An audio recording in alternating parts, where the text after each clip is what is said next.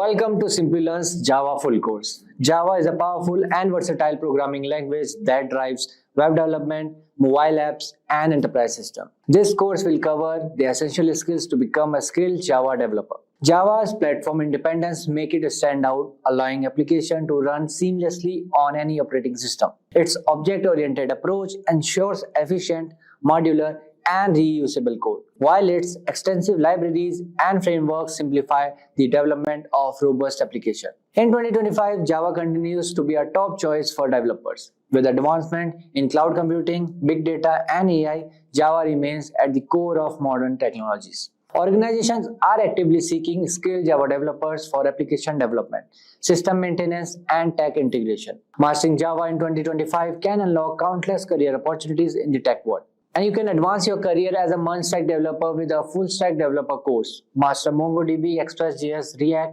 and Node.js, along with Git, HTML, CSS, and JavaScript to build and deploy interactive applications in collaboration with IBM. This 6-month online bootcamp offers hands-on learning through professional projects, advanced AI coding tools, and job assist services. Join us to gain expertise in full-stack development and secure your future in tech. You can find the course link in the description box below and the pinned comment. So without any further ado, let's get started. Top 10 technologies to learn in 2025. Hey everyone, we're about to dive into something really exciting, the technologies that will redefine our future in 2025. The tech world is changing at lightning speed, and it feels like there's a groundbreaking innovation every single day, right?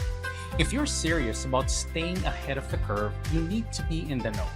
Whether you're gearing up to kickstart your career or you're already in the game, learning these emerging technologies could be the key to unlocking a world of opportunities. Picture this, by 2025, we're talking about a staggering 75 billion IoT devices across the globe. 75 billion. And the artificial intelligence market, it's projected to hit a mind-blowing 190 billion. These aren't just impressive figures, they're proof of how fast the tech landscape is evolving, opening doors to countless high-paying, high-impact jobs. The best part, you don't need to be a genius to capitalize on these changes. With the right skills, anyone can step into these future roles and thrive. So if you're wondering which technologies to learn and master, you're in the right place. Let's jump into the top 10 technologies that will dominate 2025 and could totally transform your career. 10. DevOps. Starting with DevOps, heard of it? DevOps combines software development and IT operations, making sure everything runs faster and more smoothly. Think about it. With more companies moving to the cloud, they need updates rolling out constantly without any downtime. Picture a massive Black Friday sale at a big e-commerce company. They rely on DevOps experts to keep everything running seamlessly. DevOps is already a go-to for tech giants like Amazon, Google, and Netflix. And here's the kicker. DevOps engineers earn between $80,000 and $200,000 per year. So if you want a front row seat to the action at top companies, this could be the path for you. 9. Augmented reality and virtual reality. Next up, we've got augmented reality, AR, and virtual reality, VR. If you love mixing the real world with digital experiences, this is the field for you. AR and VR are changing how we see and interact with things, making virtual worlds and enhanced real-world experiences possible. By 2025, AR and VR will be big in areas like gaming, education, and healthcare. Imagine doctors using VR to practice surgeries or businesses using AR to show off products in new ways. The possibilities are huge. The best part, AR and VR developers can earn between $90,000 and $140,000 a year. Plus, you'll get to create exciting, immersive experiences that change how people experience the world. 8. Data engineering. Next, let's talk about data engineering. Well, data is the new gold, and data engineers are the ones mining it. Data engineering is all about building systems to collect, store, and process data. By 2025, the amount of data generated worldwide is going to explode, and companies will need experts to handle it all. Think of a smart city project that uses real-time data from traffic, energy grids, and public transport. Data engineers build the systems that make everything run like clockwork. And with salaries ranging from $81,000 to $160,000, this career offers huge opportunities as the world becomes more data-driven. 7. Quantum computing. Now let's talk about quantum computing, a technology that promises to completely transform the way we process information. Quantum computers can solve problems in seconds that would take classic computers thousands of years to crack. By 2025, as industries like pharmaceuticals and finance adopt quantum computing, this field will be a game changer. Imagine a pharmaceutical company using quantum computing to develop new drugs by simulating complex molecular structures.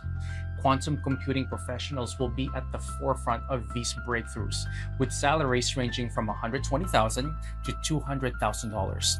If you want to be a part of a future where computing power is redefined, this is the field for you. 6. Blockchain. Let's move on to blockchain, the backbone of cryptocurrencies like Bitcoin and Ethereum.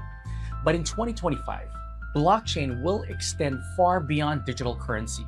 It will be used for secure data transactions, supply chain management, and even healthcare. Picture a global pharmaceutical company using blockchain to track drug shipments from manufacturer to distributor, ensuring safety and compliance along the way. Blockchain developers are in high demand with salaries ranging from $100,000 to $180,000. If you're interested in security, transparency, and decentralized systems, blockchain could be the perfect tech to dive into. 5. Cloud computing. Cloud computing is another major player. Imagine businesses running their entire IT operations in the cloud, scaling up or down depending on their needs. By 2025, as more companies move their systems online, cloud experts will be essential to keep everything running smoothly. Think of a huge financial institution moving all of its services to the cloud. They'll need cloud computing specialists to manage this massive shift securely. And the rewards are impressive. By 2025, AR and VR will be big in areas like gaming, education, and healthcare. Imagine doctors with salaries ranging from $120,000 to $170,000. This is your chance to help businesses save millions and improve their flexibility, all while working at the cutting edge of technology. 4. Cybersecurity. With everything going digital, cybersecurity is going to be a top priority in 2025. As hackers become more sophisticated, businesses and governments will need experts to protect their sensitive data and systems. Imagine a hospital relying on IoT devices to monitor patients' health. Cybersecurity experts are there to ensure these systems aren't hacked, keeping patients safe. Cybersecurity professionals can earn between $90,000 to $160,000 a year. And beyond the money, you'll have the satisfaction of knowing you're protecting people and organizations from digital threats. It's a role that comes with responsibility, but also great rewards. 3. Generative AI. Here's a real game changer: generative AI.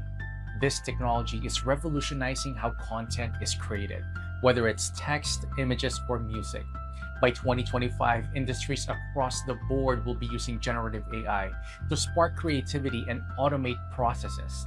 For example, a film studio might use AI to generate storyboards or rough drafts of scripts, and professionals who know how to refine and guide this technology will be in high demand. With salaries ranging from $100,000 to $175,000, this is a field that lets you work on cutting-edge AI advancements and be part of a tech revolution. 2. Data science now. On to data science, one of the most sought-after fields today and beyond. Data science involves analyzing massive data sets to draw actionable insights. Think of a large agricultural company using data to predict crop yields and optimize farming practices. This is the kind of problem solving that data scientists tackle. Data scientists can expect salaries between $105,000 and $180,000 a year.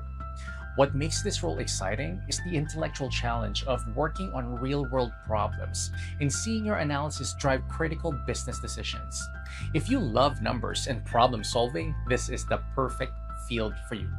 1. Artificial intelligence, AI. Finally, at the top of the list is artificial intelligence. AI is all about creating machines that can mimic human intelligence, from speech recognition to decision making. By 2025, AI will be deeply embedded in industries like healthcare, finance, and transportation. Think of self driving cars or AI powered diagnostic tools in hospitals. This technology is going to change the way we live and work. AI specialists can earn between $110,000 and $200,000 or more annually. It's one of the most impactful fields in tech today, offering you the chance to work on innovations that could reshape the world. So there you have it, the top 10 technologies to learn in 2025.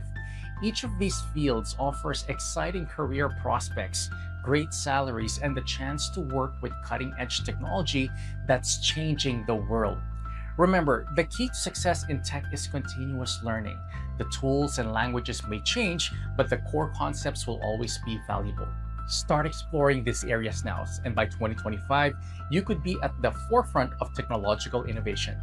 The future is digital, and with the right skills, you'll be ready to thrive in it. By 2025, if you're not using AI to code, you might be falling behind. That might sound extreme, but the truth is, AI is changing how we develop software at lightning speed. Whether you are a beginner or an experienced programmer, AI tools are opening up new opportunities you might not have thought possible. In this video, I will show you the top AI coding tools that will make you feel like you have got a full team of developers at your disposal. No matter if you're working on web apps, mobile projects, or data science, AI coding assistant can seriously boost your productivity. Before we get into the list, let me quickly explain what AI coding tools actually are. These tools use advanced machine learning to enhance your coding experience. They can suggest smart code completion, generate full code snippets, and handle repetitive tasks for you. Think of them as a helpful assistant, always there to make coding faster and easier. So now let's check out the best AI coding tools used in 2025. Before jumping to the demo part, here is a quick info for you. Dive into the future of AI with the generative AI and machine learning course in collaboration with ENICT Academy IIT Guwahati. Learn tools like ChatGPT, OpenAI, Hugging Face, Python, and more. Join masterclasses led by IITG faculty, engage in hands-on projects, and earn executive alumni status. This generative AI and machine learning course enriches your career journey with comprehensive coverage of machine learning, deep learning, NLP, generative AI, reinforcement learning, computer vision, and more. Combining theory with hands-on practice, it offers live virtual session, project with integrative labs, and masterclasses by IIT Guwahati faculty. So find the course link from the description box below and the pin comment. So welcome to the demo part of best AI coding tools for 2025. So in this, I will show you top 5 coding AI tools, right? First, we will start with ChatGPT. So I'm not talking about the simple one because simple one is everyone know, but recently ChatGPT launched GPT-4o with Canvas. So we will open this. Here I will write, give me login page code using HTML, CSS and CSS. Okay. See the magic. See, like this. So right now it's in beta version. Okay. So I guess those who have paid version, so they can, use this. So now, see here. What if I want to change these background color, only particular background color? I don't want to change all the code, but I just want to change these color, H2 color, or you can say display, it will block or something else. Okay, I want to change the padding of this particular class, right? So here what I will do, I will select this, and when pop-up will come, ask ChatGPT. So now you can just, here you can write, please change background color to blue. I don't know which color is that, but again I want to change it to blue. See, it will change only the background color. See, rest will be the same, right? See here, edited. So this is the best upgrade I can see with ChatGPT with coding, for coding. Okay, so let's see one more. Okay, so here what I will do, let's change the padding. Okay, here I will write increase, what is this, border radius, okay. See, here is 8, it will increase. See, it did 16, and the rest all is same. So this is one tool.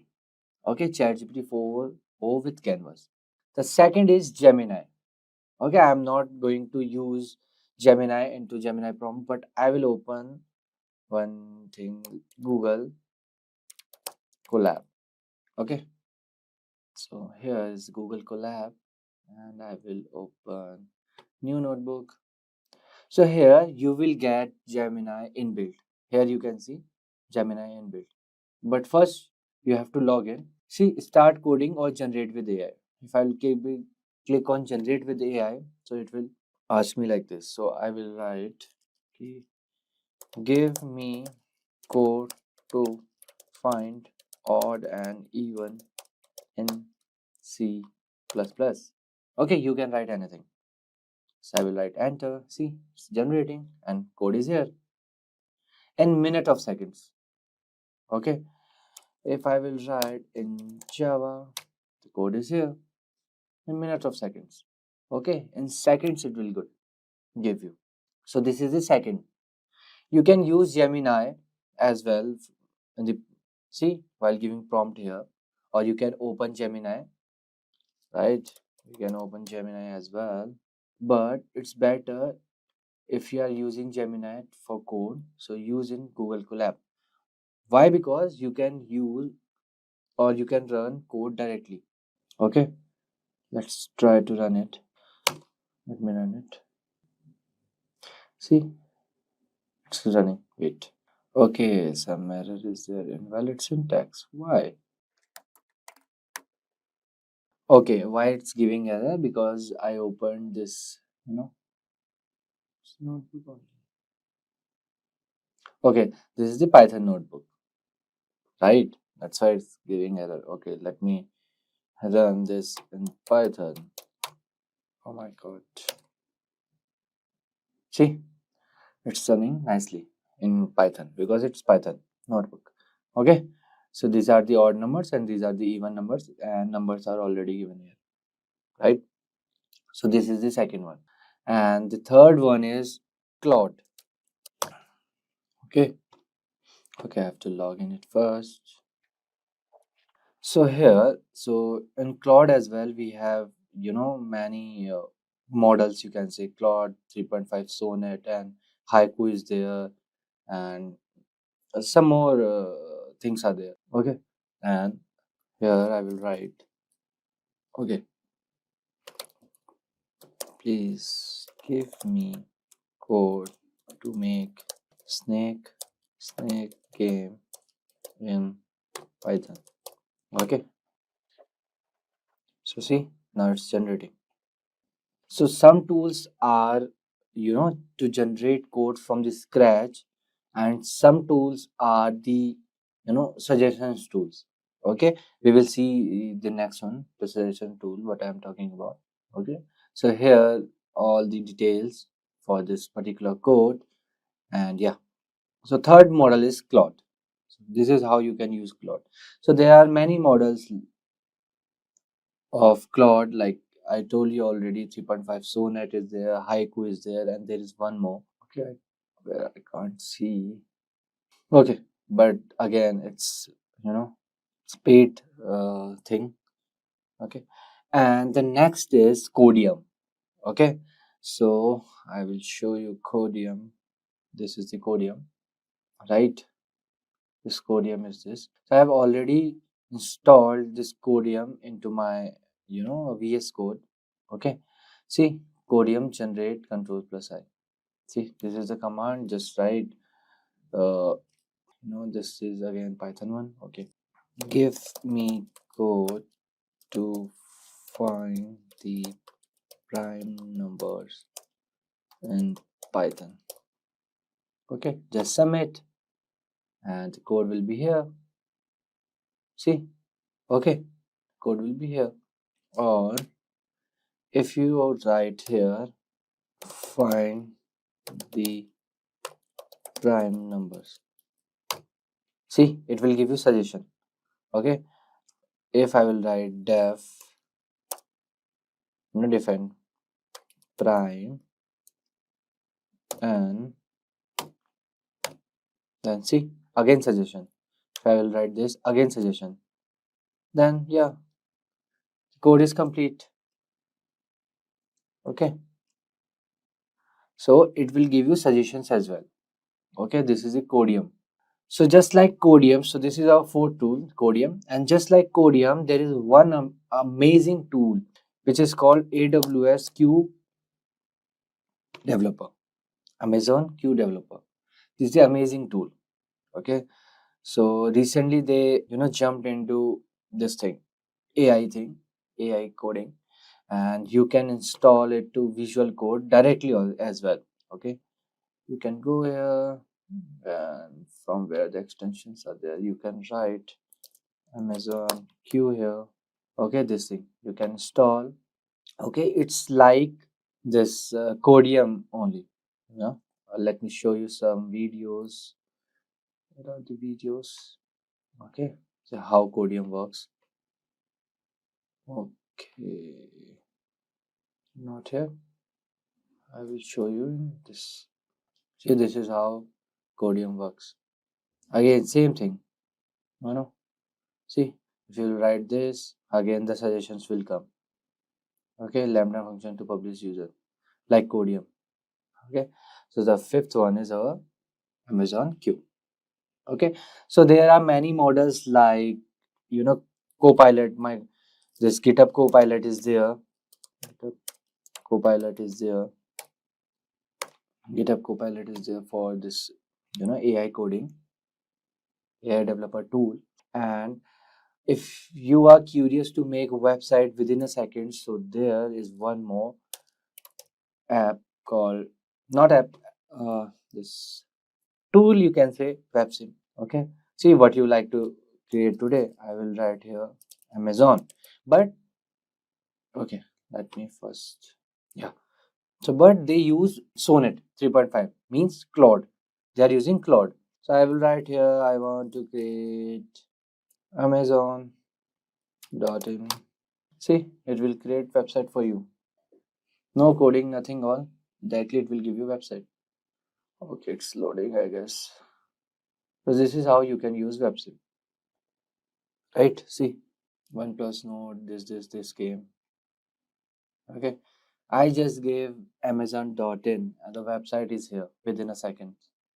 Okay, so these are some important tools to learn or how to use them in 2025. For 2025, using AI tools for coding is essential to be in the race. Okay, so these are some coding. In today's era, the internet and smartphones have become an integral part of our lives. We use our phones for almost all of our day-to-day tasks.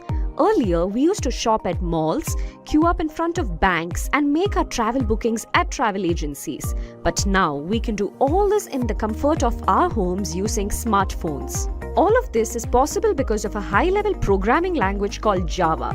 Hi guys, welcome to this video that will tell you everything you need to know about the class-based, object-oriented programming language Java.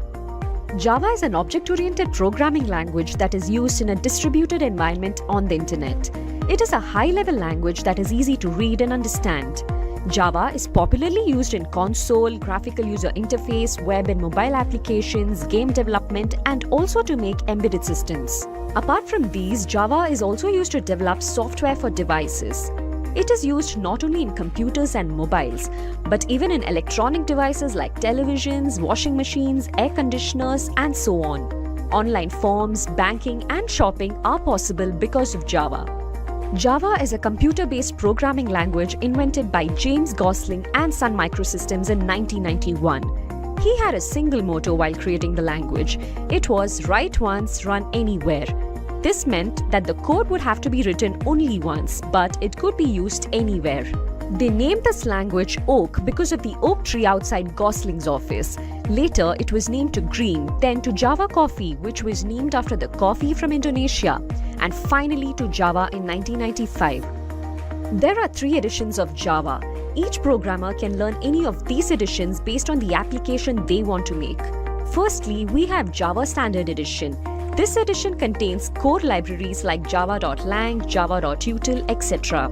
Secondly, we have Java Enterprise Edition. This edition has APIs like JMS, EJB, JSP, servlets, etc. And lastly, we have Java Micro Edition, which is used to program Java in cell phones, set-top boxes, handhelds, and so on. Java is an object-oriented programming language based on C and C++. However, it is improved and simplified to solve the errors in programming. Java files are converted to bitcode format using a compiler and then executed by the Java interpreter. The whole Java code is run on the Java virtual machine, which provides a runtime environment. Now, the main concepts in Java are its methods and classes. A method is a block of code that performs a task only when it is called. Consider this example. While watching TV, you use the TV remote to change channels. Each button on the remote performs a different task. Methods in Java are the same. We can have methods to add 2 numbers or email a person or to convert kilometers to meters. A group of methods make a class. Classes are used to organize code, just like how fruits, vegetables, and clinical products are divided into different sections in a supermarket. There are a lot of features in Java. Let's start by looking at them one by one. It has a simple syntax and is very easy to understand and learn. Java language is robust. It eliminates errors that occur in the C and C++ languages. Java also has features like garbage collectors and exception handling. This makes Java very unique. The most popular feature of Java is that it is platform independent. Here, compilation happens in bytecode, and because of this, Java can run on any machine. It is a very secure language as it contains no virus. Java has a feature of multi-threading. The feature of multi-threading helps Java do multitasking. Java is a portable language as it can run on any platform, and data type sizes are set permanently. So Java program has a fixed size of the code. The last of all, Java is not as fast as C and C++, but provides higher performance than any other language. Now let's see OOPS concepts in Java. Java has 4 concepts: abstraction, encapsulation, inheritance, and polymorphism. In Java, we use objects and classes related to the real world that makes the code easier to make and understand. Abstraction means showing the relevant information that is needed for a task. Encapsulation makes the Java code secure. Data is stored within the classes, and it is not easy to access the data. The next feature is inheritance. As the name suggests, the attributes and characteristics of one class can be inherited by another class. Because of this, coders take less time to create the code. Lastly, we have polymorphism, which means using the same method for different tasks. In Java, we can use the same object or variable in 2 different places where their tasks will differ. Who is a Java developer? So Java developer basically is a professional computer software developer who uses Java programming language to build the software. Now Java developer mainly uses Java to build software for desktops, mobile phones, and also develop software for similar electronic devices such as a smartphone, tablet, etc. Now to become a Java developer, we need to have at least a bachelor's degree in relevant stream, preferably computer science. Later you might want to join an internship or a training exercise that involves a project or some highly recognized certification like Oracle Certified Java Developer. Then your dream job in your dream company. So this was a simple walkthrough or roadmap to become a Java developer. Now moving ahead, we have our main topic for today's discussion, that is the skills required to become a Java developer. Now we shall categorize this into 2 stages. One is the beginner and the other is the professional. We shall discuss each one of them separately. So first we will start with the beginner. So these will be the basic skills that any interviewer will be expecting out from a pure beginner. So in the beginners section, the first skill that we will be discussing is related to the object-oriented programming concepts in Java. So for a beginner, the concepts of object-oriented programming in Java play a very important and vital role for an interview. So he or she should be having a strong grip over the object-oriented programming concepts in Java. So followed by object-oriented programming concepts in Java, we have the next important concept in Java, which is the file input and output operations and serialization. So serialization is another way of executing your code from a different place. For example, if you write a code and you wanted to execute the same code in a different place in a different computer, all you can do is just serialize your code to that particular system, and there the same code will be executed. So followed by the second point, the third important skill we need to have is the good understanding of data structures in Java. Data structures or Java collections are the most crucial parts of programming. So for a beginner, it's really important that you have a good grip over all the Java collections. So followed by that, the next important skill you require is to learn how to handle exceptions. So exception handling plays a vital role in real-time programming. So you better have that. Next, after exception handling, we have the good understanding of JVM and memory management. So JVM basically is the Java virtual machine. So what happens in Java is you write a code and that particular code is compiled and converted into bytecode. So this bytecode will be transferred to JVM, and then JVM executes your bytecode and results in an output. So you need to have the good understanding of JVM and the memory management concepts in Java for a beginner level. So followed by that, the next important thing is multi-threading and synchronization in Java. So all those were the basic and important crucial skills required by a beginner if you're attending for an interview, because these are the basic skills that every interviewer will be looking out in a beginner. So let's have a quick overview of the skill set again. So for a beginner level, the major skill sets that you require are to have a good understanding of object-oriented concepts in Java. Next, the file input and operations and serialization concepts in Java. Good understanding of data structures or collections in Java. Exception handling, JVM or Java Virtual Machine and memory management, and finally multi-threading and synchronization. So these were the major skills that are required by a beginner. Now followed by the skill set, we will have another slide that depicts about the IDEs that you must be comfortable with. So for a beginner, these are the basic IDEs that you should be comfortable with, which are IntelliJ, Eclipse and NetBeans, and also these are the mainly used IDEs in real-time programming as well. So if you are comfortable with these three IDEs, then it will be an added weight to your resume. So followed by the beginner, we enter into the next level, which is the experience level. So this is really important. So we have multiple skills required by an experienced level candidate. So the first one amongst the important skills required by an experienced level candidate are a good knowledge of big data and artificial intelligence. Yes, you heard me right, artificial intelligence. There is a major misconception that R and Python are the only languages that are built for artificial intelligence and data science. But in reality, even Java can perform the artificial intelligence, data science and machine learning jobs using the new libraries which are dedicatedly written for the purpose. Now for an advanced or experienced level candidate, the knowledge of these libraries and the workflow is really important. So followed by that, the next important skill required by an experienced level candidate is a good understanding of blockchain. Next, after the blockchain, there are multiple big data frameworks out there which you need to learn.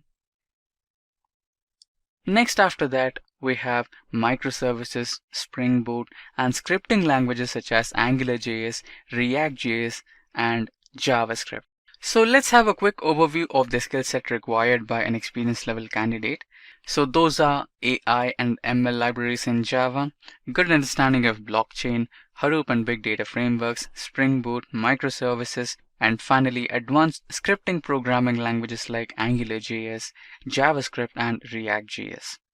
Now these skill sets might look big, complex, complicated, and hard to digest, but Java developers are categorized into multiple streams of development. Just for example, we can see Java developers working over web development, Android development, full stack, big data, machine learning, artificial intelligence, and many more.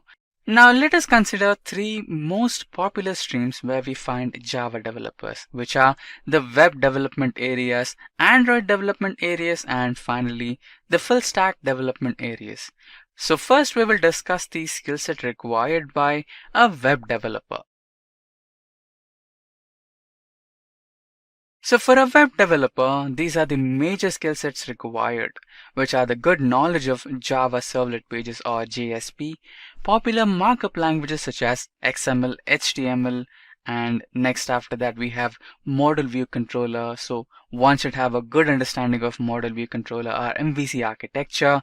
Followed by that we have good knowledge of web technologies like CSS and JavaScript, and finally Java applets. So the important frameworks for a web developer to be well versed with are Apache Struts, Play, Google Web Toolkit, and finally Grails. So these are the popular frameworks that are currently in trend and used by Java web developers. So followed by the web developer, next we have is the Android developer.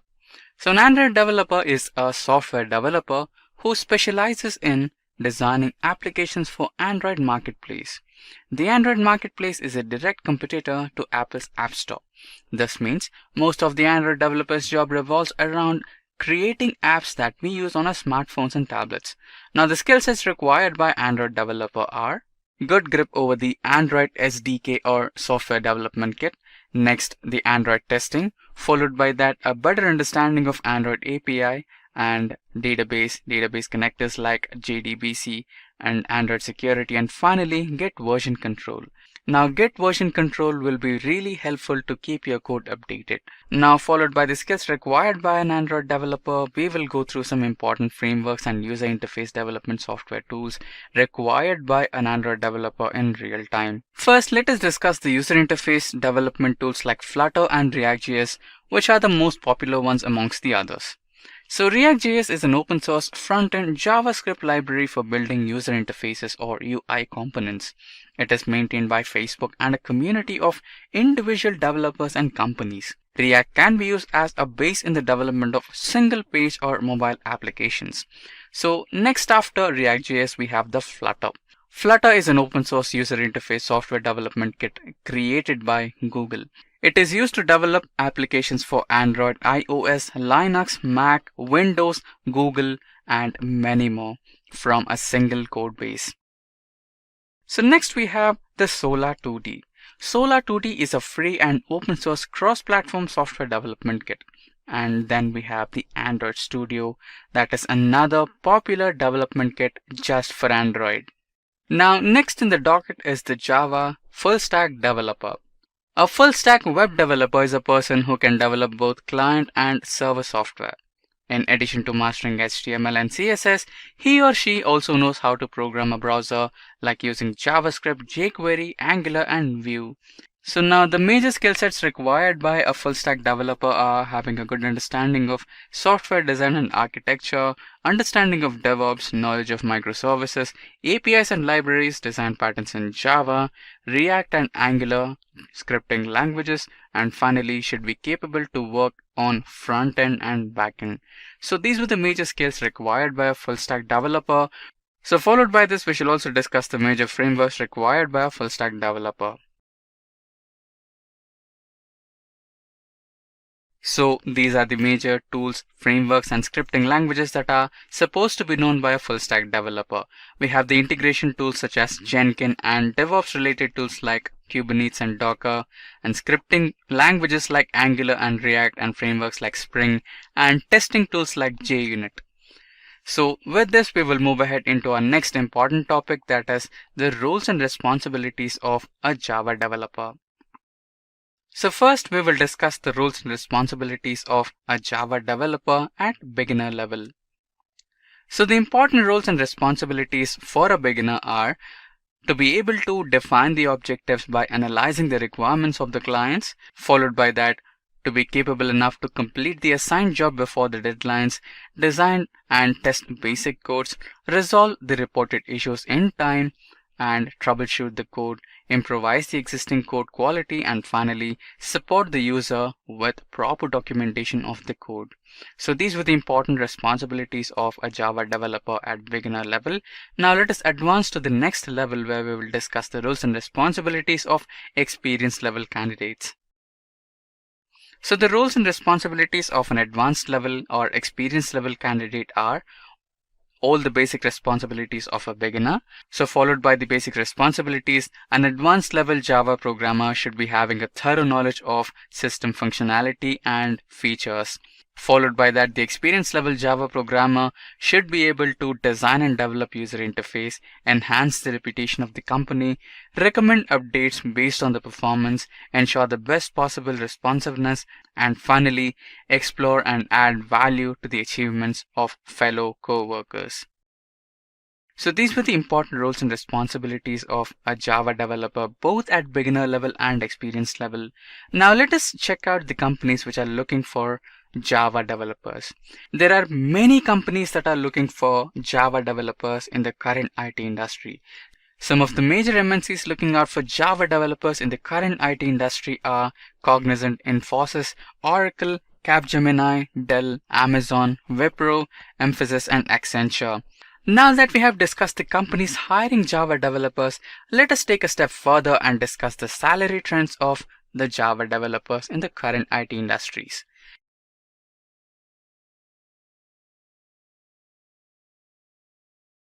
Now let us discuss the salary trends of Java developers in India first. So the salary trends for a Java developer who is going through the beginner level or an internship level start from 2 lakh to 4 lakh rupees per annum.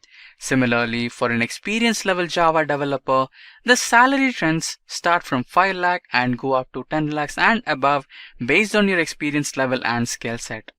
Now let us go ahead and discuss the next country, which is the United States of America. So for a Java developer at beginner level, America offers $55,000 to $80,000 per annum.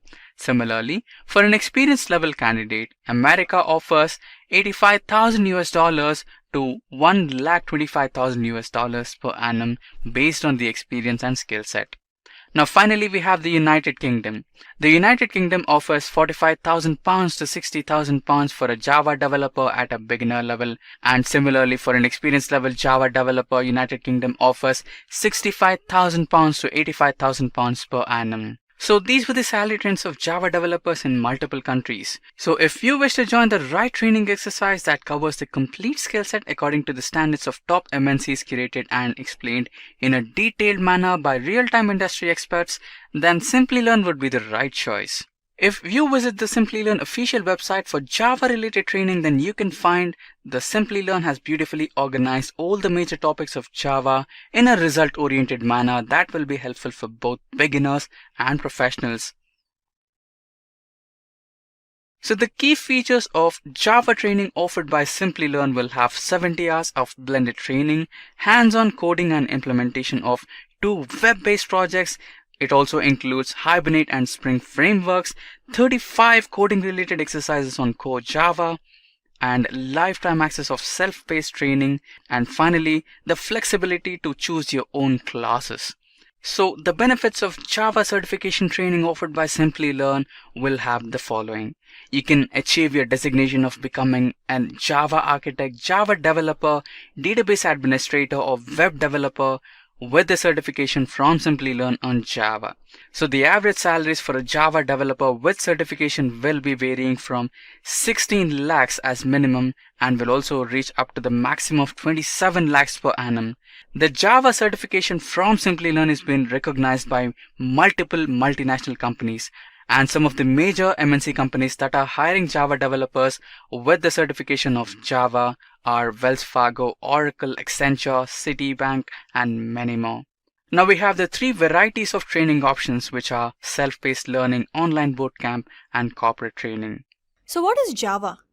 It is a fast, reliable, and secure programming language that can be used in several websites and applications. It can be used to create applications in a single computer or one that could be distributed across several servers and clients. Java can be used in several scenarios, independent of the system that it is used on. So let's look into what Java Development Kit means.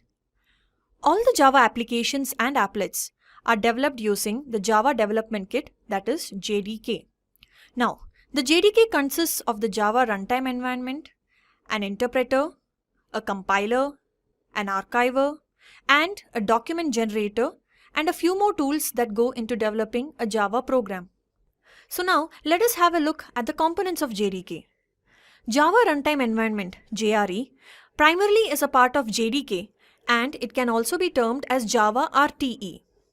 The JDK provides the minimal amount of requirements needed to write and compile a Java program. JRE consists of the JVM, supporting files, and the core classes. The JVM is key to both JDK and the JRE because it is embedded into them. Now, whichever Java program is being run, the JVM is that component of Java that executes a program line by line, thus giving itself the work of an interpreter. We are now in a position to deep dive into the process with which JDK, JRE, and JVM work. Let's take a source file and save it with the extension .java. This file is compiled and converted into a set of bytecode which changes the file extension into .class. This is done specifically by the JDK. Now, here are the steps that follow. Class loader. It makes sure that all the necessary classes are loaded in the time of the execution of a program. Next, bytecode verifier, that is JVM. The bytecode verifier checks the code for errors or irregularities based on access rights on objects or implementation of pointers. It makes sure that the code fulfills the specifications of JVM and does not break the system integrity. And finally, interpreter, which is JVM. Now, while running the program, the interpreter loads, checks, and runs the code. The implementation is made by the JRE, which is the final process. The latest release is JDK 9 and it was released in October 2017. But it was in JDK 8 that a new feature called the Java Lambda expression was introduced that changed the face of Java. Now, Java Lambda expression is a kind of function which does not need any class to be created. It has been included in the latest version of JDK as it provides a clear, concise way to pass functions around. This also replaces earlier bulky anonymous classes and reduces code verbosity, that is, the length of the code. The syntax for the Lambda expression is this: argument list, arrow token, body. Now the syntax consists of three components, which are argument list. This can be empty or non-empty. Next, the arrow token. Now this is used to link argument to body. And finally, body. This contains the statement that works with the function. Let us now just see an example of using Lambda expression and contrasting it with how code would have been written with anonymous classes. This is the old method and this is the new method with Lambda expression. Just have a look at how Lambda expression syntax has been used over here. The JDK 9 has been released recently and it seems promising with respect to new features and abilities. Here are some of the features. The first one is Java Platform Module System. This module allows strong encapsulation and declare explicit dependencies. Next, JShell. With the help of JShell, one can directly start writing the code on the console and execute them. Improved Java Doc. Java docs have got the search right in the API documentation, and as an added bonus, the output is also compliant to HTML5. Next, Stream API. The Stream API, also introduced in Java 8, allows programmers to easily parallelize code for improved concurrency and introduces functional programming abilities to the language. The Stream API, in conjunction with Lambda expressions, also comes in handy while iterating, filtering, and extracting large amount of data. The release of multi-jar makes it possible for codes to be run on the newer versions of JDK to be released. Today we will be discussing the roadmap to become full stack professional or developer. So let's understand this with the help of an example. Imagine having the ability to build an entire web application from the user-friendly interface that people interact with to the powerful server-side logic that processes and stores their data. For instance, think about creating a popular app like Instagram. As a full-stack developer, you would design the front end, including the layout, images, and interactive elements, while also developing the back end that manages user accounts, stores photos, and handles data securely. Full-stack development is all about versatility and mastering a range of skills across both the front end and the back end. This comprehensive knowledge allows you to ensure that every part of your application works seamlessly together, providing a smooth and engaging user experience. It's a journey of continuous learning and practice, but the reward is a highly sought after skill set that opens up numerous opportunities in the tech industry. Introduction to full stack development. So guys, full stack development involves working on both the front end and the back end web applications. As a full stack developer, you will handle everything from user interfaces to server management, making you a versatile asset in the tech industry. And if we talk about front end development, so it focuses on the part of the application that users interact with directly. This includes the layout, design, and interactive elements of a website or app. You will use languages like HTML, CSS, and JavaScript to create a seamless and engaging user experience. On the other hand, back-end development deals with the server side of the application, and this includes managing databases, server logic, and application architecture. And you will work with server-side languages such as Node.js, Python, or Ruby, and handle data storage with databases like MySQL or MongoDB. And as a full-stack developer, you combine both these skill sets, allowing you to build complete applications from start to finish. And this versatility makes you a valuable asset because you can understand and manage both the client side and server side of applications, ensuring they work together smoothly. Now we'll start with the roadmap, and the first thing to learn to become a full stack developer is learn the basics of web development. So to start your journey as a full stack developer, you need to learn the basics of web development, and this includes understanding the core technologies that form the foundation of web applications. So the topics to cover are: number one is HTML, that is hypertext markup language. And this is the standard markup language used to create web pages. It structures the content on the web page, that is, you can learn HTML with understanding the basic tags and how they structure a web page. And for the HTML project, you can create a simple web page with headings, paragraphs, links, and images. Now moving to the next technology, that is CSS, that is cascading style sheets. So this language is used to describe the presentation of a document written in HTML.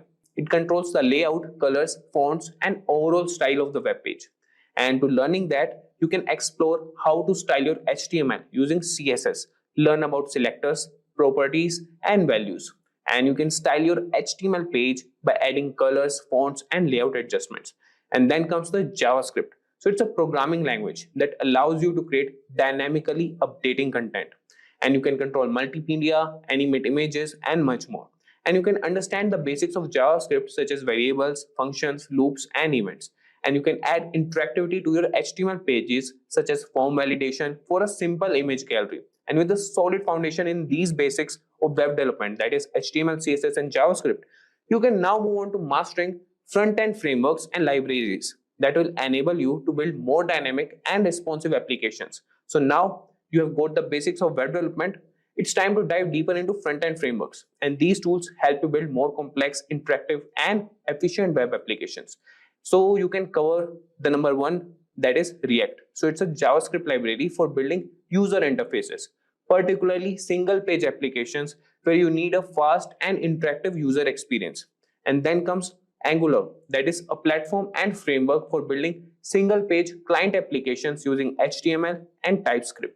And then we have Vue.js, that's a progressive JavaScript framework used for building user interfaces and single page applications. If we talk about how you can learn them, so you can learn React. You can start by understanding the core concepts of React such as components, JSX, state, and props. And you can build a simple application like a to-do list or a weather app to get hands-on experience. And if we talk about Angular, you can explore Angular's core features such as modules, components, services, and dependency injection. And you can create a simple project like a task manager or a data dashboard to practice these concepts. Now talking about Vue.js, you can get familiar with Vue.js reactivity system, directives, and components. And you can develop a small application like a note-taking app to apply what you have learned.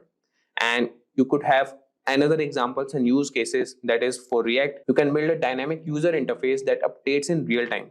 And similarly, you can go with Angular and Vue.js. Now with a strong grasp of front-end frameworks and libraries, you have now equipped to create engaging and dynamic user interfaces. Next, we will explore the back-end development to understand how to manage server-side operations and databases. So understanding back-end development. So after mastering the front end, it's essential to understand back-end development. And this involves handling server-side operations, databases, and application logic, which are crucial to building fully functional web applications. And we can cover number one is server-side languages. So you can learn languages such as Node.js, Python, or Ruby. So these languages allow you to write the logic that runs on the server. And after that, we can learn the frameworks, and you can explore frameworks that simplify backend development like Express.js or Node.js, Django for Python, and Ruby on Rails for Ruby. And then comes the databases. So you can understand both SQL, that is MySQL or PostgreSQL, and NoSQL, that is MongoDB databases, which are used to store and manage data. Now we talk about learning server-side languages. Here comes the Node.js, that's a JavaScript runtime built in Chrome. So you can enable JavaScript to be used for server-side scripting. And you can start by building simple server-side scripts. For example, create a server that responds with hello world when accessed. And if we talk about Python, you could have a versatile language known for its readability and efficiency. You can explore basic scripting and automation tasks. And talking about SQL databases, you can learn to interact with relational databases using SQL and create and manage tables and write queries to fetch data.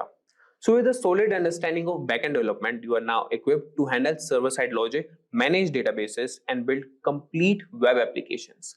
Next, we will look into the how to manage databases more efficiently and integrate them with your applications. So now we'll learn database management. So to become a proficient full stack developer, understanding database management is essential, and databases are critical for storing and retrieving the data that your application uses. You can start with SQL databases like MySQL and PostgreSQL, which use structured query language to manage data in a structured format like table, rows, and columns, and learn how to create and manage databases and write queries to insert, update, delete, and retrieve data. Designing relational databases for various applications is crucial for managing structured data efficiently.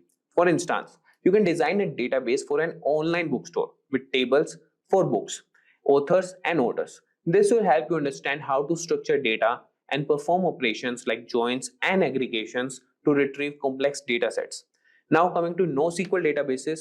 So on the other hand, we can explore NoSQL databases like MongoDB, which store data in a flexible JSON-like format, making them suitable for unstructured data. You can gain skills in creating and managing collections and documents, and perform CRUD operations to handle data efficiently. For example, building a database for a blogging platform where each blog post is a document in a collection will give you hands-on experience in managing unstructured data. This is particularly useful for applications requiring flexible schemas and high scalability. And you can integrate databases with applications. That is a third option. So integrating databases with your application is also crucial. You can learn how to connect your backend server to the database using ORM, that is Object Relational Mapping tools like SQLize for Node.js, SQL Alchemy for Python, or Active Record for Ruby on Rails. So these tools help simplify database interactions and allow you to work with database records as if they were objects in your programming language. For example, creating a RESTful API that interacts with your database to manage your user data for a web application will give you practical experience in building full-fledged applications that can handle dynamic content and user interactions. Now that you have a good understanding of database management system with learning all three formats, that is SQL, NoSQL, and integrating database with applications, the next step is to get comfortable with version control, which is essential for managing and tracking changes in your code. So version control is essential for managing and tracking changes in your code.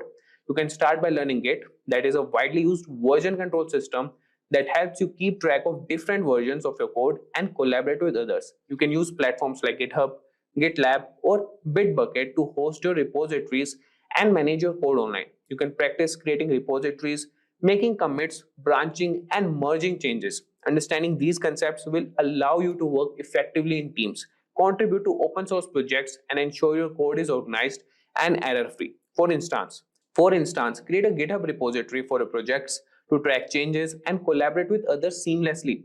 And with a strong understanding of version control, you are now ready to explore DevOps practices and deployment, which are crucial for delivering your applications efficiently. So after version control, you should learn this, that is understanding DevOps.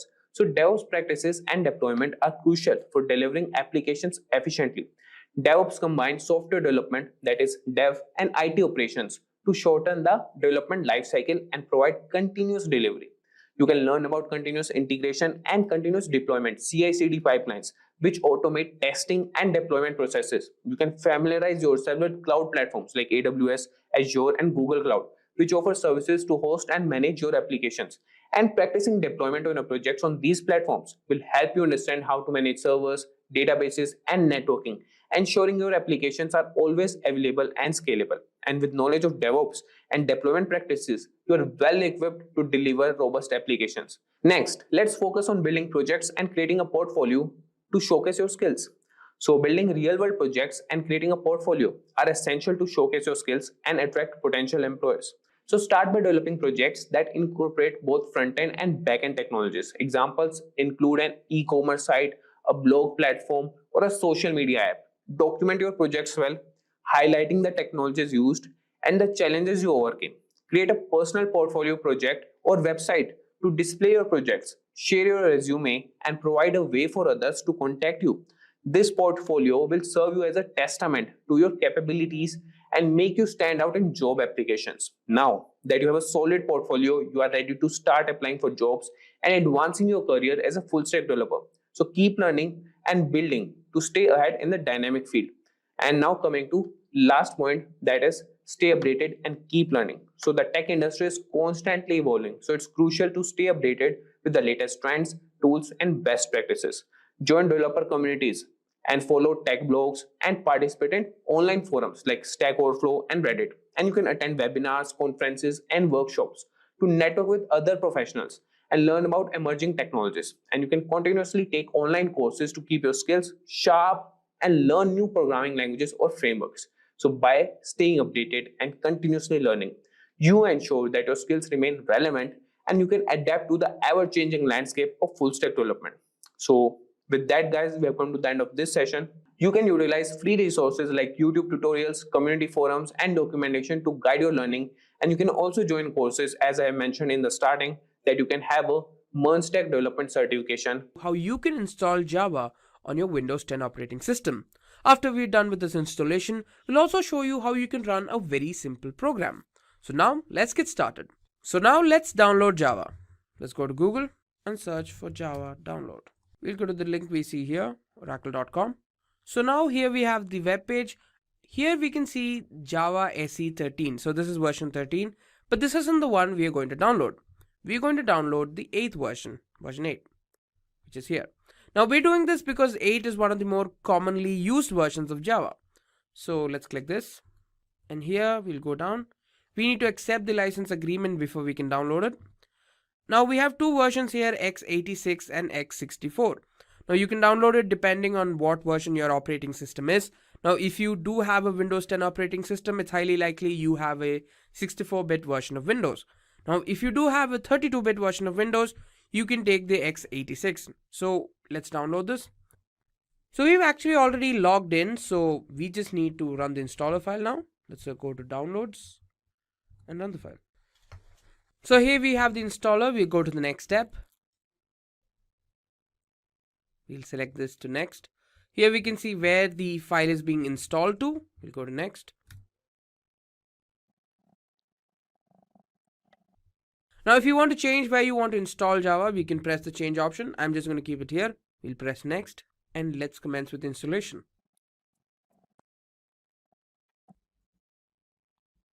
And there we go. The installation is now complete. So we don't need any tutorials or API documentation. So we'll just finish off and go to close. Now to see if Java is installed in your system, we can go to command prompt and type the term javac, which refers to the Java compiler. Now as you can see here, this shows a number of different options you can choose from. This also indicates that Java has been successfully installed in your system. Now if the installation was not successful, you'll see something like javac is not recognized as an internal or external command, operable program, or batch file. But since we've done it successfully, this is what will be shown. Now we're going to set an environment variable. Now what exactly is an environment variable? Now assume you have a file which has a .java extension. This environment variable tells the computer that the Java program needs to be called to run this particular file. So to set the environment variable, we'll need to go to control panel. Here go into System and Security. Go to System and select Advanced System Settings. And then this shows up. Now before we go into environment variables, we'll need to go to where the Java file was installed. So let's go to this PC, C drive, program files, and here let's go to Java. So let's go to JDK, which is the Java development kit. Let's go to bin here and copy this path. We'll go back to environment variables, select path here, and then press on new, paste this, and OK. Now we'll go back and go to JRE, to the path of JRE, which is Java Runtime Environment. We click on this, then again, and copy this path. Select this one, new, and paste that. And there we go, the environment variables are now set. Now let's talk about running that simple program I told you about. Now this is possible with the help of an IDE. An IDE or integrated development environment will give us a platform to code Java. We will be using Eclipse and IntelliJ as they are popular and commonly used. That being said, there are several other IDEs that are available in the market. So now let's work with Eclipse. Let's go to Google and search for Eclipse. We'll go to this link, press download. And then this shows up. Let's click on download. Now we've already downloaded the software, so I'm just going to directly go into the install phase. Downloads and select Eclipse. With this, you can see that there are multiple options for you to choose from. So we're going to select Eclipse IDE for Java developers. Now you have other options like for C and C++, JavaScript, PHP, and so on. But let's go to the first one. And here you have the details. You can change them if you want. But I'm just going to go ahead with installation now. Press accept now. Here we remember accepted licenses and press accept. And then here as well, we'll remember accepted certificates. Select this one and accept selected. And there you go, the installation is now complete. Let's click on launch now. So here we are setting up a directory as a workspace. I'm not changing it here, so I'm just going to go with launch. Here we have the Eclipse workspace. Now let's close this first. And here we have the package explorer. Now in case this doesn't show up, you can go to window, show view, and select on package explorer. So now let's go to file, new, and Java project. We need to set up a project name. I'm going to call it my project 1. Go to next. We'll go to source. So this is where the source code for your program is going to be stored. Then let's finish. And now we'll click on my project 1, go to source, right click, new, and create a class. I'll name the class my class and create it. And here we have it. So now let's write a simple program to multiply two numbers. So now let's write the main function.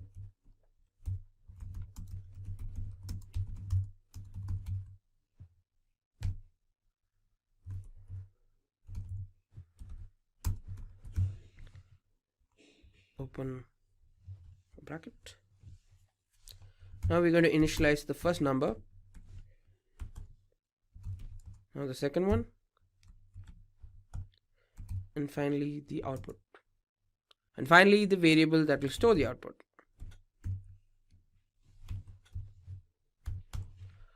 Now we'll just give them a simple print statement.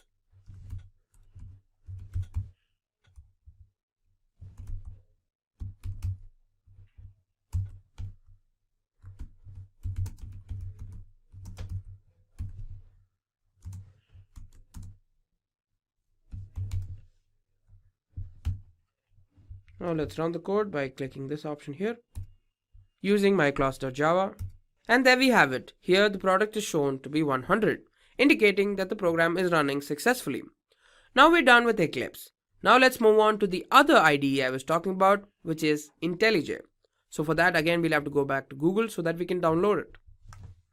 Search for IntelliJ download. Go to this link here. So here you can see that we have two options, the Ultimate Edition and the Community version. Now here the Ultimate version has way more options, as you can see here, but it's a paid version and only has a free trial. Now the Community version is free, so that's what we're going to take. So we'll click on download here. So I've already downloaded the software, so I don't need to do it again. So I'm going to go to downloads, and so here we go. Let's just click on next. Select the location where you want to install it. Press next. Now we will add a 64-bit launcher shortcut on the desktop and create associations. So basically this means that these are the different file extensions that this will support. So .java, .groovy. And now let's go to the next step. We'll install now and we'll wait. And there we go. The installation is now complete. Let's not import any settings. We'll accept the privacy policy. We'll set defaults. Now let's create a new project. So here make sure your project SDK is set to the version of Java you've installed. Make sure this isn't blank. We'll go to next. Here you need to select this option, which is the create project from template, and we are now going to create a command line application. Press next. Name the project, which I'm going to call my project 2. You can change the location if you want. I'm just going to keep it the way it is, and then click on finish. So now we're going to create a simple program through which, based on the user's input, we can determine whether a number is even or odd. So first we're going to import the package scanner through which we can take the user's input.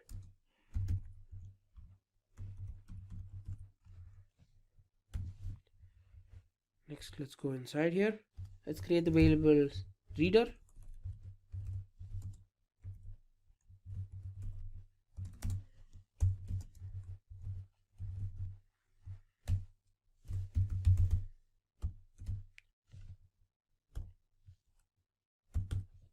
Now let's ask for the user's input.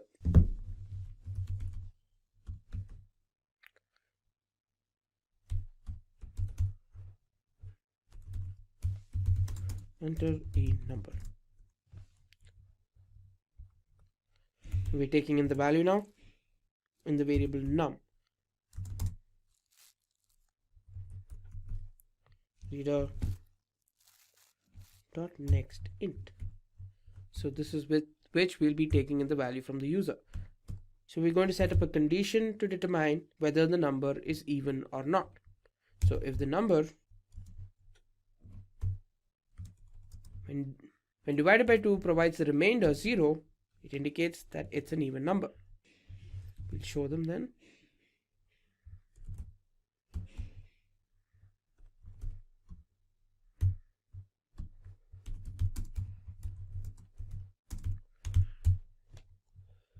Now for the else case,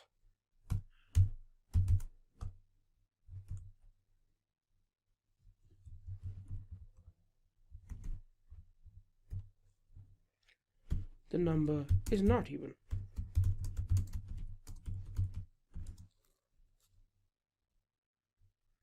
Or in this case, odd. There we go. We're done. So let's run this program. So let's enter 12. The number is even. And there we go, we have a successful output. This indicates that the program is running successfully. Today, we will be covering topic how to learn coding using Gemini. So now let's move on to the Gemini prompt. So this is our screen of Gemini. Okay, so here first I will write, hey Gemini, I want to learn coding. So it will give us some basic prompts. So it gave like learning to code is a fantastic design. It's a valuable skill that can open doors to many opportunities. So here is a path, right? So first find your motivation, then pick your first language, then explore online resources.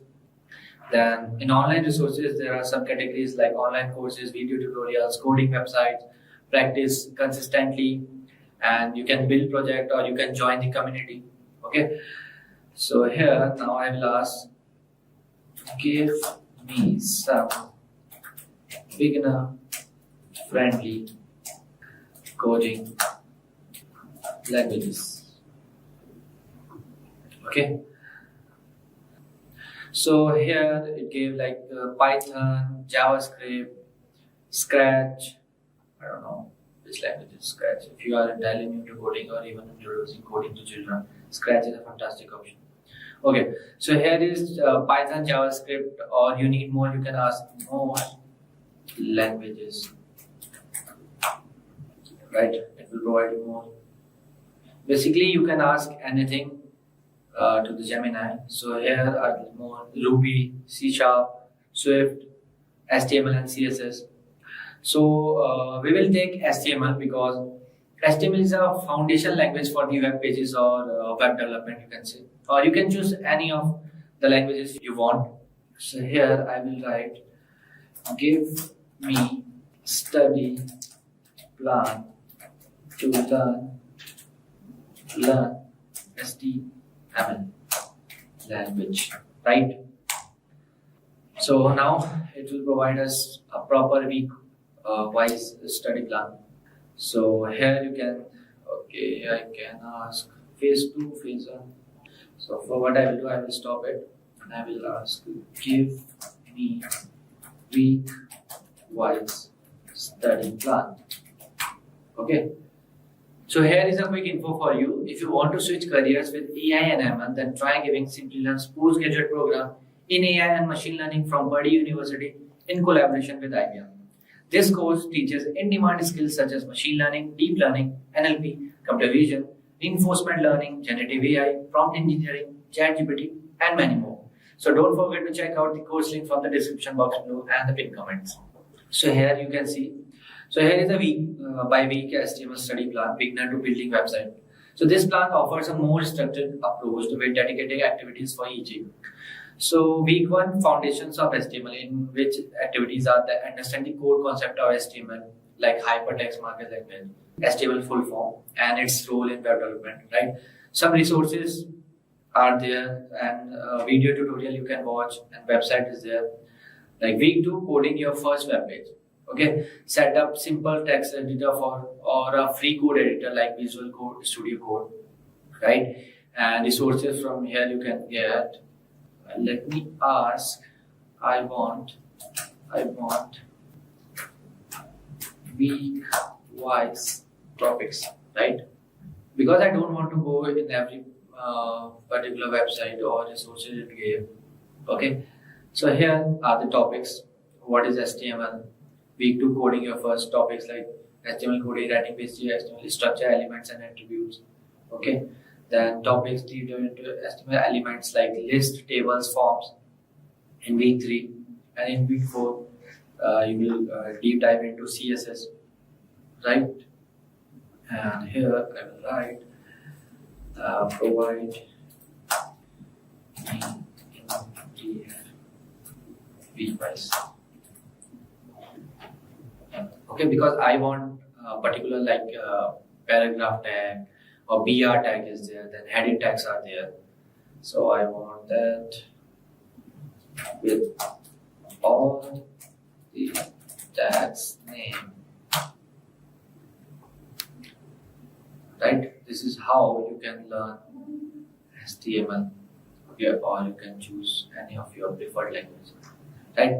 Now you can see week 1 HTML basics and essential tags like HTML tag, head tag, body tag, heading tags, and this is paragraph tag, right?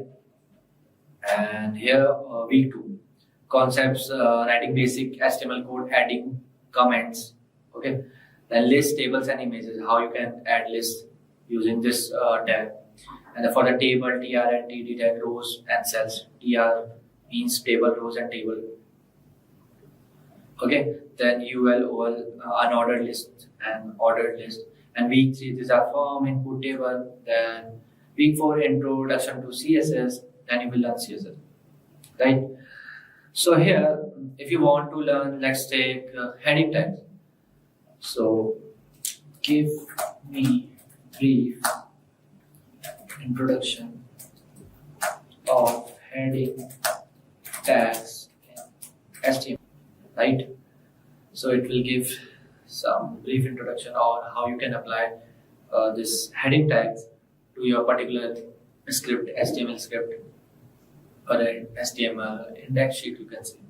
See, this is how you can, this is a brief introduction of purpose of of this heading tag. Heading tags define the structure and the hierarchy of headings within your web page.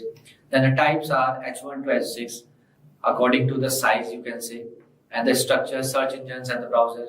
And this is the example. See, with example, you can just copy code and you can paste it to your Visual Code Studio or whatever the IDE you are using. Right? The best practice is use only one H1 tag for the main heading for your web page, because H1 tag is the bigger one. Okay, so this is how you can learn week-wise or any coding languages. So now I want give me basic website code. Okay, so it will give me basic website code for the HTML. Or if you want to learn C++, C or Java, you can ask anything to Gemini. It will give you the see. So here is an example of basic website code. So you can just copy it and you can paste it to your particular file, document file or Visual Code Studio. See, here is a let's break down the code. Doc type HTML. This is a doc type HTML. It is used for this is the inline declares the document type as a HTML. Then HTML tag. Here is the HTML tag. Right. So this tag is not root element of the particular HTML document. So head tag is there. Title. Why title? This tag defines the title displayed on the browser tab. Browser tab is this. Here you can see the Gemini is here like this. Like the body, then H1 tag, then P tag, then A tag, hyperlink tag. Right. That image you can insert for using IMG tag. Then source file src. Right. Or what if you want to learn any coding program? So, hey Gemini, I am new to C++ language and I want code of how to find all numbers, odd and even numbers. Okay, so it will give you the code how to find odd and even numbers. Or you can do, if you have any codes, so you can copy paste here and you can debug it, right? You can also do that. So here you can write, see, absolutely, here is the C++ code to find odd and even number. See, nothing you have to do, you have to just copy it and you can paste it to your IDE and you can run it. Okay, so here you can see the explanation. See, hash include IO stream. This line includes the IO input output stream header file which provides input and output functionality in C++. See, using namespace std. So here you can see this statement avoids repeatedly using std before standard library elements like cout and cin. Cout means output and input for this. Then int main is there, int number. Then enter integer prompts the user to enter in particular. Okay, so this is how you can learn any coding using Gemini. Whether you are a beginner or you are an expert with a particular language, you can learn anything. Why do we need loop statements? So generally, whenever you are dealing with some data structures in Java, which can store multiple elements, for example, we saw array, which can store multiple elements. String is also basically technically a character array, which is storing multiple characters. So whenever you have these kind of data structures where you have multiple elements being stored in the same, then in that case, you would like to have a way to iterate or access all of the elements in a seamless fashion. One of the ways is to access them individually one by one, but that's too much of work. That's too much of code. There has to be a simpler way of accessing all the elements one by one if I want to. And that's where the majority of the use cases for using loops coming to picture. Now, Java provides multiple constructs to write loops in Java. There is a while loop, there is a do while loop, there is a for loop, there is also an enhanced for loop. And in the previous versions of Java, a use case of iterator was also very popular. So there are multiple ways in which you can actually iterate over a collection and access all the elements of the collection one by one. And you can use it to multiple useful cases. For example, if you have a huge array of employee salary and you want to give bonus to each of the employees and add the bonus to the salary, then you need to do this addition for all the employees. It would be nice to have to return a while loop, and the while loop can automatically access all the employees' salary one by one and keep adding the bonus to the salary. This would be an easier way to do this rather than individually updating each employee's salary. And the first loop statement we are going to understand is a while loop. So the syntax of while loop is very straightforward. You write the while keyword, you enter the actual condition which will be evaluating to a Boolean true or false. So you write the expression which will be a Boolean expression, exactly similar to the conditions which you use to write in your if statements. So you write your condition which will evaluate to either true or false, and then you write your statement. And these statements will keep executing till the time this particular expression evaluates to true. So generally the way it works is that it will enter the while block, it will evaluate the expression. If the expression becomes true, then the statements inside this particular while block will be executed. And after the execution of the statement, it will again go back, again evaluate the expression. We call them steps basically. So it will go to the next step, again evaluate the expression. If this still holds true, it will again go inside, execute the statement, move on to the next step. It will again go to the evaluation. So this loop will continue to go till the time this condition will hold true. If it still doesn't make sense for you, don't worry, we will have a demo of it to make you understand how to use the while loops. And maybe it's a good idea to switch to the IDE and look at an example of it. So I have already created while demo for it. Here it is. It looks very small and simple, but it will get to the point where we can understand how and why will we be using the while loops. So I've created a while demo class. I've added a public static void main method here, which is the entry point. I have declared a variable which is int count equal to 1. So the count value is 1 right now. And then I'm writing a condition here. I'm saying while count is less than 10, do this. So it will print the current value of count. And after that, I'm using the post increment unary operator. If you remember, we covered this in the previous sessions. What is the meaning of this? It basically will increment the value of count by 1. This expression is equivalent to if I write it in this way. If I write count equal to count plus 1. This is exactly the same as this. No difference. So this will have the same impact. I will just remove this line because we already have the count plus plus here. So if we try to understand this, we are basically incrementing the count and then checking the condition again. So at first time, it will be 1 less than 10. Yes, that is true. It will go inside and print the count value, the current count value, which will be 1. And then it does count plus plus. So now the count value becomes 2. It will again go back here, again check the condition saying is 2 less than 10? Yes, that is true. So the while condition again becomes true. It will again go inside this, print the current value of count, which is 2, then do count plus plus. So it will again increment the value of count. So now the count value becomes 3. Again go back here at condition and saying is 3 less than 10? Yes, that is still true. Again come here, print the 3. Again go here, make count as 4. 4 less than 10, prints 4. Again count plus plus, count becomes 5, and so on and so forth. It will keep doing that till the value becomes 10. So at a step when count plus plus results in the count value being updated to 10,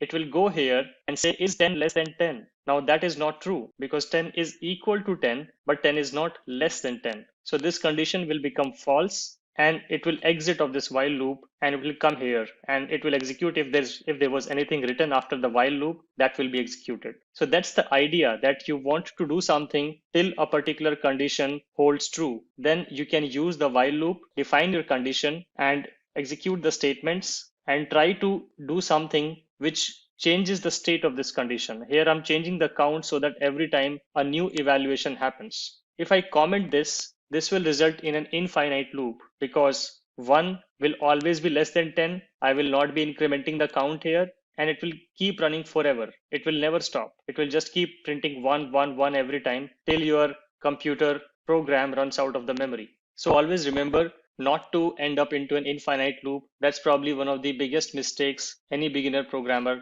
does. So please try to be aware of that particular loophole, not try to run an infinite loop. Always try to write something in the code block which can change the state of the condition, and also make sure that that state condition sometime should become false. You should also make sure that that always becomes false, because if I do this, then this condition will always remain true, because it is already 1, then it will become 0, then it will become -1, -2, -3, so on and so forth. But that value of count will forever be less than 10. And again, you will never be able to exit this loop. Your program will be stuck in this loop till your program runs out of the memory. So always remember to write a statement or a statement of execution in your code block, which can change the state of the condition, which results in some eventual time when this condition becomes false. This condition has to become false eventually, otherwise you will never come out of the loop. Always remember that. So if we run this program now, let's observe the output.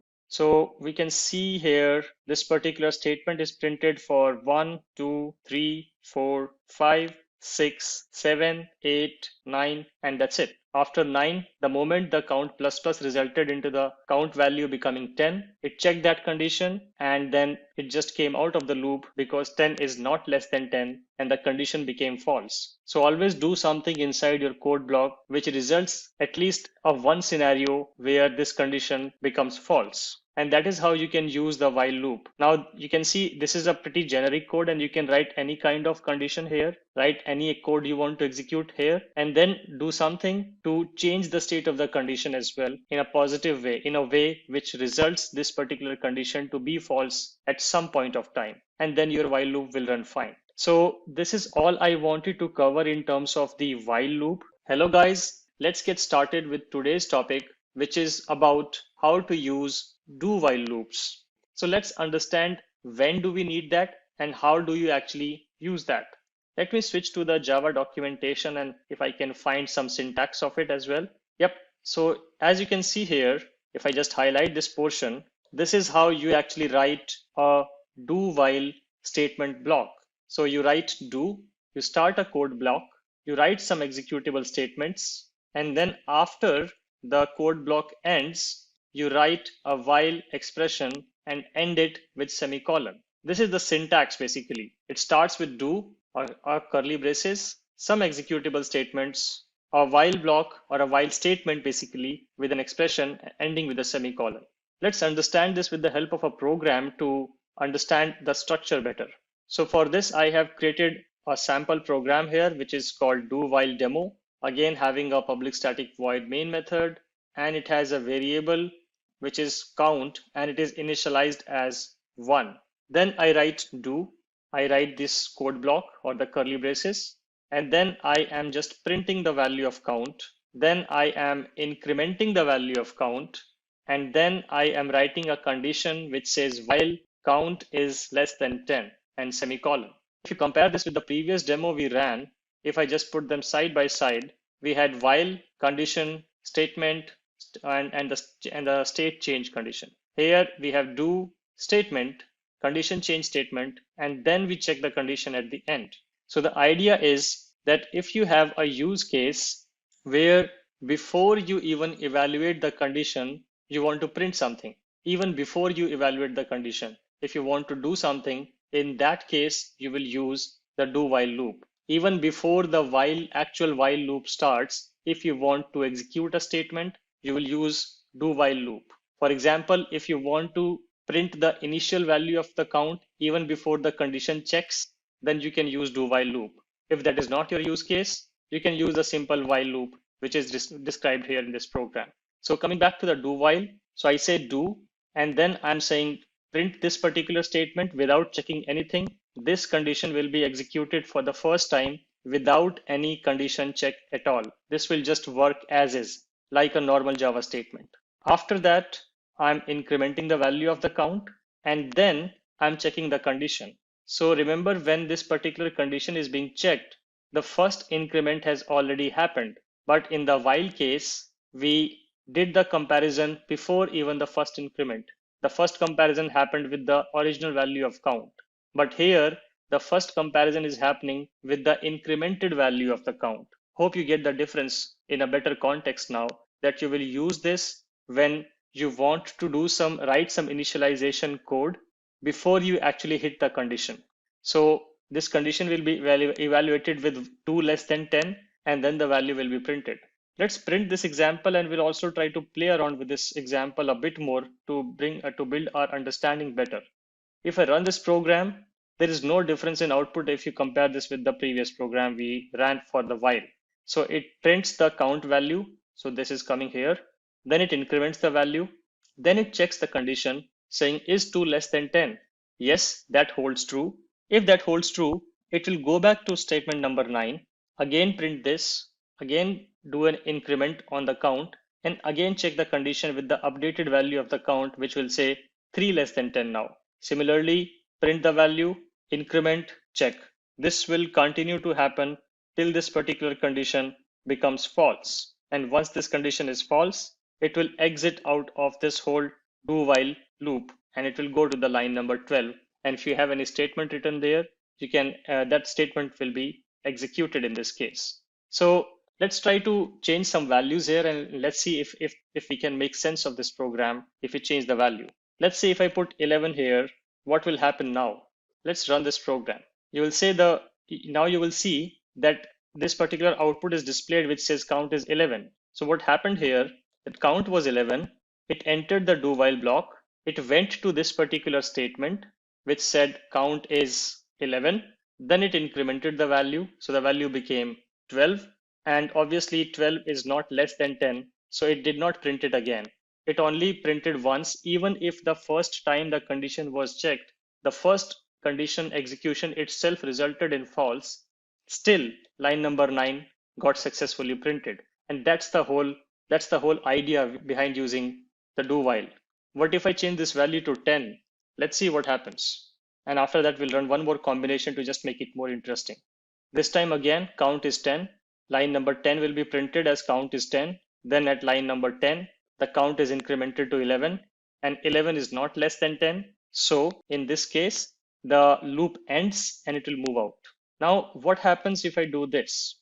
If I say less than equal to here, let's run this program and interpret the output. Now, again, only one statement is printed because in this case, the count is 10, 10 is printed here, and we are saying 10 plus 1, 11. 11 is still not less than equal to 10, and that's why the loop just exits. Let's make it 9 and see what happens. Now you see two values. So count is 9, it enters the do while loop, goes to statement number 9, prints the current value of count, which is 9, then increments the value to 10.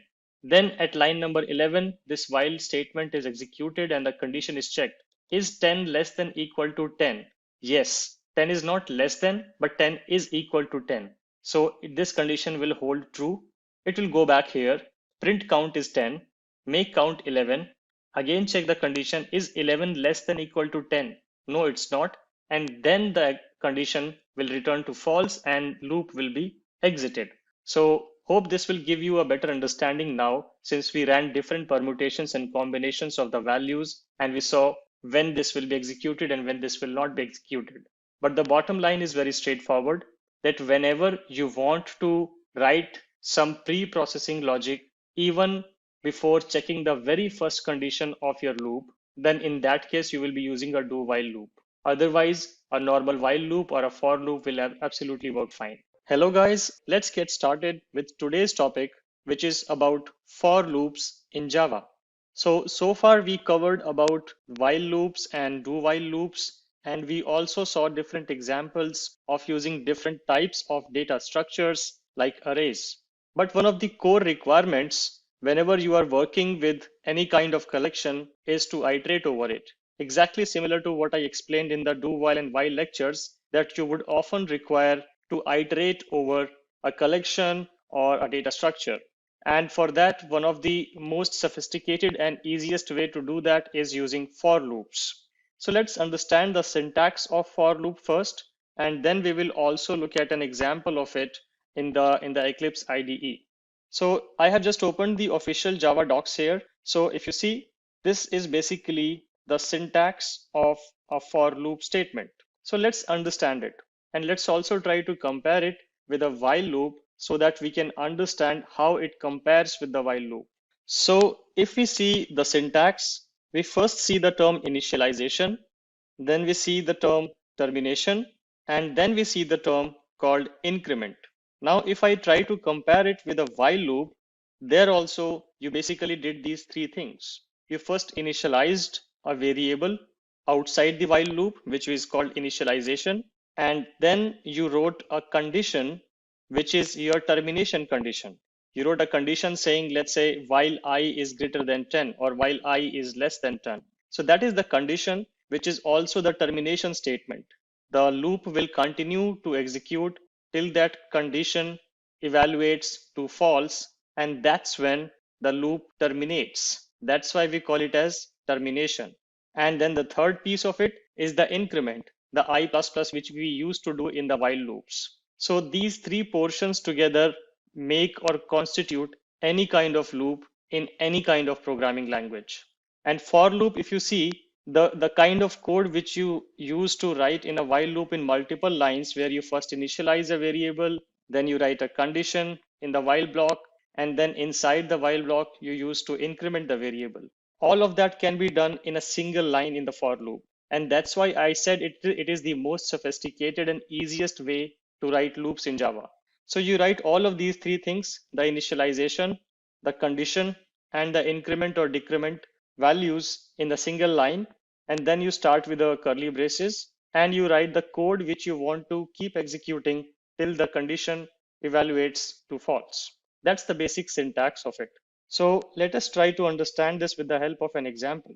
So here I have opened a class which is called for demo. And this is a class which will demonstrate the usage of a for loop. So again, we have a public static void main method, which you can see here, which is the entry point. And then I use the keyword for. I put standard braces or the brackets, and then I do the initialization. So this part is the initialization part. You initialize the variable. So I just say int I equal to 1, initialization done. You end it with a semicolon so that it is a single statement understood by Java. And then you write this condition, which is your evaluation / termination condition. So this condition is basically the deciding factor of how long your loops should run. It's exactly similar to what you used to write in the while block. If I just show you the example, this is what we used to do. So we did the initialization at line number 7. Then we wrote this termination condition inside the while syntax or the construct. And then we did the increment here. So we are doing all of these three steps, but we are doing it in a single line. So this is the condition, and then we write our increment or decrement values, which are going to change the evaluation condition every time at every step. So we are saying I++. So technically what I am saying here is that start with I equal to 1 and then check the condition I less than 10. So in the first step, it will be checking if 1 is less than 10. If the condition holds true, go inside the for loop, execute the statement at line number 7, and then go back to this particular statement. So we do I++. So I becomes 2, and then you again go back to the condition. And again, you check if 2 is less than 10. Yes, it is. So again, you go inside the for loop and do whatever is written there. There can be multiple statements here. For now, I have just written one system.out.println. So that happens. And once all the execution is finished inside the block, it will again go back to the increment.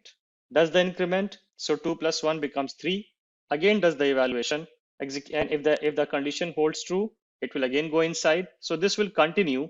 This condition checking, execution, and increment will continue till the time this condition holds true. The moment this condition becomes false, the control will come out at line number 9. So that's the basic anatomy and control flow. It's very important to understand the control flow of a for loop. Otherwise, you might end up into a program which is forever running and which will just eat up all the memory available in your JVM. So be very sure of what you write in your for loop. Be very sure of especially these two parts, the condition and the increment or decrement. So this is very important piece. The initialization happens only once, and then this condition evaluates. If the condition holds to true, some code executes, goes back to the changing statement, which can be an increment, decrement, whatever, and again compares the updated value with the condition. So this will keep happening. Let's run this code to interpret the output. So I will right click, go to run as Java application, And if I interpret the output here, I can see that it started with count is 1, 2, 3, 4, 5, 6, 7, 8, and 9. It stopped at 9. So what happened there? Let's try to evaluate the termination condition. So let's say I has become 9 and 9 is less than 10. So it goes inside and it prints count is 9, which is I. Then it goes here and it says 9 plus 1.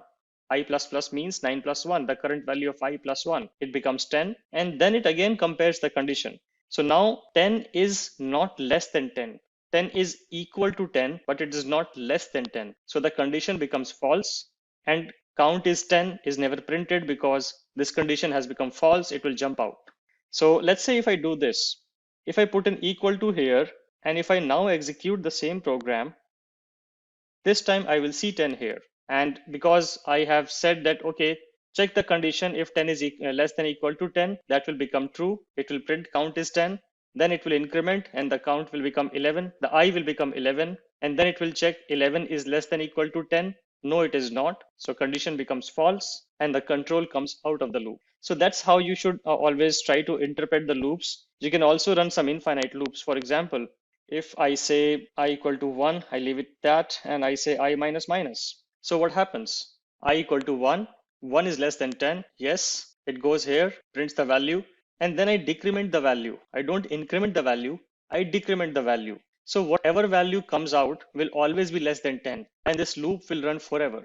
For fun, let's try to run this, and I will have to kill this program manually, but just to show you what happens and what you should not do in your Java program. So you see, it will continuously keep printing the values till the program runs out of memory, till it eats up all the available memory.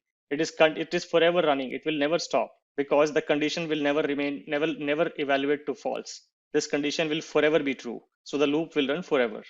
So I'm just going to kill the program, but this is something which you should avoid whenever you are writing Java code. And this happens quite often with beginner programmers.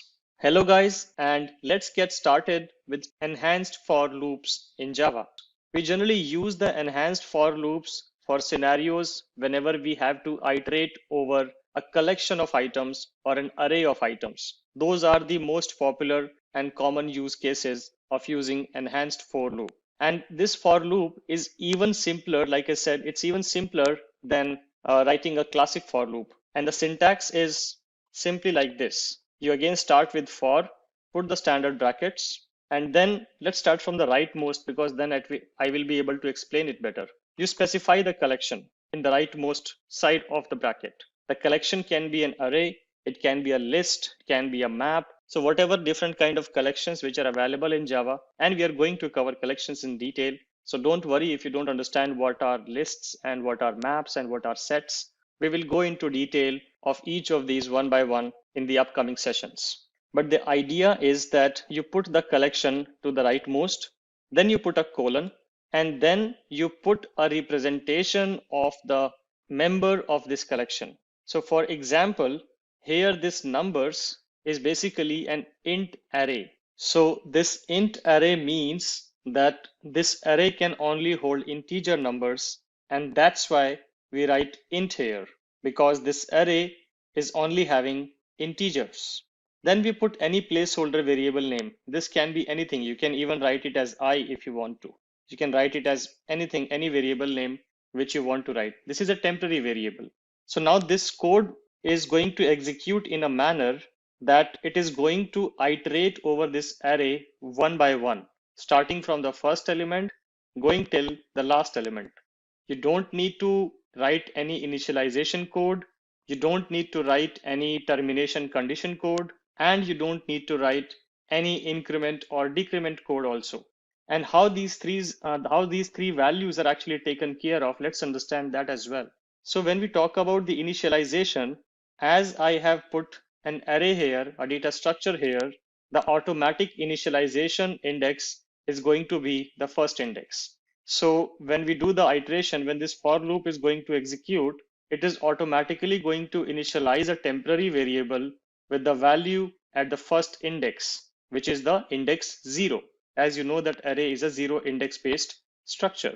Then comes the condition part. So the condition evaluation is going to be again based on the size of the array. or the size of the data structure which you are using. It is going to start from the first index, which is the index 0, and it is going to iterate till the array's last element is reached. So technically start from the index 0 and go till the last element. That's your evaluation condition. And then comes the increment part. So at each step, after it has successfully accessed the first element, automatically the index is going to be updated to pointing to the next element. So if it starts from here, once the first step iteration is complete, I is automatically going to be incremented to index 1, and then it will basically, this I will be holding 2. Then in the next iteration, the same I is going to be holding 3.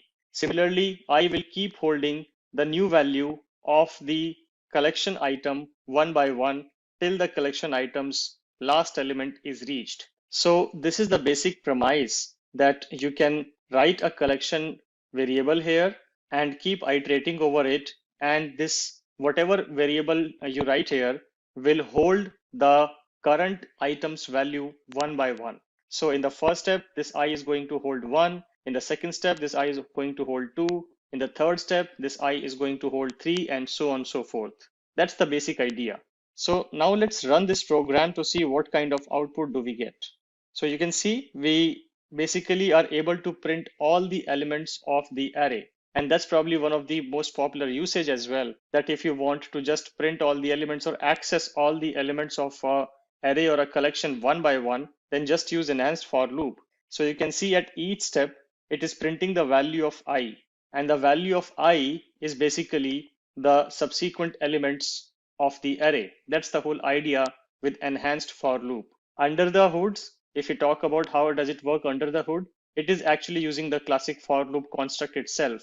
But for developers, it is making it easier because it knows that if you are iterating over a collection, you will start with the first element and you will go till the last element. So it knows the initialization value, the termination condition, and it also knows the increment condition. And that's the reason you will use enhanced for loops in Java for iterating over collections. Hello guys, let's get started with nested for loops in Java. So in front of you, you can see an example which I have prepared for nested for loops. And in this particular example, I have created a two-dimensional array. As you can see on the line number 6, I have created an integer array and I have put two square brackets here, which are basically symbolizing that this is a two-dimensional array. So this two-dimensional array is going to hold technically a 2D matrix. And we are going to use the concept of nested for loops to print this 2D array in a 2D matrix style, where you will be able to see the rows and columns clearly. Let's first try to interpret this particular 2D array. So we have a curly braces outside, and then we have these three inner elements, which symbolizes three rows basically. So this is the first row, this is the second row, and this is the third row. And then each of the rows have three elements each, which symbolizes the column values or the item values. So it's basically a 3x3 2D array, which has three rows and three columns. So we can say that this is basically a 3x3 array, which has 3 dimensions on the row side and 3 dimensions on the column side, or just a 3x3 matrix or 3x3 2D array. So as we know that in case of arrays, everything starts from 0. So technically, if we talk about the indexes, it would be the index 0, index 1, and index 2 on the row side. And similarly, index 0, index 1, and index 2 on the column side. So that's something which you should remember, because we are going to use this particular concept when we write the for loop. So let's try to write the for loop now. If you look at line number 8, we put this keyword called for, and then we write the initialization. So we say int I equal to 0. Then we are writing the termination condition, and we are saying run this particular loop, run this whole loop which ends at line 13 till I is less than 3, and keep incrementing I at every step. That's what I'm doing in the line number 8. Then inside the for loop, I'm writing another for loop which has another different variable called j. It can be anything, you can name it anything you want. And this also starts with 0. And this also has a similar condition which says run this particular loop, the line 10 basically, or this loop, which is signified by this curly braces, run this particular loop till the time the value of j is less than 3, and keep incrementing j at every step.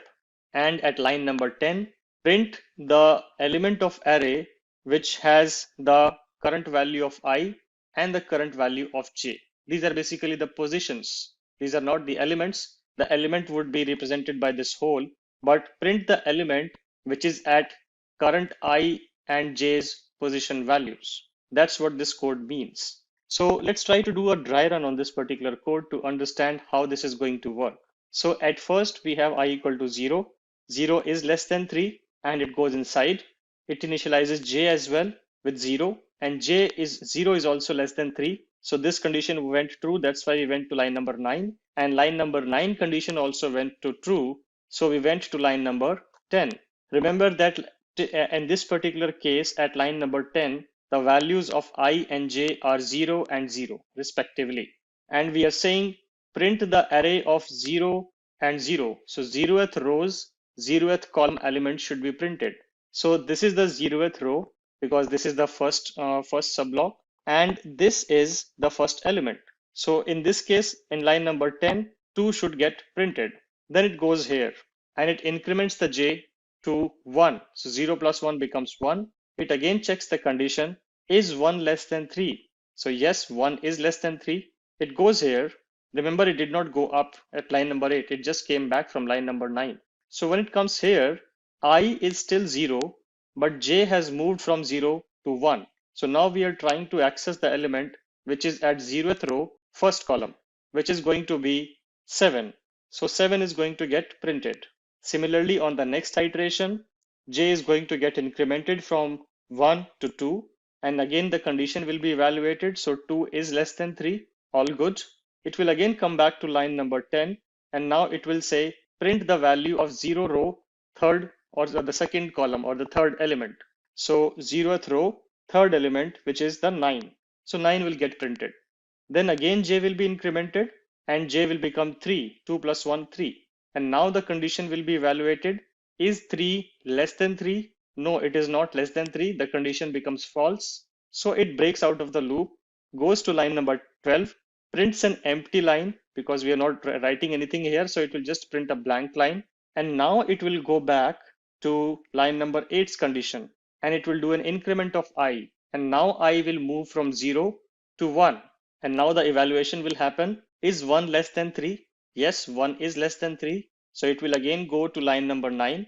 Again, initialize j with a fresh 0. The previous j got destroyed the moment you came out of the loop.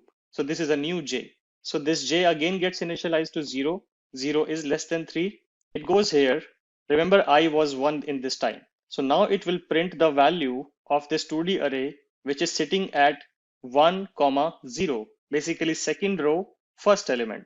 So second row, first element, which is 3. Again, j is going to get incremented and it will become from 0 to 1. So 1 is less than 3. Yes, it will again come here and it will print the value of the array, which is sitting at array of 1, 1 for a row equal to 1 and column equal to 1, which will be 6. Similarly, j will get incremented again. Again, 2 is less than 3. Come back here, will print 1. Then again will increment j. J will become 3.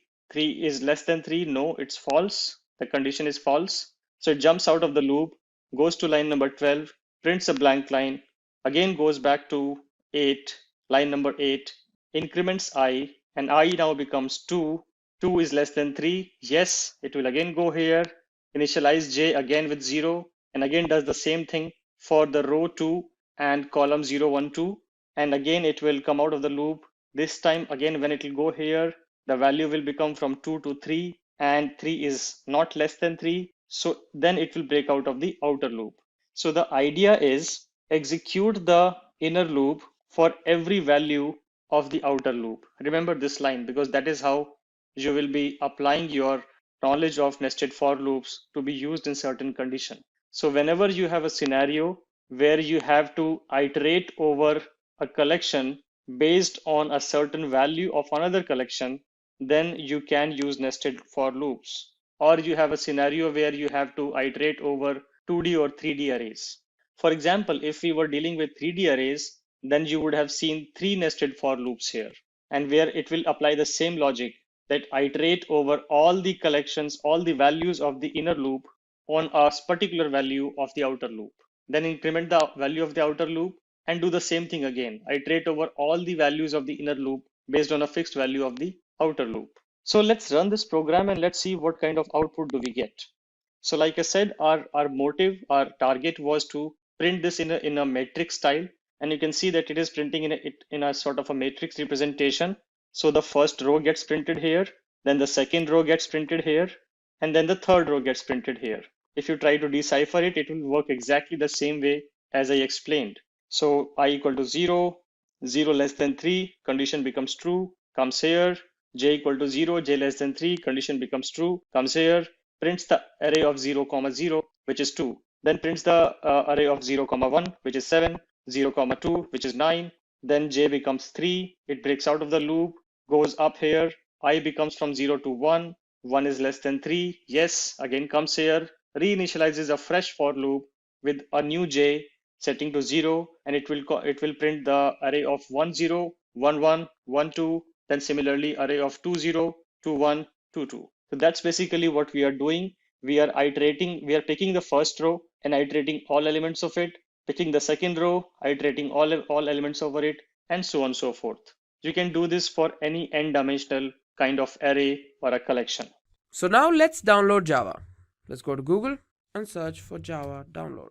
We'll go to the link we see here, oracle.com. So now here we have the web page. Here we can see Java SE 13. So this is version 13, but this isn't the one we are going to download. We are going to download the 8th version, version 8, which is here. Now we're doing this because 8 is one of the more commonly used versions of Java. So let's click this, and here we'll go down. We need to accept the license agreement before we can download it. Now we have two versions here, x86 and x64. Now you can download it depending on what version your operating system is. Now if you do have a Windows 10 operating system, it's highly likely you have a 64-bit version of Windows.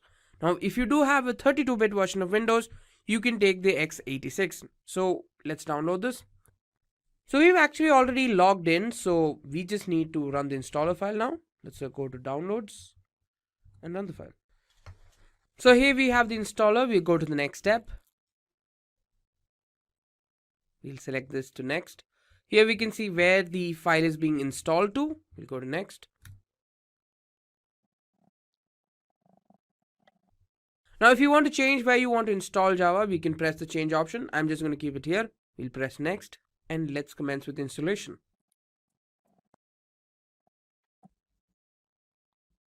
And there we go. The installation is now complete.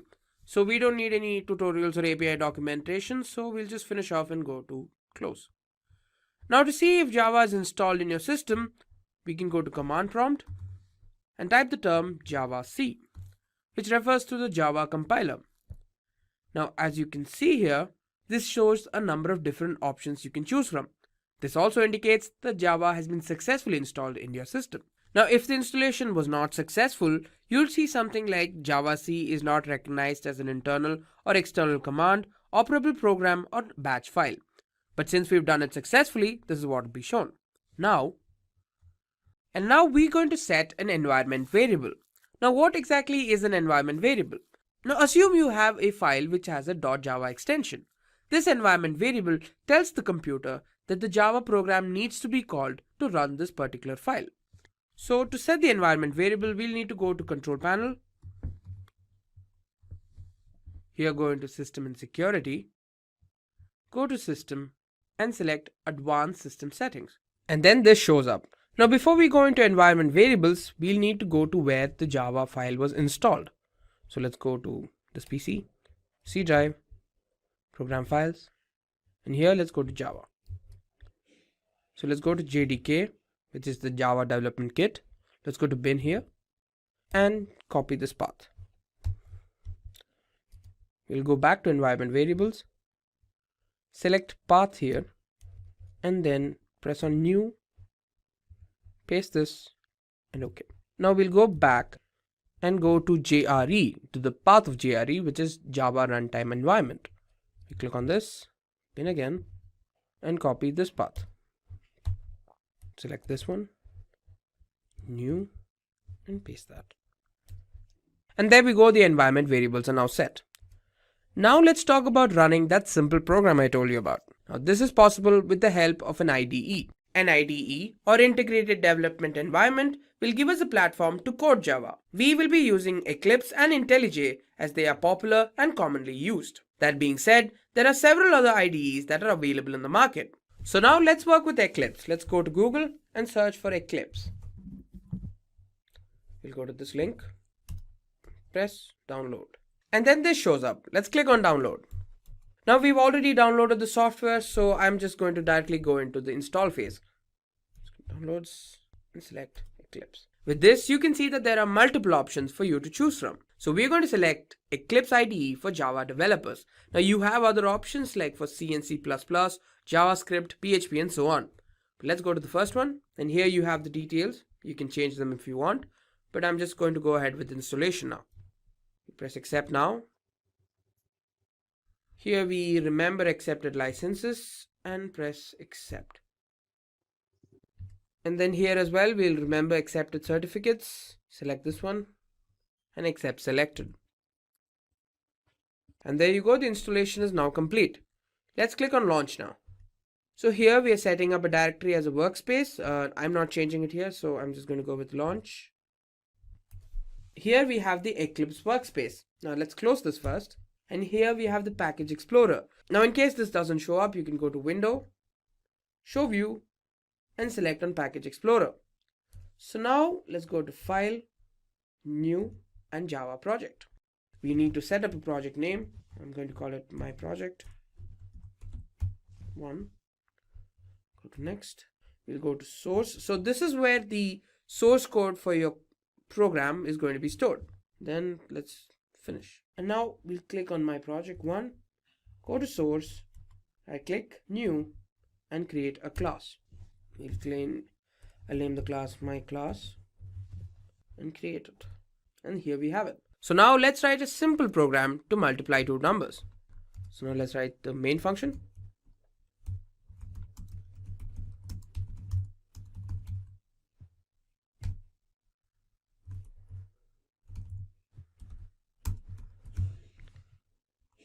Open a bracket. Now we're going to initialize the first number. Now the second one. And finally the output. And finally the variable that will store the output.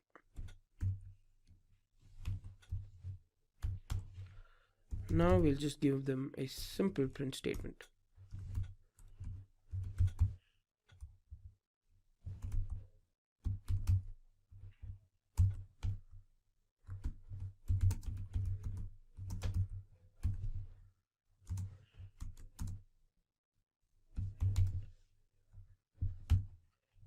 Now let's run the code by clicking this option here using myclass.java, and there we have it. Here the product is shown to be 100, indicating that the program is running successfully. Now we're done with Eclipse. Now let's move on to the other IDE I was talking about, which is IntelliJ. So for that again we'll have to go back to Google so that we can download it. Search for IntelliJ download. Go to this link here. So here you can see that we have two options, the Ultimate Edition and the Community version. Now here the Ultimate version has way more options, as you can see here, but it's a paid version and only has a free trial. Now the Community version is free, so that's what we're going to take. So we'll click on download here. So I've already downloaded the software, so I don't need to do it again. So I'm going to go to downloads, and so here we go. Let's just click on next. Select the location where you want to install it. Press next. Now we will add a 64-bit launcher shortcut on the desktop and create associations. So basically this means that these are the different file extensions that this will support. So .java, .groovy. And now let's go to the next step. We'll install now and we'll wait. And there we go. The installation is now complete. Let's not import any settings. We'll accept the privacy policy. We'll set defaults. Now let's create a new project. So here make sure your project SDK is set to the version of Java you've installed. Make sure this isn't blank. We'll go to next. Here you need to select this option, which is the create project from template, and we are now going to create a command line application. Press next. Name the project, which I'm going to call my project 2. You can change the location if you want. I'm just going to keep it the way it is, and then click on finish. So now we're going to create a simple program through which, based on the user's input, we can determine whether a number is even or odd. So first we're going to import the package scanner through which we can take the user's input.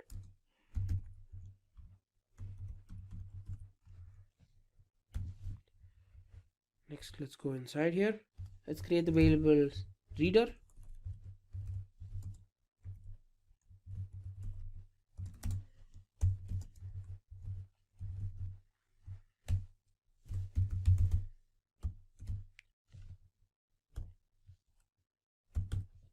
Now let's ask for the user's input.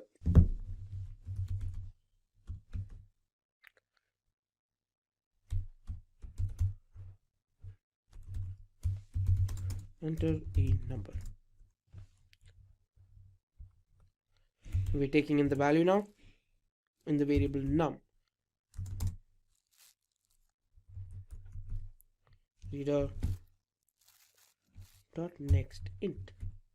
So this is with which we'll be taking in the value from the user. So we're going to set up a condition to determine whether the number is even or not. So if the number when divided by 2 provides the remainder 0, it indicates that it's an even number. We'll show them then.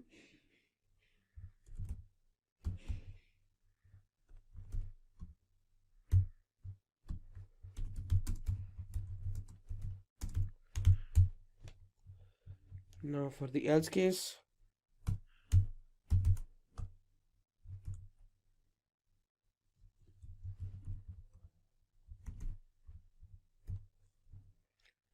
the number is not even.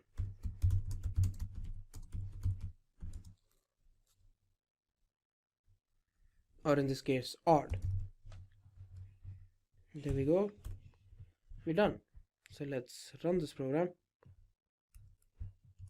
So let's enter 12. The number is even. And there we go, we have a successful output. This indicates that the program is running successfully. Let's begin with the fundamentals. So the first one in the fundamentals is the data types. So every programming language has a data type. So what exactly is a data type? So whatever the input you provide in your program is a data type. For example, if you provide numbers, so in that particular numbers, we have a different variety of numbers. If you are giving just 1, 2, 3, so on without a decimal number, then that particular type of input, which is a number, will be considered as integer type. If you provide the same number with a decimal point, then that will be considered as float. And if you have the range greater than float, it will be considered as double, and so on. So this is how we have multiple data types in every programming language. So the most frequently used data types in Java programming languages are as follows.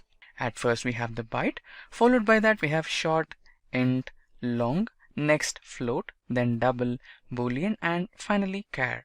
Apart from this, we also have few other data types, but these are the most frequently used ones for all the basic programmings. So this is made for beginners basically. So you can take a quick screenshot of this particular slide so that you can have a quick overview or reference to all the data types in Java programming language. So I hope you have taken a screenshot of this. Now let's begin with the next concept. So in the next concept, we have the keywords and variables. So all the programming languages have variables and keywords. So variables are used to store the values. So for example, consider that you wanted to run some arithmetic operation on two different values, that is 5 and 10. So in order to do so, you might want to create a variable which stores them. For example, you wanted to store the value of 10 in a certain variable A and the 5 in a certain variable B. So if you apply the arithmetic operation, that is a is equals to a plus b, then the value of a, which was previously 10, will be updated to 15. So here you can see the value is varying, and also it is storing the result. So this is why the variables are used in a program, in order to store a value, and this particular term variable is used because the value can change at any instance of time once after a certain arithmetic or a logical operation is performed on that particular variable. So similarly, we have keywords. Unlike variables, keywords have a special meaning. No matter whatever you try, you cannot change the meaning of that keyword. For example, consider main. So you cannot use the term main for normal things, because the part or the term main is dedicated for a different purpose. So whenever you try to execute your Java program, the control flow will start executing the program right when it reads the term main.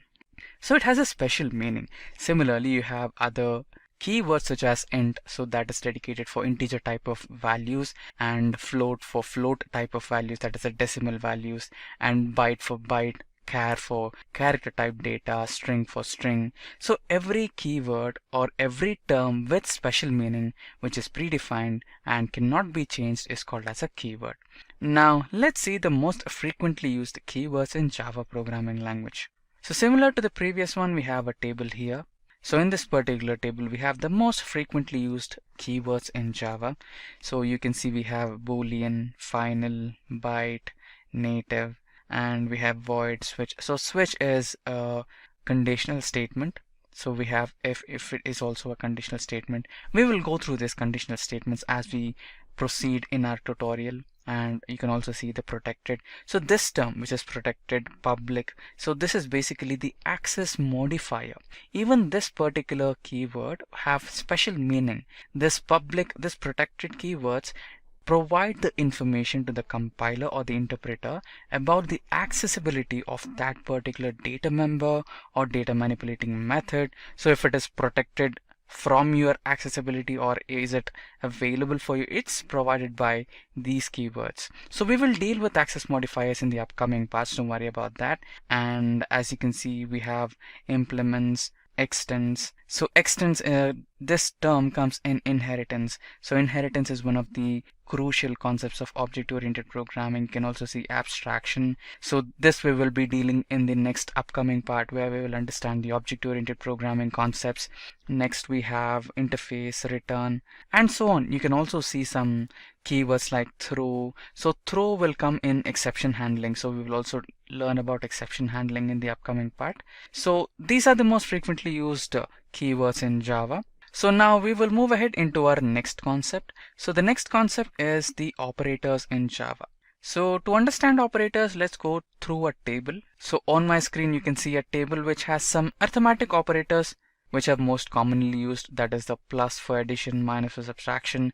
Similarly, we have star, forward slash, double plus, double minus. So double plus and double minus, say they are increment and decrement operators respectively. As you can see, we have a plus plus here, which means the post increment. So the first value will be read, after that the value will be updated. Next we have the pre-increment, the value will be incremented first, then the updated value will be stored. So that's how the increment and decrement operators work.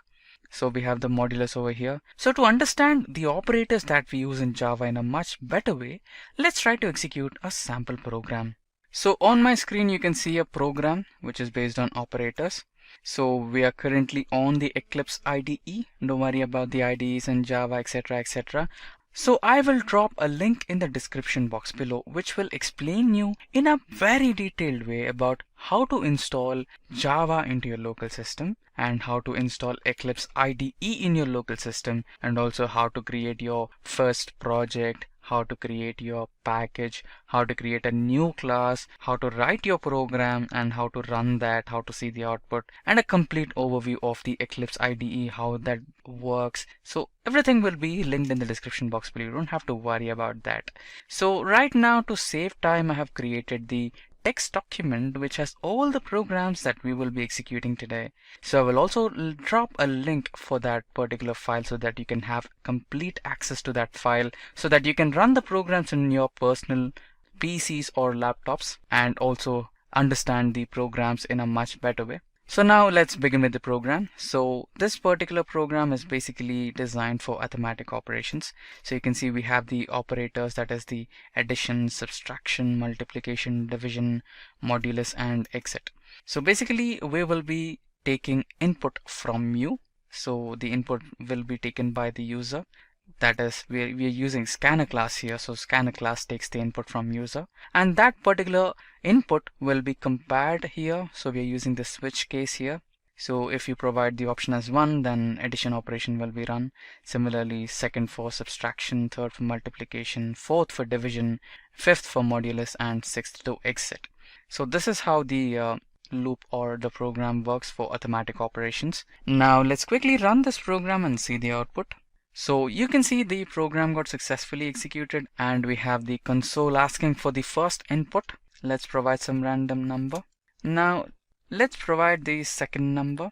So there you go, we have our options over here. Now let's choose division operation. For that you need to provide the number 4. So there you go, we have the result over here, which is 4. Now the loop has started once again. Now it's in the starting stage again. It's asking for numbers.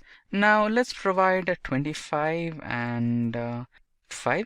Now let's choose some operation, that is addition. So for that you need to provide 1. So we have the result again, that is 30. Now let's again choose some number, 10, 5. So basically that's how the program works. So we have the brief idea how the program is running now. So now let's quickly continue with our next topic. Now to terminate this loop, you can provide the option number 6. So we have terminated it. So I hope you understood how the program flow is running. So if you did not understand, don't worry. I have linked the document in the description box below. You can take the access of that particular document and you can check the program and run in your local system, and also you can make some modifications to it. As you can see, we don't have a default case over here. I've just placed the case 1 to 6 and I'm saying the default because you can see that the options are from 1 to 6. What if the user provides the number as 7? Right? So the program might crash over here. So for that purpose, you can write in another case that would be the default case. So the default case will check if the number is anything above or out of the range of 1 to 6, then it should be providing you with an output saying a wrong input has been given or check your input or something similar. So that's how you can make some modifications to it. You're free to modify the code as well. Don't worry about that. So now let's quickly begin with our next concept. So in the next concept, we have the conditional statements. So what are the conditional statements or the control statements? So basically these are these are conditions. So what happens is, just imagine that you wanted to do something, or if you wanted to drive a vehicle, or if you wanted to drive a bike. So the condition you will apply on your mind is, if I know driving, then I will do it. If not, I'll not do it. So that's what you do, right? So basically you apply a condition on your mind and you do it if it is capable of doing, or if you are capable of doing it. So in the same way, the conditional statements play a major role in computer logic. So before writing a code or before you start your program, you provide the condition. Perform this particular operation if the provided condition is satisfied. So similarly, you have these 3 conditional statements in Java, which are if else, and nested if. So we use these conditional statements in Java to implement our logic. So we will understand the conditional statements, particularly if else, and nested if, in a much more detailed way by practically running some programs based on these 3 types of conditional statements. So now you can see that we are back on the Eclipse right now. So this particular code segment is based on the if condition. I hope the program is visible. Let's try to increase the font size. So I think it's better now. So basically we have an input. So we have the integer type of input, that is num, and we have the number as -100. So it is a negative number. And after that we have the if condition. So this is where the conditional statement is provided. So the condition is, if the number is greater than 0. If the provided number is greater than 0, then the control should enter the loop, which is this particular segment, and execute the statements present inside that particular loop. So here we have one single statement, that is a print statement that says the number is positive. In case the condition fails, imagine that the condition fails, then what happens is that instead of entering this particular code segment, the control will skip and execute the next statement, that is another printf statement which we have over here, which says the if condition is terminated, control is outside the condition block. Now since we have provided a negative number, the second option should go ahead. Now let's try to run this and see the output. So there you go. As expected, the program got executed and we have only one statement, that is if condition is terminated, control is outside the block. Now let's try it otherwise. Let's just eliminate the negative number and now check it again. There you go. Now you can see the program got executed and now we have two print statements.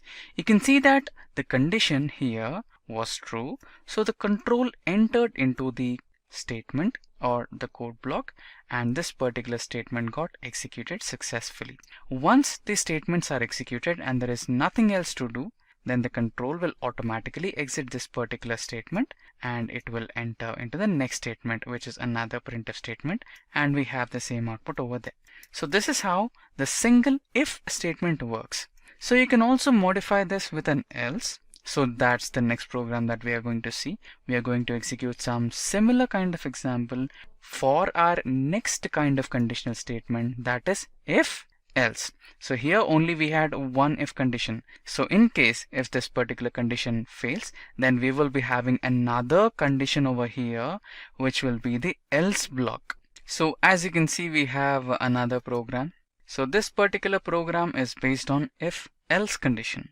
So here you can see that we have our first if condition, which states number should be greater than or equals to 0. If this particular condition is true, then this statement should be executed, which says the number is positive. Else, if this condition fails, then what you must do? The control should avoid entering this particular segment and it should directly hit the next segment where we have the else block, which has another statement which says the number is negative. So this is how the program works. So here we will be doing a little modification over there. Instead of taking an input which is previously defined as it was in the previous example where we had given -100 previously, we are going to do it a little differently. This time we'll be taking or reading the input directly from the user. So for that we are going to use this scanner class. So this is the particular library that we will be using. So we have imported java.util.scanner. So this particular code segment will ask you for the input and you will press some random number and it will read it as its input. Now let's try to quickly run this program and see the output. There you go. The program got successfully executed and now it is asking for an input from the user. Now let's try to provide a negative number. So there you go, the program got successfully executed and you can see that since we had given a negative number, the control did not enter this particular code segment at all. It directly avoided to enter this code segment and entered into the else block and executed the statements present in that particular else block, which was a simple print statement that had the statement which read as the number is negative. Now let's try to execute the same program again and see what would be the output. So there you go. Now it's asking for the input again. Now this time let's provide a positive number. So there you go. Since we provided the number as a positive number, this condition was true and this particular statement got executed. Since one of the statements executed, there was no need for the else block to be executed again. So you can see this particular code segment runs in this way. So once the condition is checked, so if the condition is true, then the true statement will be executed. In case if the condition's result is false, then the false statements will be executed. So you will be provided with two options. So one option for true validity and another option for false validity. So this is how the if-else block works. I hope you understood this. Now with this, let's continue with the next type of conditional statement, that is the else-if ladder. So on my screen you can see there is a change of program. We have stepped into the next type of conditional statement, that is the else-if ladder. So basically everything will be same. We will be provided with only one condition. So we will be checking the validity of that particular condition. So if the provided condition is true, then the first one will be executed. If it is not, then the second one will be executed. If the condition fails for the first two, the third one will be executed. If the first three fail, then the fourth. And if all the four fails, then we will have one last else which will print the last segment or statement. So this is how the else if ladder works. So basically it's completely similar to if else, but the only difference is instead of one else block, we have multiple else blocks. That's the only difference.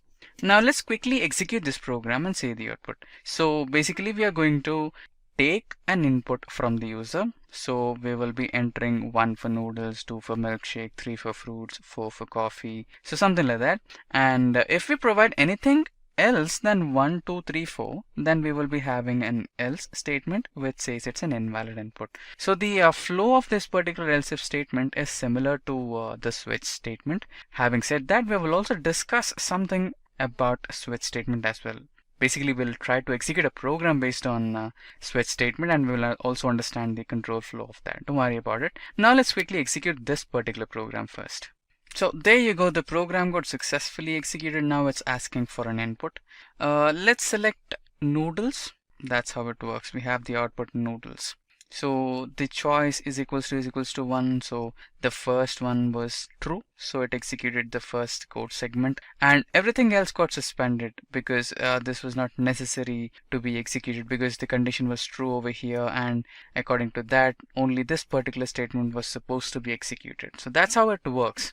Now let's switch into the next conditional statement, which is the switch. So you can see that we have a program on my screen which is based on switch case. So you can see that there is some similarity between this particular program and the first program we dealt with, that is based on operators.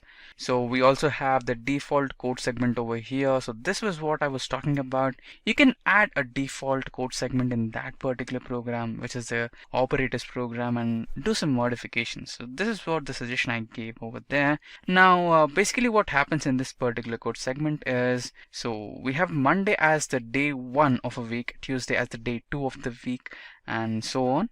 So to select one particular day of a week, you need to provide an input. So it's based on 1, 2, 3, 4 and so on to 7. And if you provide anything else than 1 to 7, you will be provided with a message which says invalid input. So now let's try to run this program and see the output. So there you go, the program got successfully executed. Now let's select the weekend day. So which would be something between 6 and 7. So 6 is Saturday and 7 is Sunday. Let's go with 7. So there you go, Sunday. Now let's try to execute this program once again and give a wrong input and see if it works or not. Let's provide 8. There you go. The program identified it as a wrong input, so it gave us a message invalid input. So that's the use of default code segment in switch case. So you can implement this in that operators program and check out how it works. Can be considered as a homework though, not a problem. Now this is how the switch case works. So with this, let's move ahead into the next concept in our Java tutorial for today. Let's get started.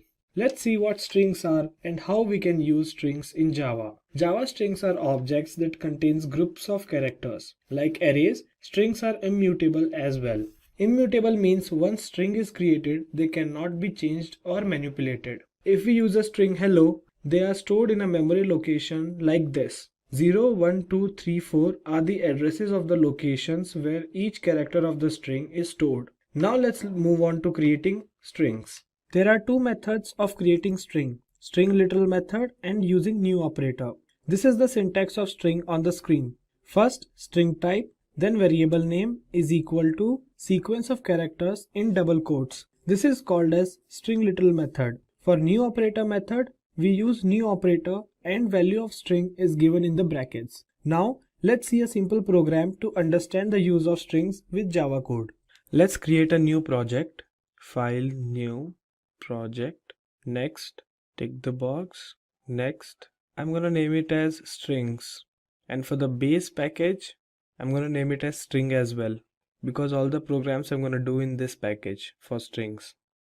We have our main program right here, the main class. Now before importing the strings, we need to import some pre-processive directives. So for this I'm gonna import java.io input output dot star. Star means everything inside the directive. And I'm gonna import java.lang dot star. This means I can do all the operations that is needed for strings. So there are two ways to declare string. This is the first one. String s is equal to Simplilearn. Now we have a string s and it contains the value Simplilearn. Now I'm gonna print this system.out.println plus s, or I'm gonna name it as string. I'll print string first is equal to, and then I'm gonna print this. So double quotes string is equal to and plus s. So let's run this program, and there we go. We have string is equal to Simplilearn. So it took the value of s and printed that. So let's see the next type of string, how we can declare the string. Str is equal to new string Simplilearn. So this is the second method how we can declare a string or assign the values to string. So to print it, I'm going to use string2 is equal to and then plus str. So let's execute this as well. And as you can see, we have string2 is equal to Simplilearn as well. So this means both the methods are to declare strings or to assign values to the strings. So you can use any of them. I prefer using first, so it's easy. That's why you don't need to write new and string. So let's move on to the new topic, classes and strings. We all know that strings are immutable. Now what if we want to change something inside the string? Then we use these methods to manipulate strings in Java.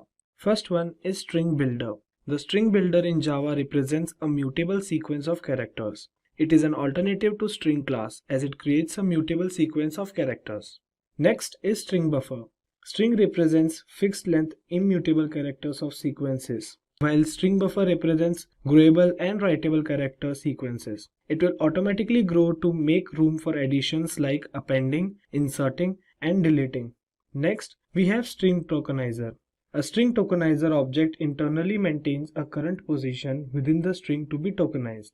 Some operations advance this current position past the characters processed. String tokenizer class in Java is used to break a string into tokens. A token is returned by taking a substring of the string that was used to create the string tokenizer object. Now, let's see different methods for functions that can be done on strings in Java. We have a lot of methods or functions in strings. These are few of the methods that are used by programmers frequently and we will be using in this series of our Java tutorial. Next, let's have a look at a program where we are going to reverse a string and compare to a string. This is going to be an interesting program and you will be able to understand string a lot better. So let's get started. So first we'll see how to compare two strings and then we'll see how to reverse a string. So let's create a new project. File, new project. Let's click on next, tick the box, next. I'm going to name it as compare and reverse because I'm going to do both the programs in the same program. And we have our main function here. To use some classes or to use some methods, we need to import some of the strings from Java. So I'm going to import strings dot compare dot string compare. So let's write our code here. So I'm going to use 4 strings. First string s1 is equal to, then I'm going to use new string and inside it I'm going to name the string as Simplilearn, S capital. And for the next string, string s2 is equal to new string. Let's give it as practice. For the third string s3, new string. Let's give it as study. And for the fourth string, we are going to match the third string to show all the outputs that's possible. Study. Now we are going to display some output using the function equals. So what equals does is it compare two strings. So first I'm going to make it as user friendly by writing comparing string 1 and then comparing string 2 and then semicolon, so that everything will be separated. You can easily find out what the result will be. And then this is the main part, s1 dot equals and in the bracket s2. Because we are comparing s1 and s2, so s1 dot equals s2. So this function automatically checks whether s1 is equal to s2. Now same thing we are going to do with string s3 and string s4. Again this user friendly, s3 and s4 semicolon s3 dot equals s4. We know that s1 is not equal to s2, but s3 is definitely equal to s4. So let's try it with one more sentence so that we can compare one more string. So I'm gonna compare s1 and s4. So I'll copy paste it, and instead of s3 I'll write s1, and same I'll do with s1 dot equals s4. So let's run this program. Oh, before running we have an error here, so I'm going to delete that import because we have not used it. So now let's run the program, and yes, we have a result. Comparing Simplilearn and practice is false. That's definitely false. Study and study, both strings are matching, so it's true. And Simplilearn and study, they don't match, that's why it's false. So let's get started with our second program, that's reversing a string. So I'm going to delete everything from here and I'm going to write same code here only. So first I need to assign a variable of string input equals, I'll name it as Simplilearn. And this is the main part, guys. We use string builder. Because the string is immutable, as we discussed earlier, string builder allows us to do manipulation. So I'll use one more variable, input1, and new string builder. So in input1 we can do any manipulation that we require. So first I'm gonna do input1 dot append, so that I can do operations that I want on it, either reversing or deleting or concat. So I'll take append of input. And lastly, input1 is equal to input1 dot reverse. This function reverses the string that is there in input1. Now to print the value of the reverse string is, and then input1. So here's the catch, guys. We have to use string builder so that we can do manipulations inside the string. If we don't use string builder, then we will get an error that unable to manipulate the string or unable to reverse the string. So string builder is the main thing here, so that we can do all the operations that we want, either reversing or concat or deleting anything from the string, or deleting an element or adding anything to the string. So all that happens because of string builder. So now let's run this program. And there we go. We have a result. The reverse string is the reverse of Simplilearn. Now let's try it with something that is palindrome. So we have our language, Malayalam. If we reverse this, we'll get Malayalam. So this is kind of palindrome string. And see the result. Our reverse string is also Malayalam. So this is how you reverse a string. So this brings us to the end of this video. We learnt about strings, the functions for strings, and the methods we use in strings. And lastly, we learned how to compare two strings and how to reverse two strings. So as I described earlier, that array is basically a container which can store values or a sequence of values or sequence of numbers or sequence of characters into itself. You can think of it as a box which can store all the values in a continuous fashion. As you can see here, this is just a pictorial representation, and this is coming from the official Java docs. And you can see that if we create an array of size 10, then we have these 10 blocks created here. You can see 1 to 10th. So the whole length of boxes, the number of boxes here are 10.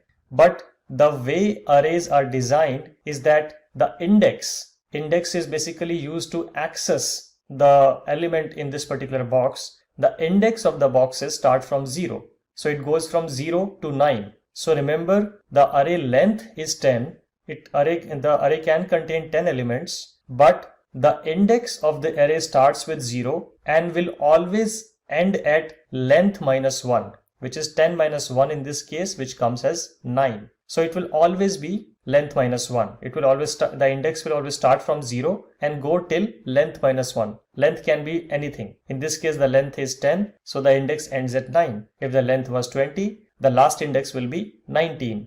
But in total, you have these 10 memory locations. We also call them as continuous memory locations because they are continuously placed. An array basically blocks 10 memory locations and creates a container over it. So this is how an array basically looks like inside the memory. And whenever you want to access the elements of the array, you will say array of 0 or array of 1 or array of 2. You basically need to specify the index to access the element at index. For example, if you want to access the element which is sitting in this box, you need to say array of index 8. And we'll see how we can do that. But this is the basic understanding and idea of the concept of arrays. So let's try to understand this with the help of an example. I will switch back to Eclipse IDE, and I've created a very simple program here to demonstrate the functionality of arrays here. So we already covered in the previous lecture of what is package and what is public and what is class. How do we give the class name and what is the meaning of this particular method.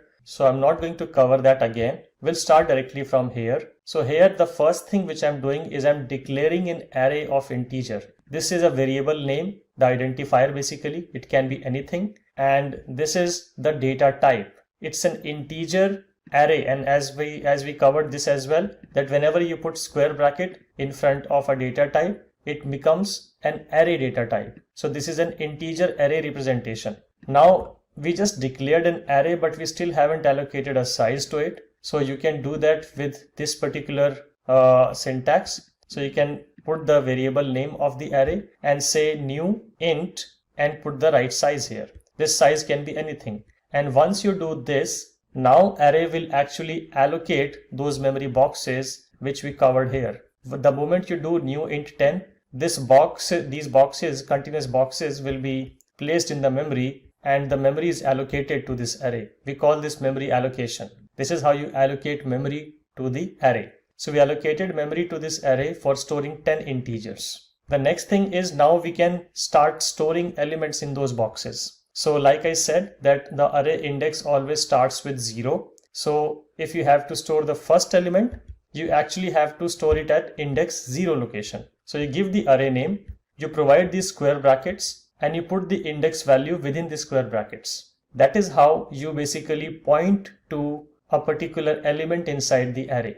So we say an array of 0 and we put the value 100. Then we initialize the second element, which will be index 1. Then will be the third element, which will be index 2. Fourth element, index 3. Fifth element, index 4. Sixth element, index 5, and so on. Until we store till the last element. So this is the 10th element, which is accessible as index 9, and the value is 1000 basically. So from 100 to 1000, we stored 10 values in this array, and we stored them by accessing the index. And this is actually the only way you can store values in the array, by pointing to the indexes. So we go from 0 to 9 and we stored all the values, 0 being the first element and array of 9 being the last and the 10th element. Remember the length minus 1 concept. Okay, so now we will try to print all the elements one by one. That's pretty much what we are doing now. So as we covered in the previous lecture, that we use system.out.println to print anything,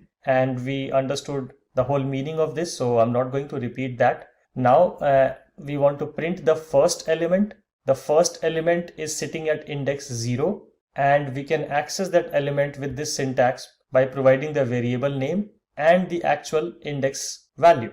So I'm just writing a random string here which says element at index 0, and then I'm putting this plus here and putting the variable name. This plus is basically used to concatenate the output of a static string with a random variable, or basically you can print anything with using plus. Plus is used for concatenation. So I'm just trying to print this whole value, but here this is a string value which is a static string, and then I have a value coming from the array. So whenever you have to print some value from a particular data type or variable or collection, then you can use this plus syntax to concatenate a string, static string, with your actual value. So that's what I've done here by saying plus an array 0. And similarly for index 1, I'm printing the first index, then for 2, 3, so far and so on so forth till the index 9. So basically I'm just printing all the values of the array starting from index 0 to index 9. So that's all which is written in this program. Now let's try to run this program. So I will right click, go to run as, and go to Java application and hit on this. And now if I just expand this console, you can see all the system.out.println statements have been executed and they printed this. So this is the static string part, in fact including the colon. This is the static string part, element and index 0, printing exactly as is, and then dynamically the 0th index element of an array is printed here. Similarly, we have printed the index 1 location element, index 2 location element, index 3 location element, and so on so forth till the index 9 location element. So in total these are the 10 elements, but the index always works from 0 to length minus 1. In this case it will be going from 0 to 9. So this is basically all which I wanted to cover in this lecture. The whole idea was to give you more understanding of arrays. And remember, this is just an integer array. You can similarly create a character array. You can also create a string array for you as well. So it's completely related to the data type you are using. If you create a char array, then you can only store characters into it. If you create a string array, then you can only store strings into it. And now you can probably relate back to this particular thing which I explained in the previous lecture, that we create this string array for the reason that when you run this particular program, and if you want to provide any command line values, command line arguments to the program, those arguments will automatically be stored in this args, and then you can access this as args of 0, args of 1, etc. in your program. That's the whole concept. Let's get started with understanding arrays in detail. We have been talking about arrays throughout this course of Java in the previous sessions as well, and we have covered some basic understanding of how to create arrays, how to declare them, how to fill values in the array, and how do we print the array with positions as well as the array as whole. But whatever examples which we took previously were one-dimensional arrays, because arrays can have more than one dimensions as well. You can create a one-dimensional array, you can create a two-dimensional array, you can create even a three-dimensional array, and you can go up to as many dimensions as you can handle in your Java program. So it depends upon the kind of complexity you want to have in your program and the kind of values, the kind of structure you are going to store in your arrays. And based on that need, you can choose whether you want to use a 1D array or one-dimensional array or a 2D array or a 3D array and so on. In these sessions, we are going to talk about 1D arrays, 2D arrays, and 3D arrays. And after that, we'll leave up to you to try out more dimensionals if you want to. We have already covered the basic array structures, which were one-dimensional arrays. So I will just give you a quick walkthrough of how we actually handled one-dimensional arrays. So this is a sample program to demonstrate one-dimensional arrays. If you remember, this is how we used to create arrays. We write the data type of the array, and then we write the square boxes, which denote that this is an integer array data type. We assign a variable to this, and then we initialize the array with the size 4. So new is the keyword which is used to initialize anything in Java, and we are going to use this heavily when we talk about classes and objects and even collections. Literally any object which you want to create in Java requires a new keyword. So here I'm writing new and then int 4, which means create an array of size 4. And then I'm filling the value of the 4 positions which I have created as part of this array. And if you remember, when we create these kind of arrays, we store them in a 0 index based position. The first value gets stored at 0th index position and then so on and so forth. So it will always start from 0 and never start from 1. Remember that.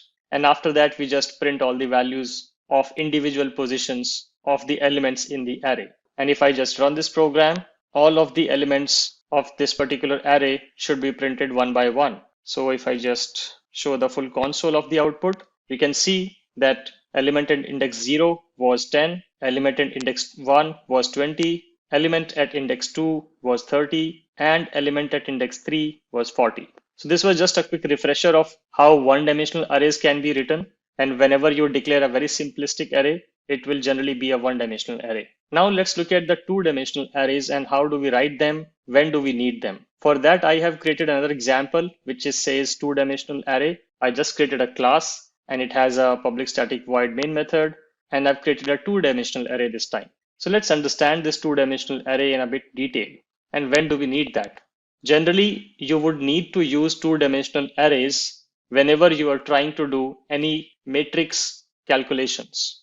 If you understand what do you mean by matrix, it's basically a 2x2 structure which stores the values in the form of rows and columns. So imagine a table of 2 rows and 2 columns, then it will be a 2x2 matrix. So if you want to store that particular table in a Java program, you would need to store that as a matrix, as a two-dimensional matrix, rows being the one-dimensional and column being the other dimension.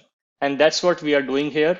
And if you want to store that 2D matrix in a Java program, the approach and the procedure for it is pretty similar to how you create a one-dimensional array with slight changes. The first change is instead of a single square bracket, you're going to write 2 square brackets because it is a two-dimensional array. So remember, the number of square brackets you are going to put while initializing and declaring the array is the number of dimensions which your array is going to have. Since this is a two-dimensional array example, that's why you see 2 brackets here. If this was a 3-dimensional array example, you will see 3 square brackets here, and so on and so forth. So that's the first part of it. Second part to understand is to how to store the data. Remember, I told you always imagine the structure of rows and columns whenever you are trying to store a two-dimensional array in Java. So what are rows and what are values, and how do you represent them while you declare and initialize a two-dimensional array? So you start with the curly braces as a normal 1D array, but inside the curly braces, you create nested curly braces blocks. You can see 3 blocks here. They start with their own curly brace and end with their own. Then this curly brace starts here and ends here. And then this curly brace starts here and ends here. Idea is that you provide this outer curly braces to define the overall structure. And then inside each of the curly braces is going to represent a row in your two-dimensional array. So each of these values, these blocks, is going to represent a row. So I can say that this is the first row, this is the second row, and this is the third row. And if I try to visualize it in terms of columns, then this is the first row, first column, first row, second column, first row, third column. Similarly, second row, first column, second row, second column, second row, third column, and third row, first column, third row, second column, and third row, third column. So individual values are going to be represented as columns, and the whole curly braces is going to be represented as arrays. That's the basic mental idea or mental image you should have while declaring a two-dimensional arrays. Remember to declare the rows inside the nested curly braces, and whatever elements you have will automatically be indexed as columns. Another thing to remember that since this is an array data structure, everything starts from 0 and nothing starts from 1. So this will be row 0, this will be row 1, and this will be row 2. I'm talking about the position. We can still call it as first row, second row, and third row, but the position of this particular row element is 0. The position of this particular row element is 1, and this particular row element is 2. Similarly for column as well, this is column 0, column 1, and column 2. Similarly, column 0, column 1, and column 2, and so on and so forth. Once you understand this data structure well, and you have defined it correctly, then everything should fall in place. If you want to do a matrix addition, or if you want to do a matrix multiplication or a dot product, all of the kind of calculations can be performed using the 2D array concept. Here in this program, what I'm doing is I am printing the values of this particular 2D array into a matrix style. And you see some strange code here, which is for etc.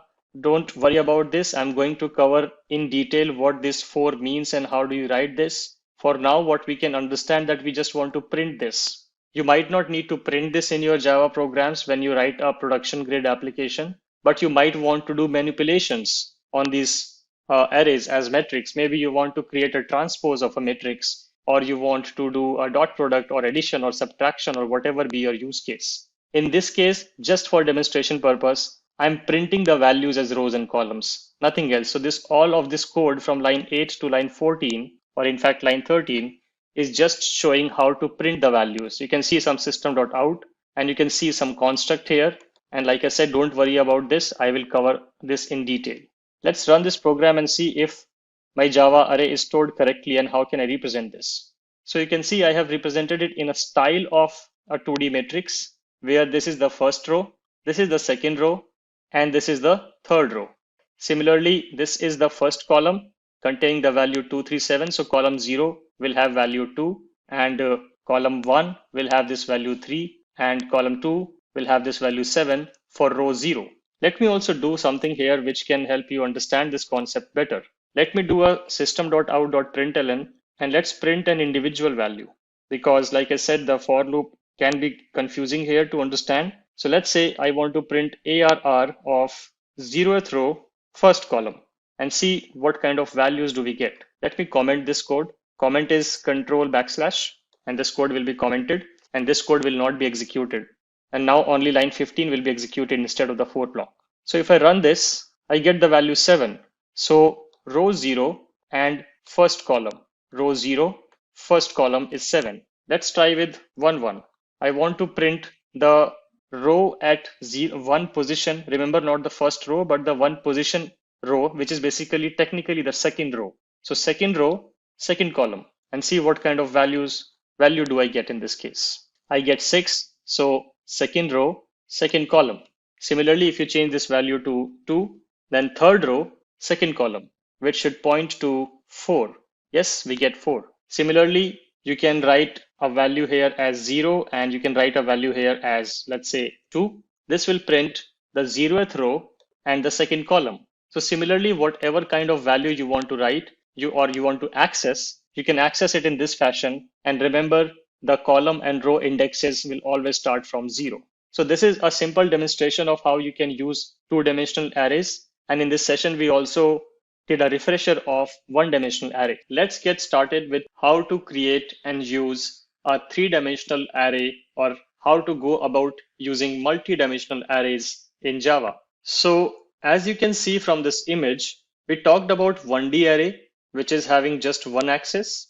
Then we talked about 2D arrays in the last session, where we had rows and columns, basically an x-axis and a y-axis.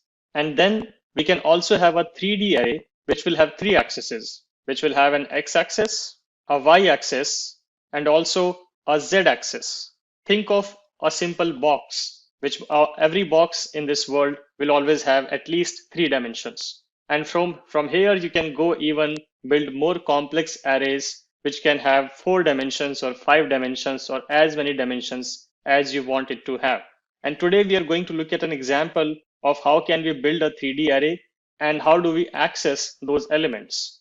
But this picture is just to show you the mental model of when you will be creating a 3D array. So for example, generally an image data is stored in 3 dimensions. So you might want to store the image data into a 3D array.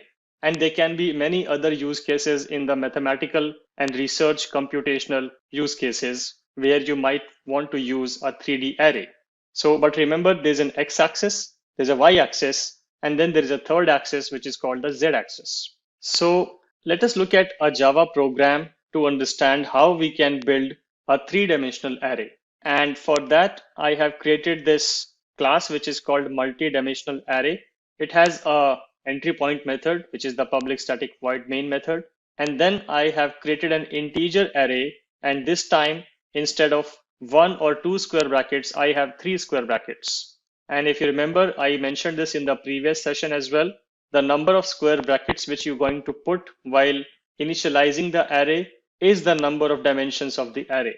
And since in this particular program, I'm going to demonstrate a 3-dimensional array, that's why you see 3 square boxes. Let me just minimize this. Yep. So we have 3 square boxes here, and we have created the variable name as ARR, or short form as array. Then we start with the outermost curly braces as is. Then we put another curly braces which starts from here and it ends here. Then another set of curly braces which starts from here and end here. So this is the first dimension.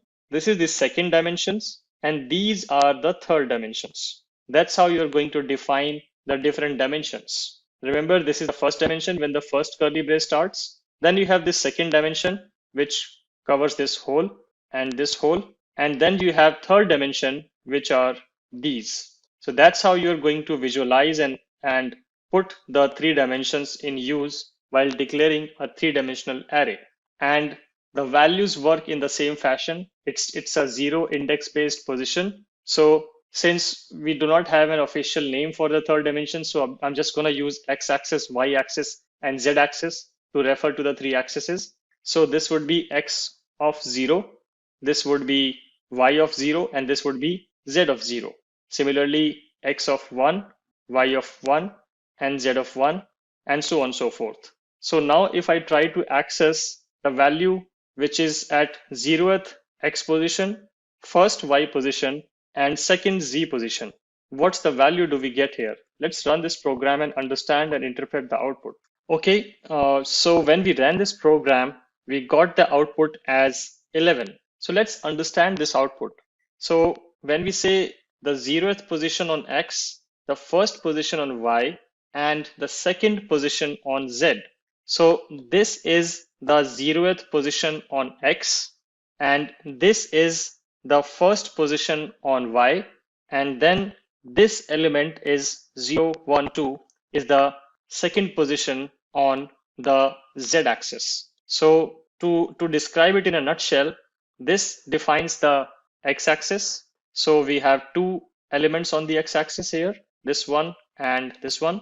Then we have 2 elements on the y-axis on each x-axis. So this is 1, this is 2 on the first x-axis, and this is 1 and this is 2 on the second x-axis. So 2x and 2y, and then on the z-axis I have 3 elements each. So hope this helps you understand and visualize this. So x-axis, and this one is other x-axis, and then y-axis, and then elements inside this are z-axis. So I'm saying 0th x-axis in this block, first on the y-axis, which is this block, and then second element or the z or second position element on this particular axis in this particular block, which is 11, and that's why we get 11.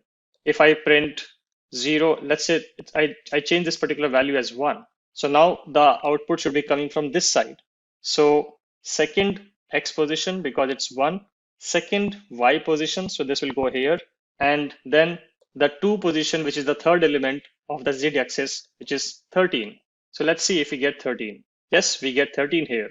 So this is just to show you how you can interpret this particular array, and always be mindful of how you are structuring this array. If your structure is gone wrong, then your program will become useless, and it will give you a lot of unpredictable outputs which might not make sense and which may introduce errors in your program. So be very careful how you define the structure of the elements here. That's the key. And after that, you just need to understand the x-axis, the y-axis, and the z-axis. Always remember all the axes start from 0. So when I say 2, I'm basically referring to the third element and not the second element. So this is all I wanted to cover in this particular session, where we describe how we can use a 3-dimensional array. And from here, you can go to any lengths. Like I said, you can add more square brackets here and go to 4-dimension or 5-dimension or 6-dimension.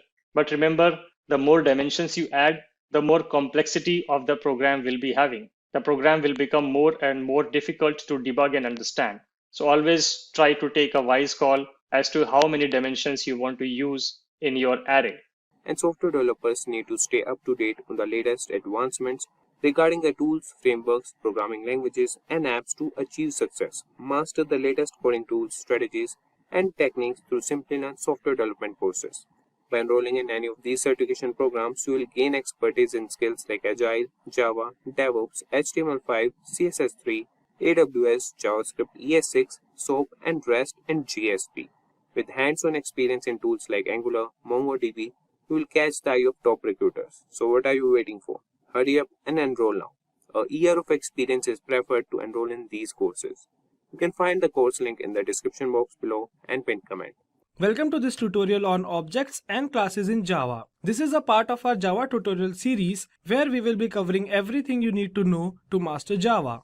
Let us look at what we will cover today. First, we will talk about objects and we will implement 2 programs on IntelliJ to learn about objects. Then, we will move on to classes in Java where we will see an advanced program to learn classes more in depth. So what are objects? An object is an instance of a class. Let's have a look at an example. In this example, animal is a class and dog is its object. The object dog has states and behaviors. We can have dogs with different breeds, sizes and colors. These are considered as the states of object dog.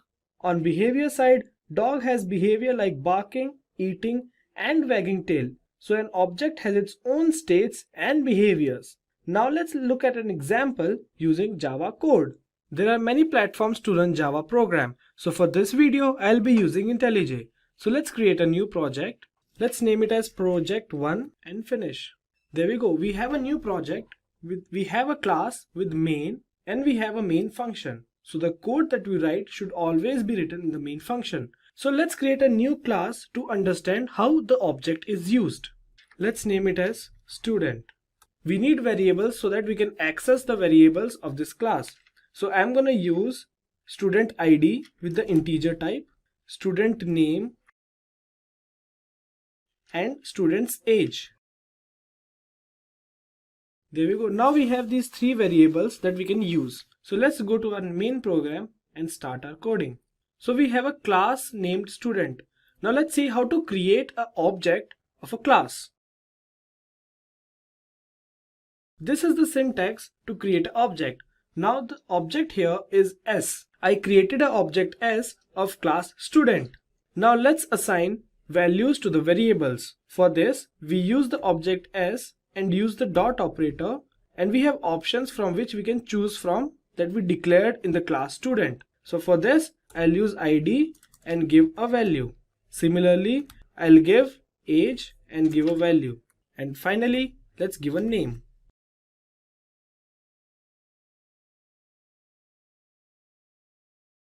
Now we'll print its value.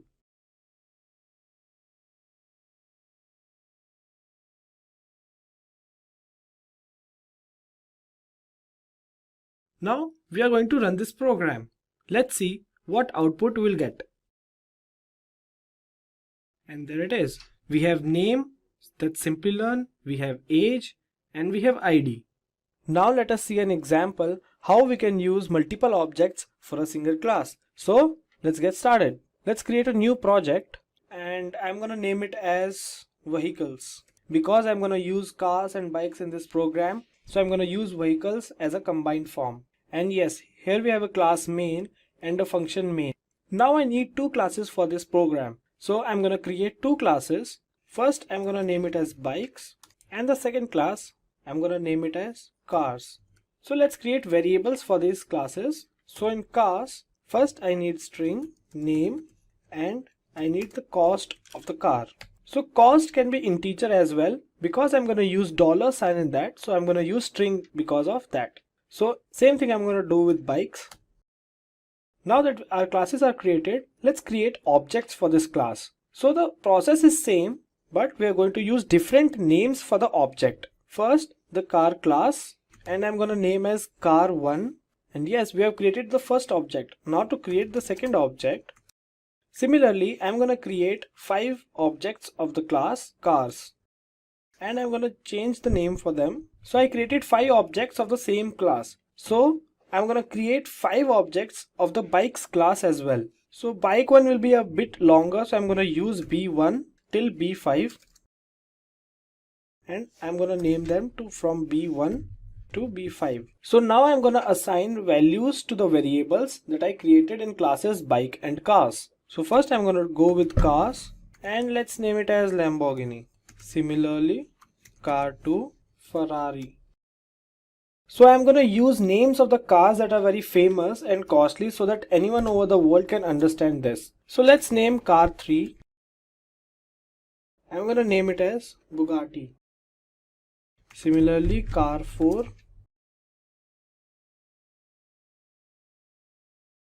Pagani, and car 5. Now I'm going to give names for bikes.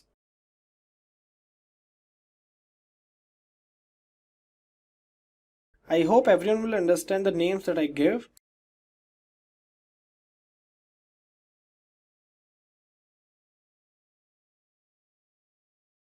B4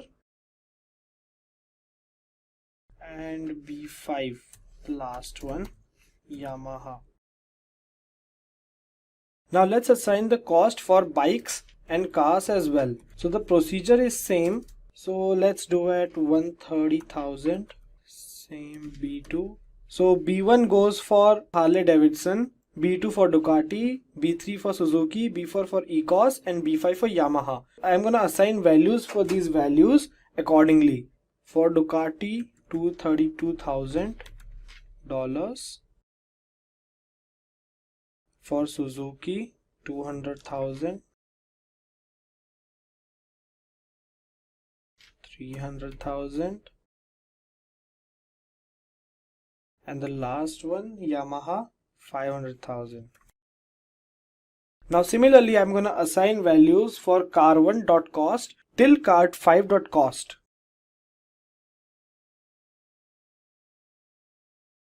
$203,000 for Lambo. I think I can copy paste these as well. So let's copy paste. It will be a lot faster and easier to do. Car 2, car 3, car 4 and car 5. We don't need this. As per car 2, let's take it as 252,000 and let's make it as 3 million. As per this, let's keep it as 1,400,000 and lastly let's take it as 293. Now that we have assigned all the values for all this, now let's print it and get the value. I'm going to create a very simple program but a very user-friendly program. So it's going to be interesting for you guys. So we are going to ask the users what would they like, either bikes or cars. So we need to give them the options, and our next program will be based on the options that the users select, not the options we give as the command. So let's do it.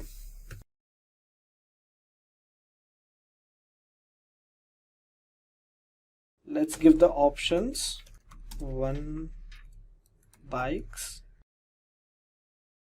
and 2 cars. I need to take the value that user gives. For this, I'm going to write this command.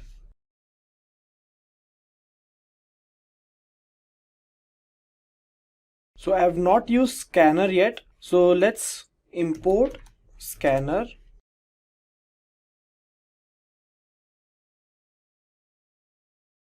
And let's create an object for scanner.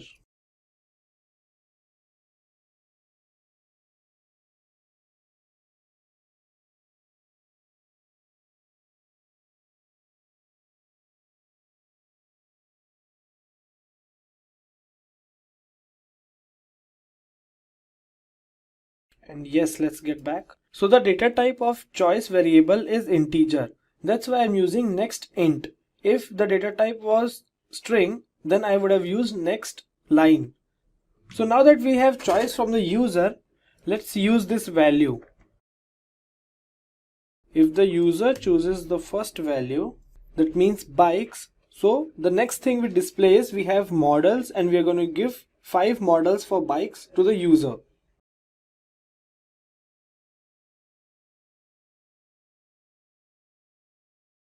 Here I am giving options to the users so that they can choose easily from number 1 to 5.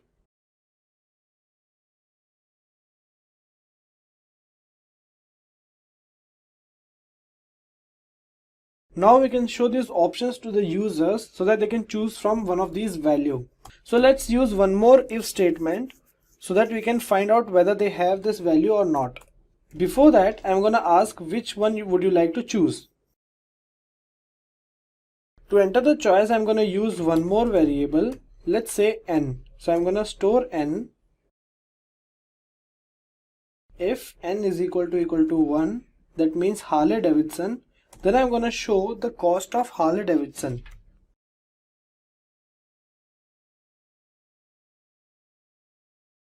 This is the syntax to print the value for the cost or any of the variable that we use in class. What if the user says second or third or fourth or fifth? So for that, we are going to use else if statements. If n is 2, that means Ducati. So we have to show the rate of Ducati or the cost of Ducati to the user.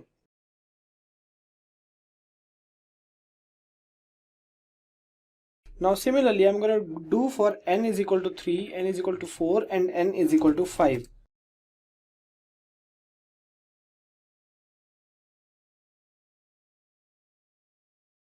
Now I'm going to do for n is equal to 4.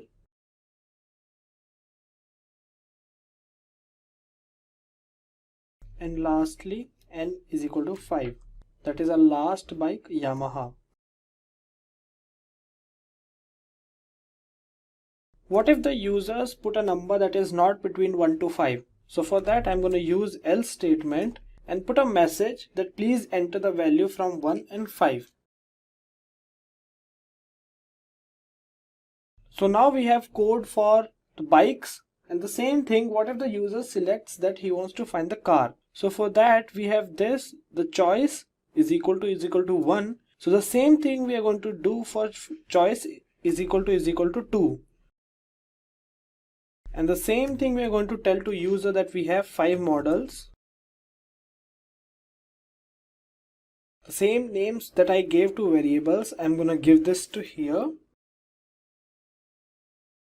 Second one Ferrari, third Bugatti, fourth Ecos, and the last one Porsche. Now we are going to ask the users their choice, that which number do they want to choose.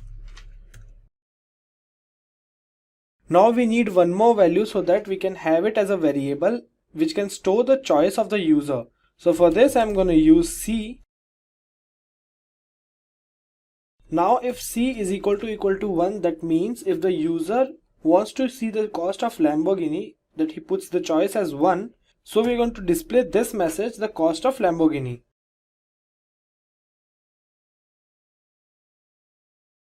And we are going to use else if loop to enter the next values for C from 1 to 5.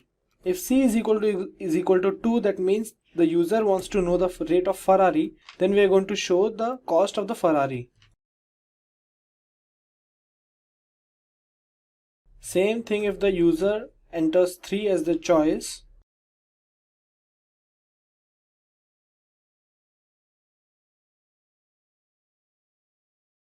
If user enters 4 as the choice, then we go for Ecos.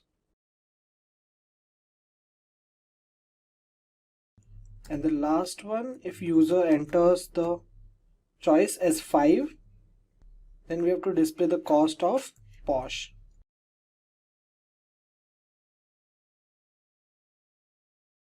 Now what if the user enters none of the values from 1 to 5? Then we have to display a message showing that please enter the value between 1 to 5. Now remember the first choice that we wanted from user to enter either bikes or cars. So what if the user do not enter either 1 or 2? So for that we need one more else function to tell the user that either enter 1 or 2. And with this we have completed our code. So now let's run this program. For this, we need to go to run and then run main. There's a shortcut for it, that is Shift plus F10. So let's run the program.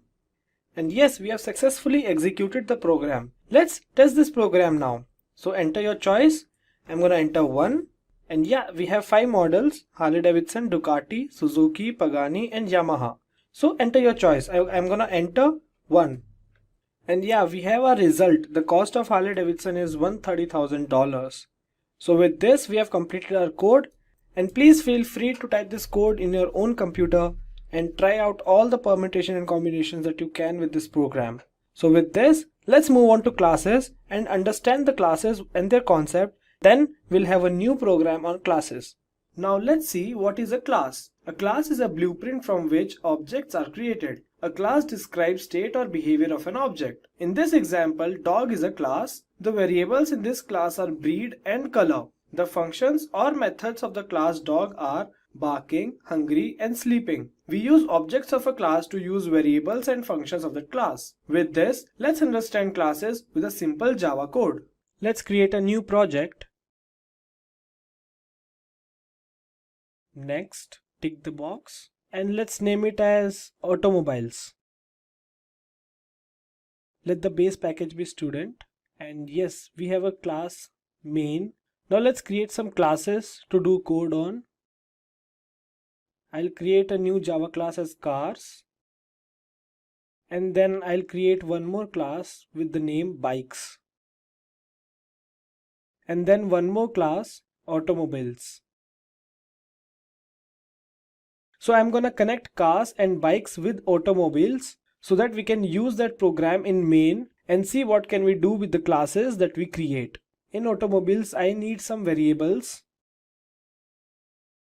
I'll take private, double, and let's say fuel. And then same thing, private, double, and then year. And let's take one more, private, string, and brand. Now let's have getters and setters for this. So these are used to get the value and set the value for the variables inside the class. There we go. We have the getters and setters for it. Now let's go to class cars. So public class cars extends automobiles. So in it, I'm gonna create one more class or a constructor. And I'm gonna print a message. Say a new car has been created. Car has been created. Now the same thing I'm gonna do with bikes. Let's go to bikes and I'm gonna use the same thing, extends automobiles. This is because I can inherit all the variables from the automobiles class. So I created a constructor and I'm gonna print a message. A new bike has been created. So I have created class, cars, bikes, and automobiles. So let's go to main program. So this is where we should write our code. So I'm going to start with the code now. It's a very simple code. First I'm going to create the variables or the objects of the class with private bikes, bike. So one is car and one is bike. Both are objects for the classes. So I'm going to use these objects. Bikes, bike is equal to new bike.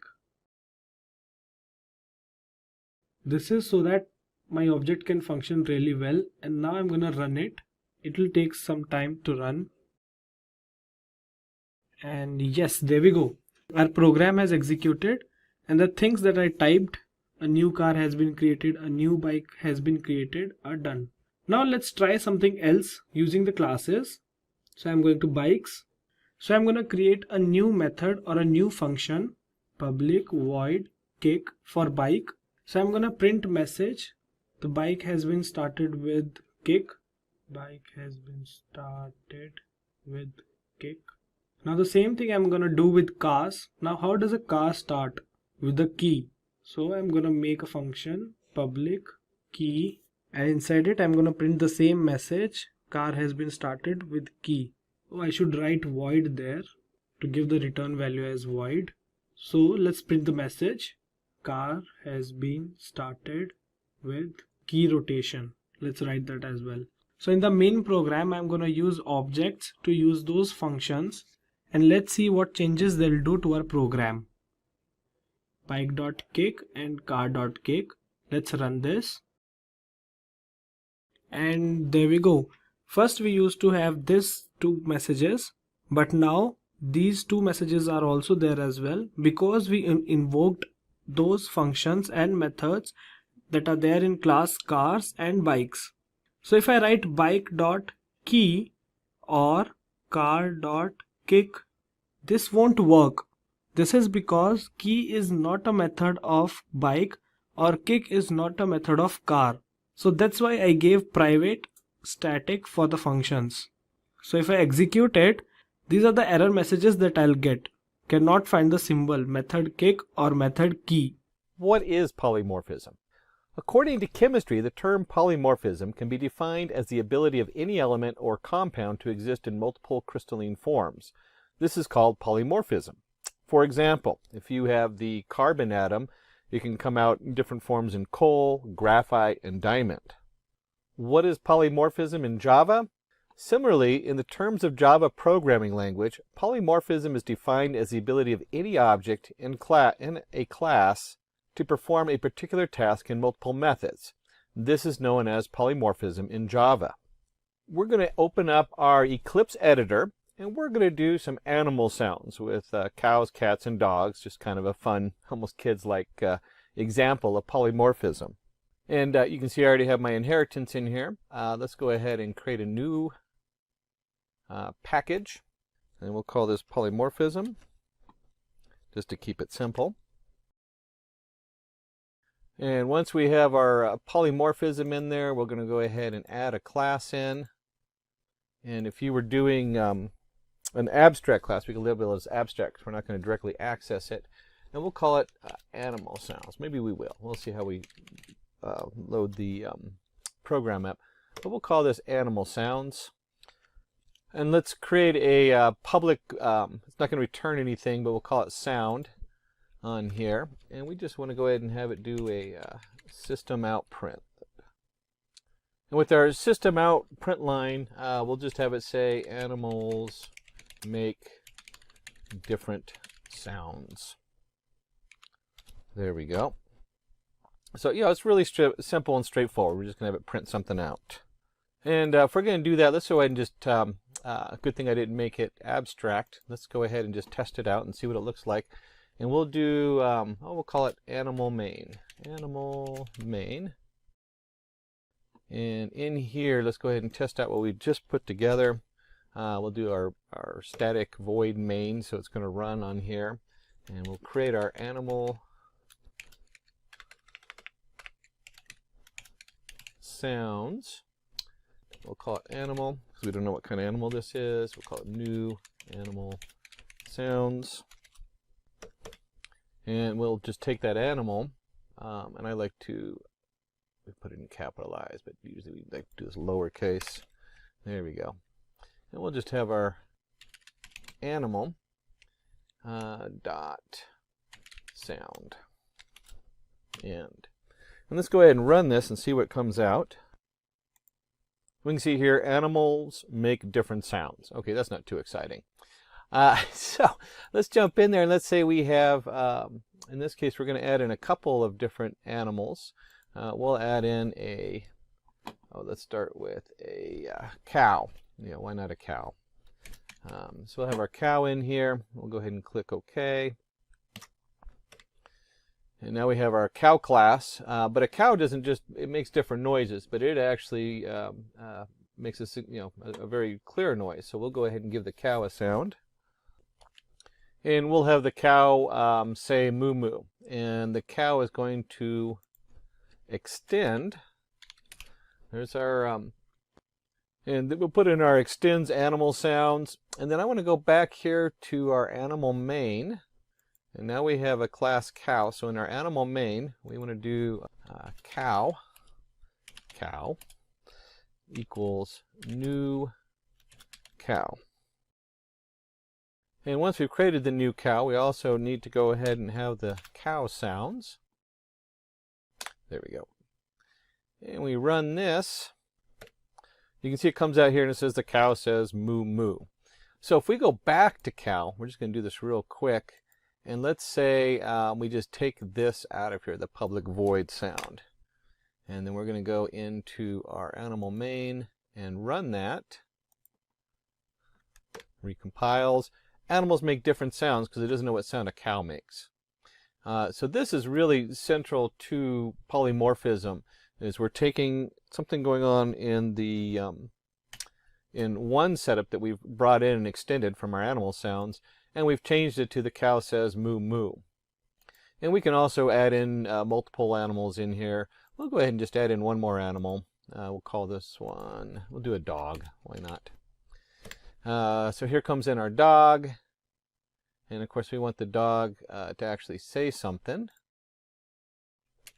And we'll have the dog go bow wow, and then we'll go back to our animal main, and we have to create a dog. And we'll say cow,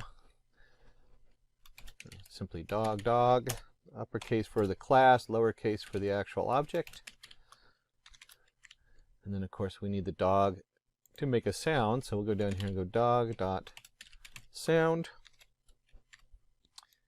And when we run this, as you expect, it's going to compile it. There we go. Animals make different sounds. The cow says moo moo. The dog says bow wow.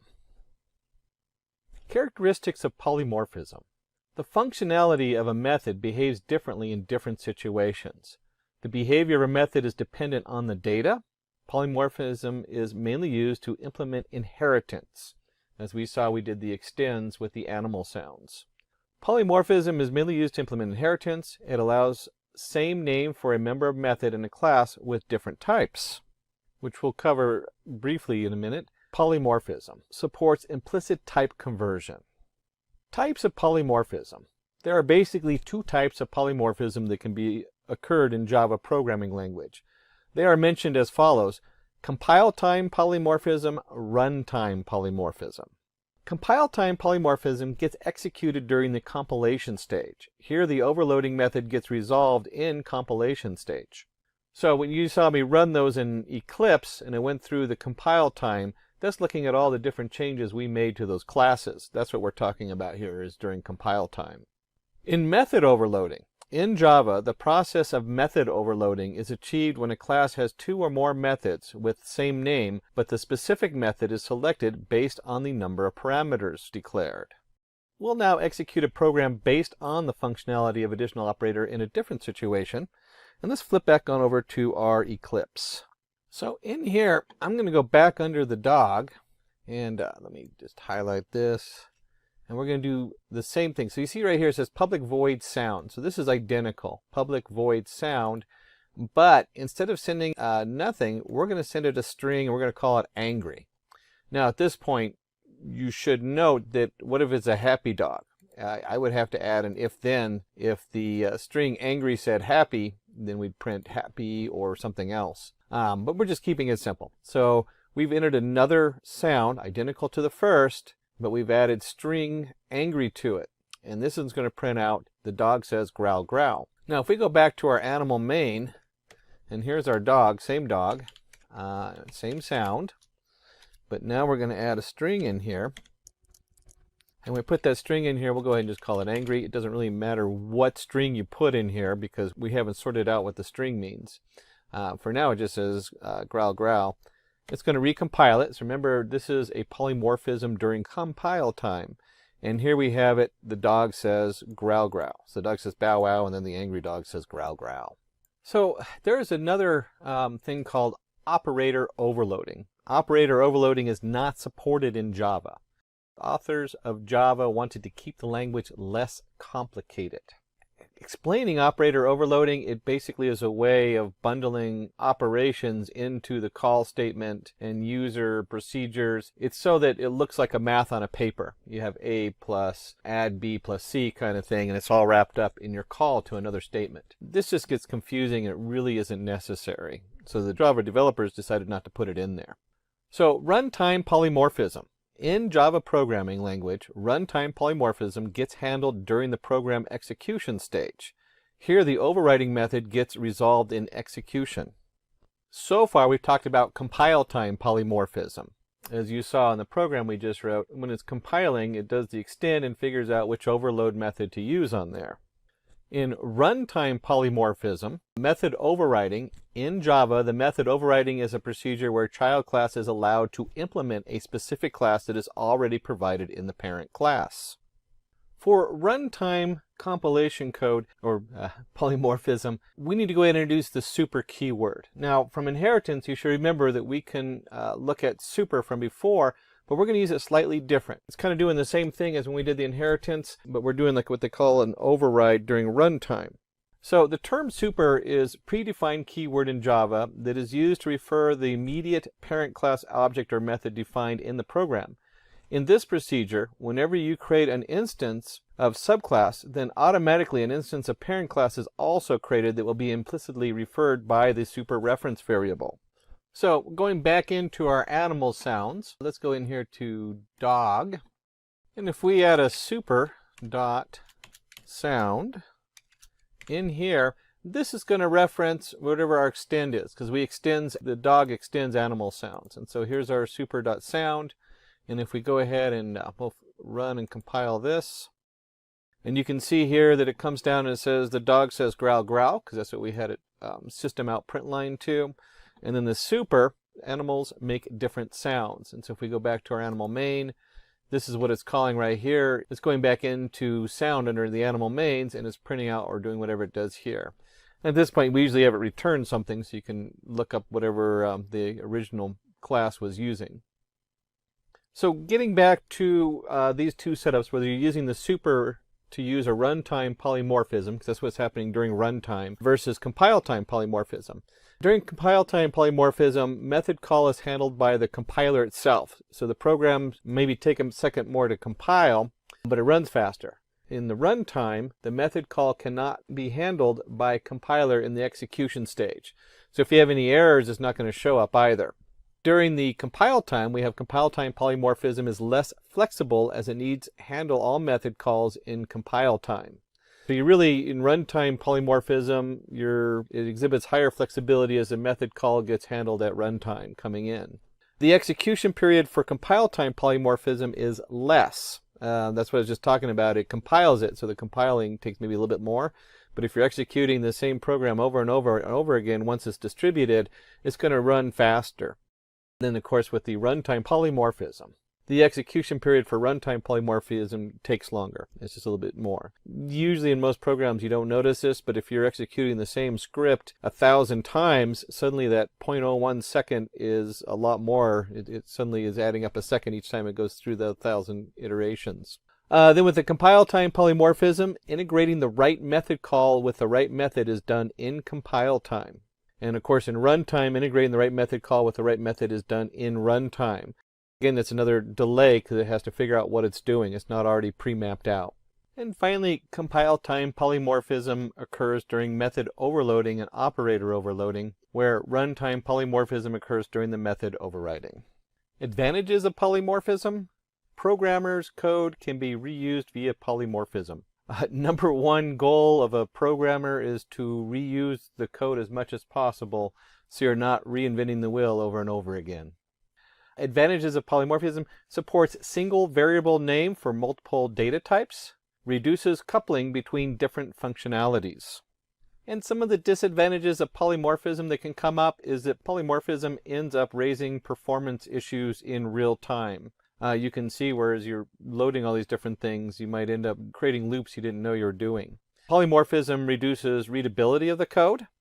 Sometimes your actual code, everything you look at in Java is polymorphism, all based on a primary object. So you could have a very complicated setup, and then it actually is very easy to read when you actually put your final variable in there. But when you're going through lines and lines of code, it can be really hard to figure out what's going on as you loop through all these different inherited modules or classes. Programmers find polymorphism difficult to implement. Just depends. The more you use it, the easier it is. Let's see the definition of encapsulation. Encapsulation is like a capsule. The whole code and data is bounded together into a single unit. Another way to think about encapsulation is it is a protective shield that prevents the data from being accessed by the code outside this shield. As you can see, variables and methods are defined inside one class like a capsule. Now the question is, why do we need encapsulation? The main reasons are: first, better control of class attributes and methods. Second, class attributes can be made read-only or write-only. Third, it makes Java code very flexible. This means the programmer can change one part of the code without affecting other parts. Apart from these, encapsulation is mainly used to protect data and increase security of the code. As you can see, to protect the data, variables must be private and they can only be accessed through methods. Now, let's see Java code for encapsulation to understand the concept better. So now let's create a new project.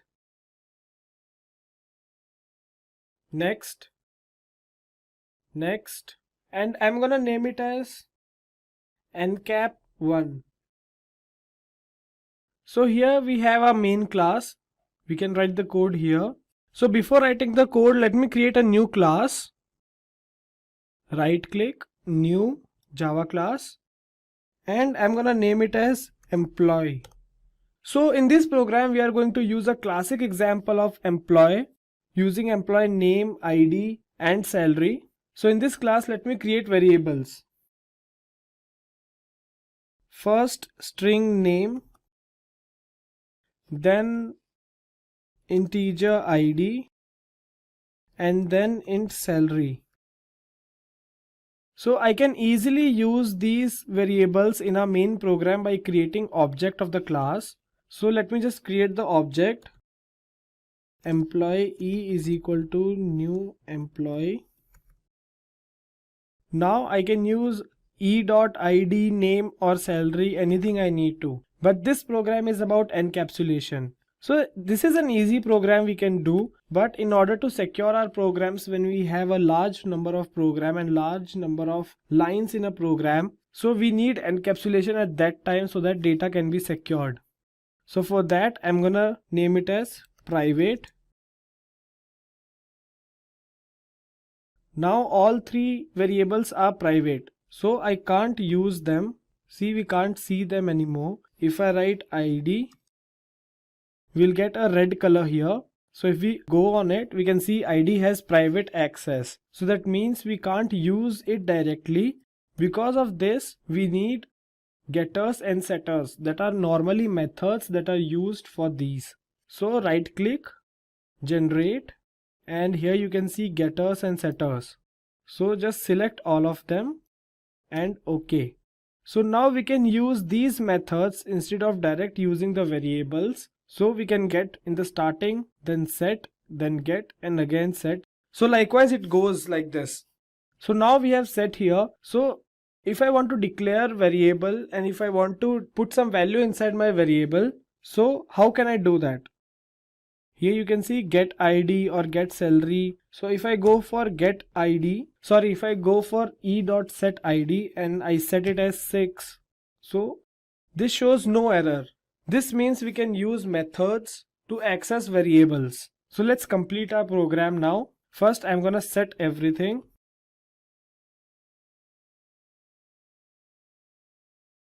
And lastly, e.setSalary. Let's get it as 30,000. Maybe in dollars or maybe in rupees. Let's just set it as 30,000 for now. So how I'm gonna print it? For this, I'm gonna go to a print statement and then name and not set name, but this time I'm gonna go with get name. Get name is to return the value of the name that I have given. So in this case, that's Simplilearn. And next will be ID and e.getID. And lastly, salary, e.getSalary. So this is a simple program that is used to define encapsulation. If we don't use private variables, that becomes a normal program. So when we use encapsulation, we are going to use private every time whenever we declare variables so that it's secure and no one can access the variables directly. So now let's run the program. And there we go. We have our result. We have executed the program successfully. And as you can see, name Simplilearn, ID 6 and salary is 30,000. So I hope you understood the concept of encapsulation. So the main concept of encapsulation is all the variables can be accessed through methods. So for this we use getters and setters that are inbuilt functions for IntelliJ or NetBeans or Eclipse. So with this, let's move on to our next program to understand it better and how we can manipulate these variables or methods using program. So again, let's create a new project. And this time I'm gonna name it as encapsulation 2 because it's the second program for encapsulation. And here we have our main program. Now this time I'm gonna use an example of cars. So let me just create a new class and I'm gonna name it as cars. So in this again I'm gonna create 3 variables that are private. So first I'm gonna get string name, then private string price, that means price of the car, and third one top speed of the car. So we can create the program that we did before as it is, but I'm gonna explain you more in depth how we can manipulate these variables or classes. So I'm gonna create a constructor for the class cars, and inside I'm gonna give it as arguments as string name, then string price and string top speed. And I'm gonna give it as this dot name is equal to name. This is so that the class can identify that we are going to give arguments related to that, and the class can return the values of it. So similarly, I'm gonna give it as this dot price is equal to price, and lastly this top speed is equal to top speed. So with this we have completed our constructor for it. Now let's have getters and setters for the same thing for these 3 variables. So generate getter and setter, select all, and OK. This is a great feature that we have in Java, getters and setters. Otherwise we'll have to type the whole code. So with this, let's move on to our main program. We'll write the code here. First I'll create object of the class cars, and inside this I'm gonna give arguments, or inside this I'm gonna give values that I use in constructor to assign the values without using any c.getName or c.getPrice. So my first was name, so let me just name it as BMW. The second thing was price, so I'm gonna give it as $30,000. And the third one was top speed. So top speed I'm gonna give it as 200 km/h. So we have assigned all the values to the variables and we have created object as well, all in the same line. So this is another way of creating objects, or another way of assigning values to the variables that are private. So if I try to print these, they can be easily printed. So in the starting name and c dot, so this time I'm gonna give get name, so it automatically gets the value that I assigned to the variables through getters and setters. After that price c dot price get price, and in the end top speed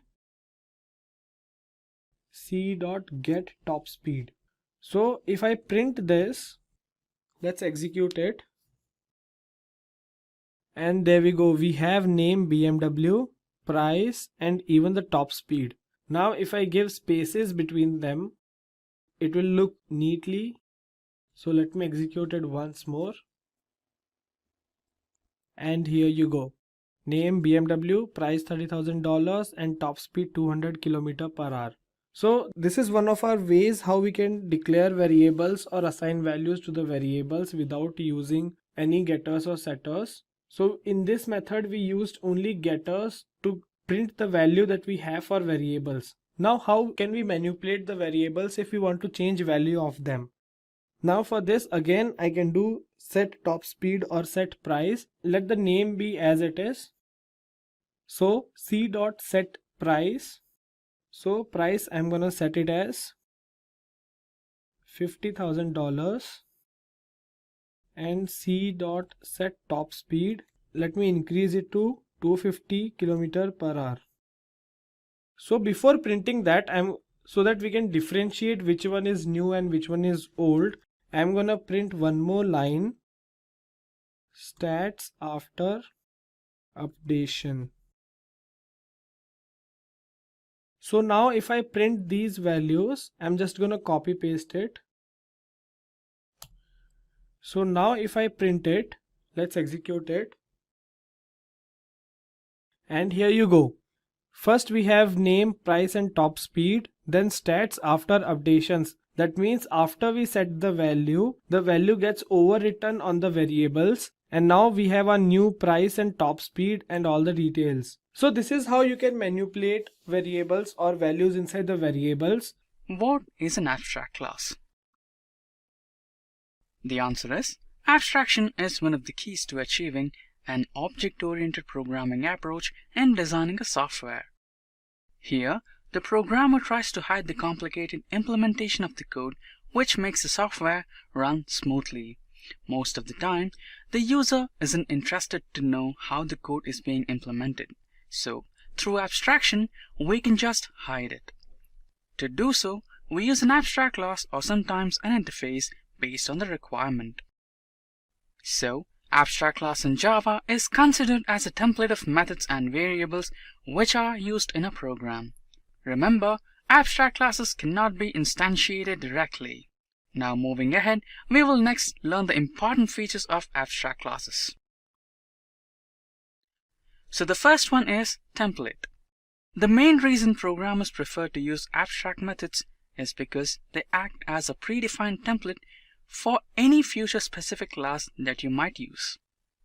Next, loose coupling is a procedure where an internal object gets the necessary method or a different object from the external world, that is, other than the current working project. The use of abstract classes makes this process possible. After that, we have the code reusability.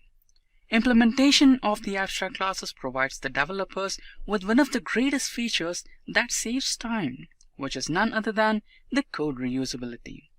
Followed by code reusability, we have abstraction. As discussed earlier, data abstraction is the process of hiding certain details and showing only essential information to the user. Abstraction can be achieved with either abstract classes or interfaces. Last but not the least, dynamic method resolution. The abstract classes enable us with dynamic method resolution or the dynamic method dispatch process. The dynamic method resolution is a mechanism by which a call to an overridden method is resolved at runtime. This is how Java implements runtime polymorphism. When an overridden method is called by reference, Java determines which version of that method to execute based on the type of object it refers to. Now, these were the few important features of abstract classes. Next in the docket is the crucial rules to be followed to use abstract classes. Alright, let us go through the rules one by one as mentioned below. The first one is, the keyword abstract is mandatory to declare an abstract class. Followed by that, the next rule says that abstract classes cannot be instantiated directly. The third one is, an abstract class must have at least one abstract method. Next to that, we have another rule which says an abstract class includes final methods. Next, an abstract class may also include non-abstract methods. It's not mandatory that an abstract class should only include abstract methods. So the last rule says that an abstract class can include constructors and static methods. So these were some crucial rules to be followed to use abstract classes in Java. So far, we have discussed the definition of abstract classes, its features, and the rules to use abstract classes in Java. Now, we will learn how to achieve abstraction in Java. So basically, there are two different ways to achieve abstraction in Java. The first way is by using abstract classes, and the next one is by using an interface. Now, this brings us to our next topic, that is the syntax to be followed to use an abstract class and an abstract method. To declare an abstract class, we use the keyword called abstract. Followed by that, we use the keyword called class. Then after that, we declare the name of our class. The name of the class is up to the user's choice. For example, I have named my class as Simplilearn as shown here. Followed by the abstract class, we have the abstract method. To declare an abstract method, we use the keyword called abstract. Then the return type of the method. As of now, I have used void. Then later we have the name of the method that is based on the user's choice. As you can see, I have used Simplilearn as the name of the method. So this was by using abstract class method. The next one is by using an interface method.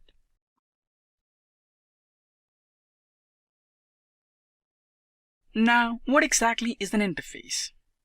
So interface can be defined as a boundary between the method and the class implementing it. In Java, we use interface to achieve abstraction. In other words, we can also consider interface as a container which saves the signatures of the methods used in a program. Now we will move ahead and understand the syntax to use an interface to achieve abstraction in Java. To declare an interface, we use the keyword called interface.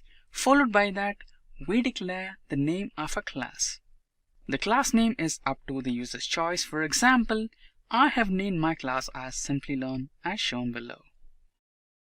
As discussed earlier, interface acts just as a container that stores only the signatures of the method. We cannot have a complete method defined inside it. All we can do is just declare an interface.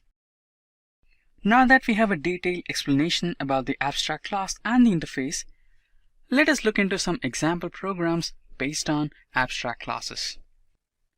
Now we have successfully booted the Eclipse IDE. Now let's create a new project. So to create a new project, just click on Create a Project. And this should give you a dialog box wherein you have to select Java Project. Click Next. Now let us give a name to our project.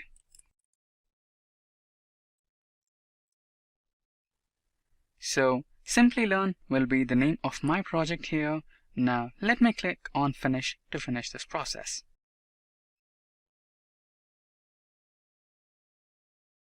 As you can see, the project has been successfully created. And inside the project Simplilearn, we have the source file, and right-clicking the source file will give us a drop box where you can just select New, and inside New you can select a new package. Now let's name the package as Abstraction and click on Finish to create the package. Moving further, let's right-click on the package and select New, and from New select a class to create a new class. So the name of my class will be Employee. Let's click on Finish to create the class. Now we have our Employee class ready. Now let's right-click on the package and select New, and inside that, let us select another class.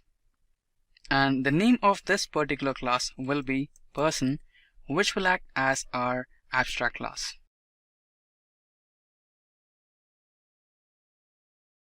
So as you can see, we have declared this particular class with the keyword abstract, and the name of the class is Person. So our first example, which is based on employees, where we will have an abstract class called Person, and this Person class will be inherited by the employee class and gets executed to generate employee details. Now let us try to execute this program and see the output. To execute the program, just right-click on the package and go to the Run option and select the first one, that is Java Application.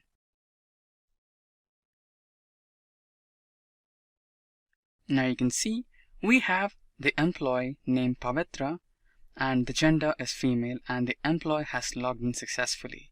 So these are the details which we were expecting to be presented on the output console.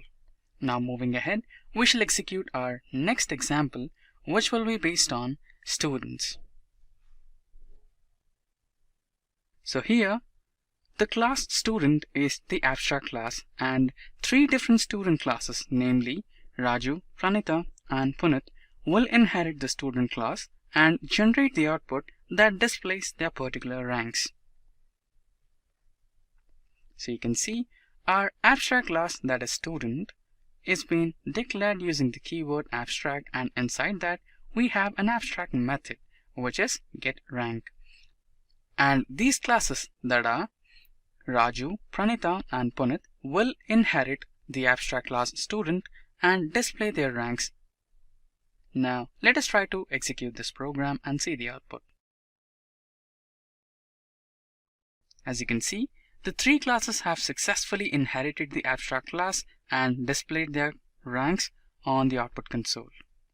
Now let us move ahead and try to execute one last example based on abstract classes. So the third and last example is based on interest rates provided by different banks.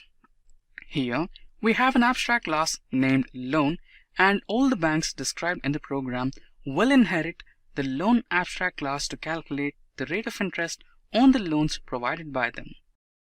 As you can see, we have the abstract class, that is loan, and inside that we have the abstract method, which is interest.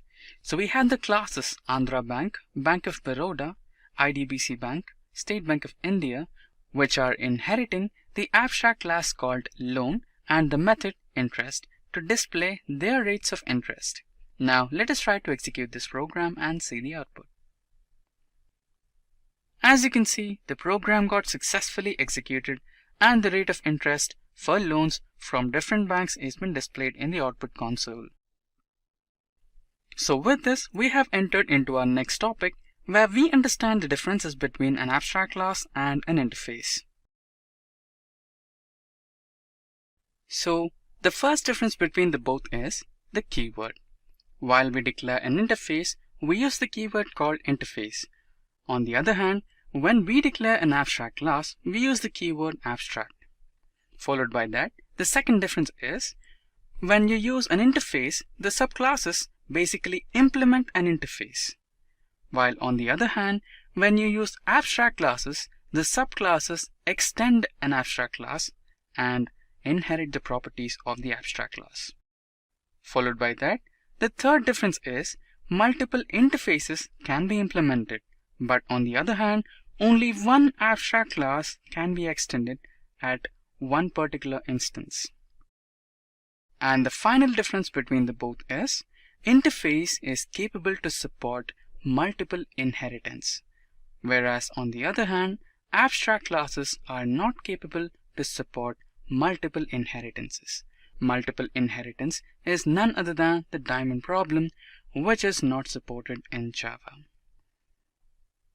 Now that we have understood the differences between the both, let us understand the major advantages and disadvantages of using an abstract class. Now first, we will discuss the advantages. So the advantages of using an abstract class in Java are: the abstract classes are highly beneficial in writing shorter codes. The abstract classes avoid code duplication. They enable code reusability, which is a major advantage. And finally, the last advantage is changes to the internal code implementation can be done without affecting the classes. So these were few of the major advantages of using an abstract class. Now moving ahead, we shall discuss the disadvantages of using abstract classes. Few of the disadvantages of using an abstract class in Java are: abstraction is expensive, as sometimes you need to handle cases and situations which are not necessary. Followed by that, the second disadvantage is object relational impedance mismatch in the case of RDBMS, and the last disadvantage is object relational mapping in case of frameworks like Hibernate. So these are the few important disadvantages of using abstract classes in Java that you need to consider before using them into your project. What is inheritance? There are two other key terms which are not going to be in this agenda, but you should also, when you get to them, make sure you bundle them together as you're understanding these structures. And that's the abstract class and the polymorphism. So what is inheritance? Inheritance is an act through which a new class gets created by acquiring the variables and methods defined in the previous parent class. So when we look at what is inheritance, we can take an example of, say, food. We have veggies, noodles, fruits, where food is the parent, and your veggies, your noodles, and fruits are all subclasses of that. They're all kind of children of food. Why do we need inheritance? We implement inheritance for a multiple of reasons, like creating a possibility to add or remove features, to reduce the code length as we reuse the code, more comfortable to develop and maintain the project. And so if we start looking at, let's say we have a cell phone. We make calls, we have our SMS texting, our communication. On our phone we have our media. We also had a browser on there because now we have a smartphone. And we look at that, we have our phone set up, and then we have our full smartphone, media, call, SMS, and browser. And we start to kind of link these. Instead of making them separate, we can have the call and the text, and then we can have them inherit. We can actually create a media that inherits their qualities. So now you can text your media. Now you can use the browser as part of your call scenario. And I would even add one more example in here, and that is that all programming languages that are object-based are built on inheritance. Java, Python, C++. So this concept of building an object, and then that object then is inherited by everything underneath of it, is important to understand, even in these even as we're looking at more specific cases. So we'll take a look at the components of inheritance. And the most important two components in inheritance, the two major components that are mentioned, are parent class, or the superclass, and the child class, or the subclass. And to see this, let's go ahead and jump into Eclipse and take a look at what the actual code looks like. So the first thing I want to do is go ahead and add in a new package. And we're going to go ahead and call this package inheritance, because that's what we're working with. Oops. Give me a default Java tutorial in there. Inheritance, finish. And I started off with the Java tutorial as just a, went in and created a new project and made sure it was Java based. So we have our package inheritance right here. We're going to go ahead and add in a new class. And we'll go ahead and call this class machine. Now, one of the standards when you're creating classes is to capitalize the first letter, so always remember to do that. In some places, people like to have the whole word capitalized. It really depends on who you're working with. But it is kind of, if it starts with a capital letter, it's probably a class. And so once we have our inheritance, we have our public class machine. Let's go ahead and give it a little bit underneath there to do something. And we'll start with protected string brand. And so whatever machine we're working with, these particular machines are going to be, we'll call them, it'll be a Samsung. Free, they get some free marketing right there for Samsung. So Samsung machines. And then we want it to do something, so let's go ahead and put a procedure in there. And we'll make it public, void, because it's not going to return anything. And we'll call this wash. I guess they're all wash machines.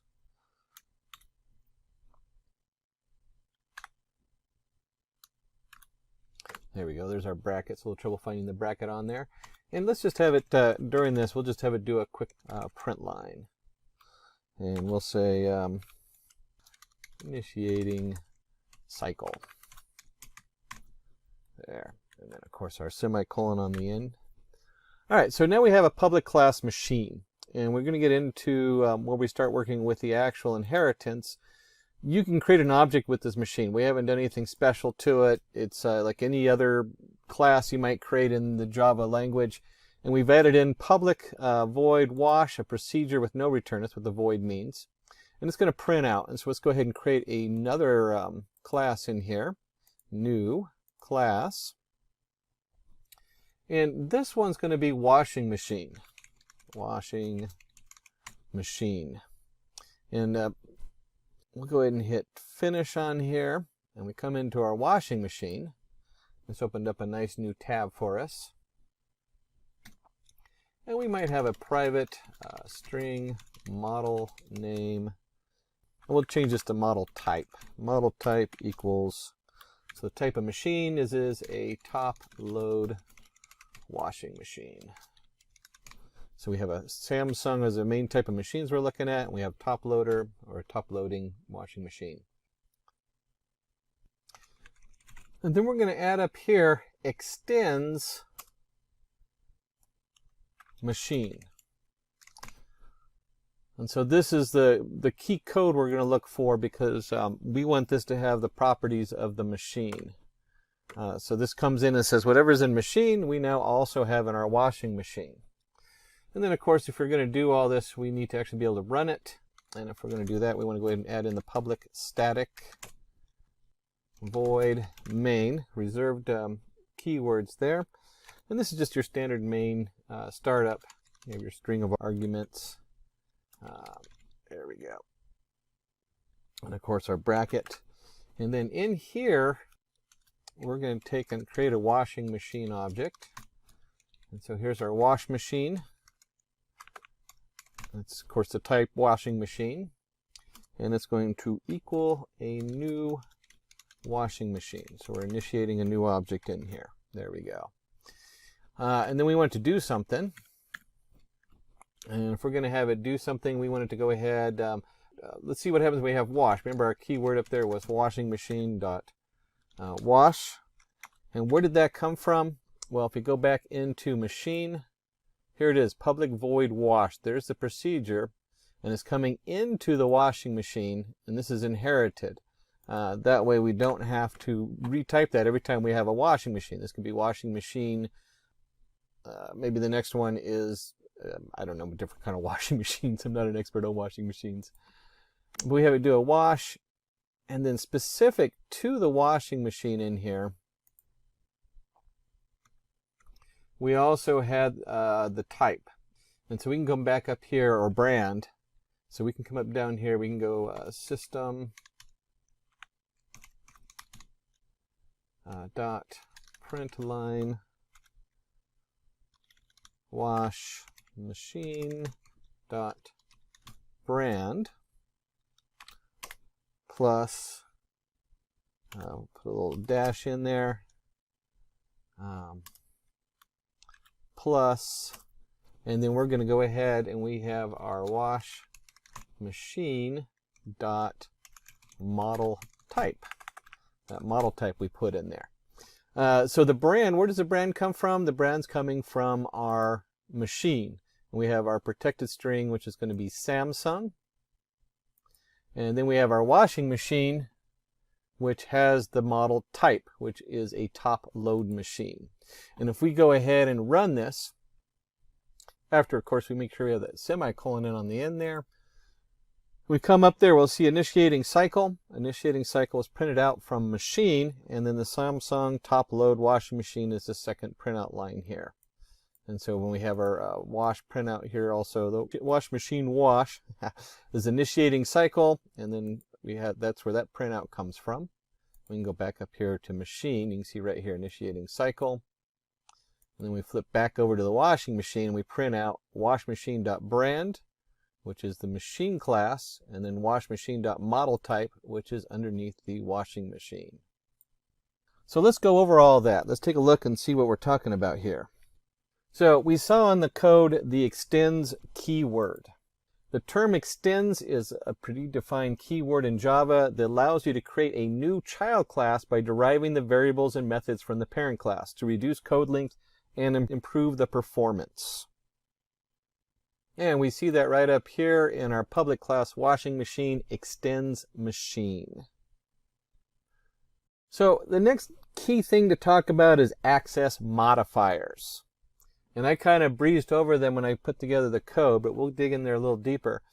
When we talk about access modifiers, there's 4 different words you really need to know, and that's default, public, protected, and private. And I'm going to tell you right now, default equals public. So what is default? Default access modifier is set implicitly whenever you declare a class without a specific access modifier. By default, the access of a class or method, when declared without a specific access modifier, becomes available to any other method or class within the same package. And in Java, the default is public. So public, a certain class can be declared as public by using the keyword public. Any class or method, when declared as public, becomes available to any class or method declared in the same package. But if a different method or class needs it, it should be imported. And then we have protected. A certain class is declared protected by using the keyword protected. This provides access to the methods and variables of the protected class only to the rightful subclasses and protects the data from any other classes which are not related. And then private. A certain class is declared protected by using the keyword private. This provides the ultimate protection to the data members and the methods of the private class. This procedure is implemented by class to encapsulate the method and members. So we'll take a little, we're actually going to do a different example in here, but I do like this underneath the washing machine. You can see right here we have put in private, a private string. What this means is that only washing machine can access that private string. Where if you have protected, the children can access it. So a protected screen, if you're underneath a machine up here, we have protected, so that when I create the washing machine and extend machine, I can still access it. But if I create a subclass of washing machine and I mark it as private, that subclass is not going to be able to access it. And so it has to do with what layers of accessing. Think of this as a big team project. You create something, do you really want that to cascade down to the next class? Or who do you want to have access to that? Let's go a little deeper to really bring this home, because it's really important to understand this terminology. Let's go ahead and start a new class here, and we're just going to call this particular class summation. And go ahead and create that, finish. And so our summation class, it's going to be pretty simple in here. We'll go ahead and do public. So anybody can access it. Just remember, here's our public on there. And then we'll just do a integer, because that's what it's going to return as an integer. We're going to call it add, and we're going to put integer x comma integer y. And we'll just return x plus y. So real simple. We're just adding 2 numbers. Here's our 2 inputs. They both have to be integers.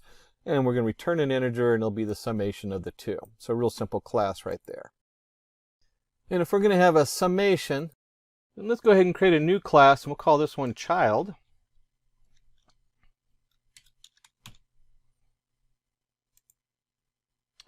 And in our new child class, we're going to go ahead and keep this simple, and we're just going to have our public static main.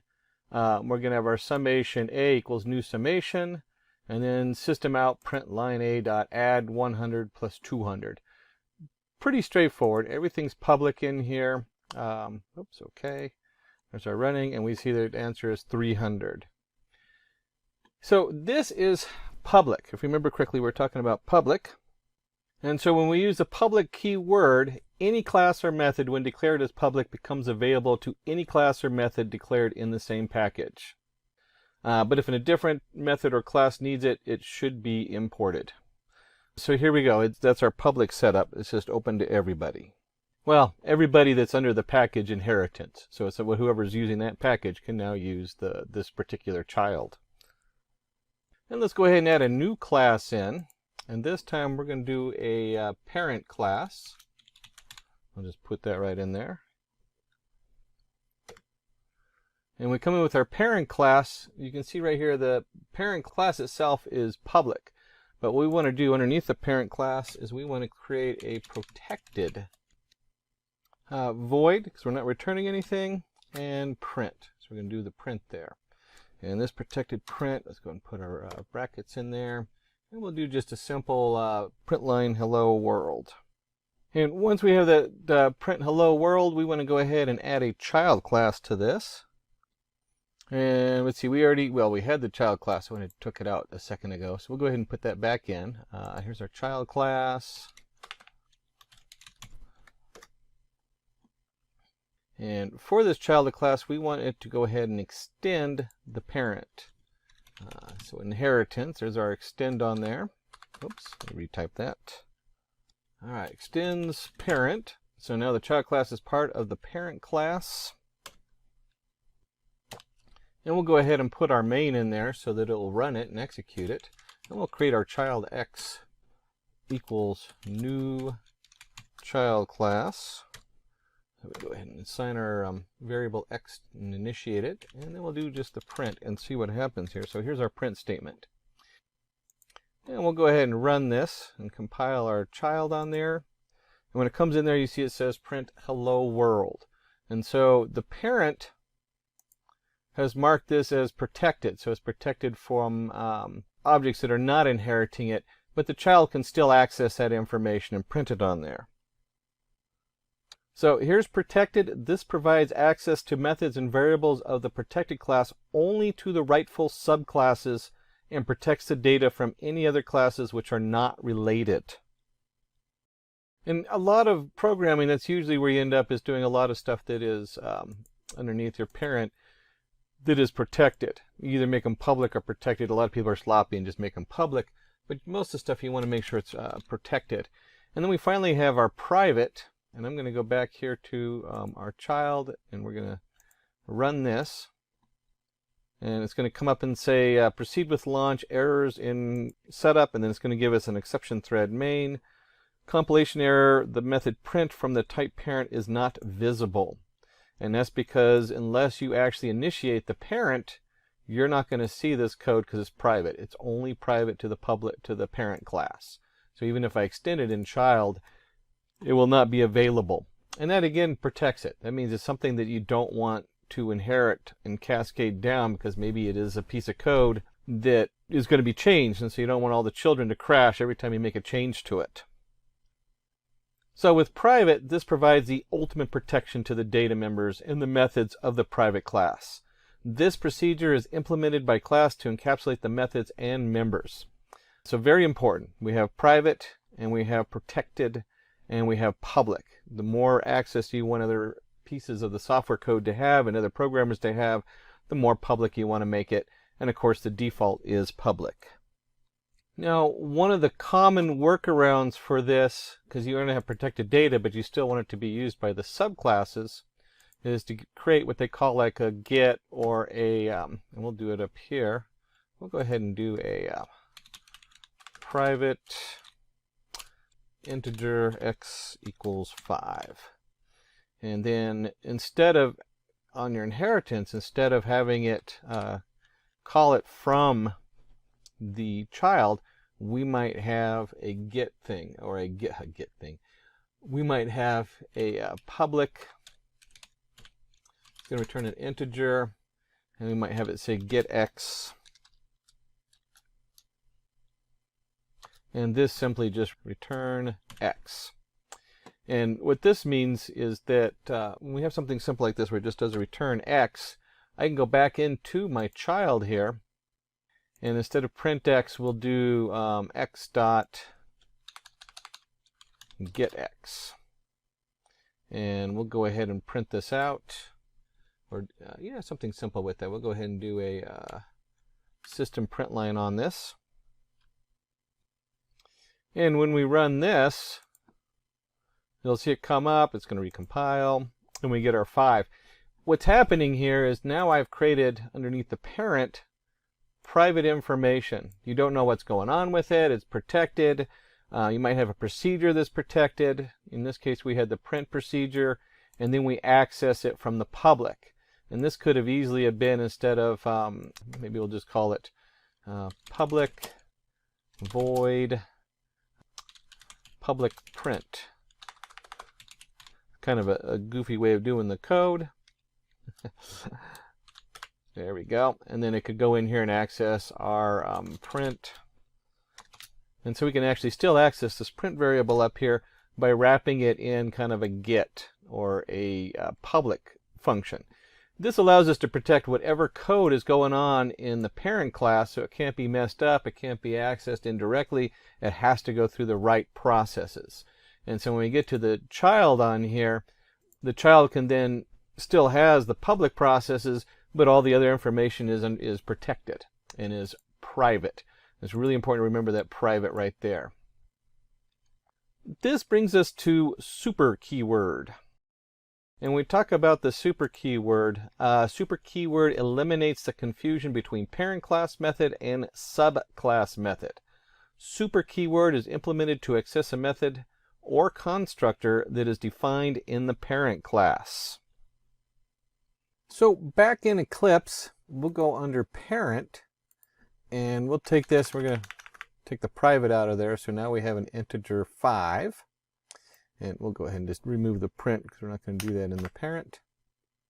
Oops, and the public. There we go. And so let's create a parent that just has one piece of information. It has an integer x equals 5. And then we're going to go to the child, and let's go ahead and add in here integer x equals 10. And these are, by default, they're public. We haven't set anything on here telling it what it is. And so what I'd like to do is we'd like to go ahead and create a,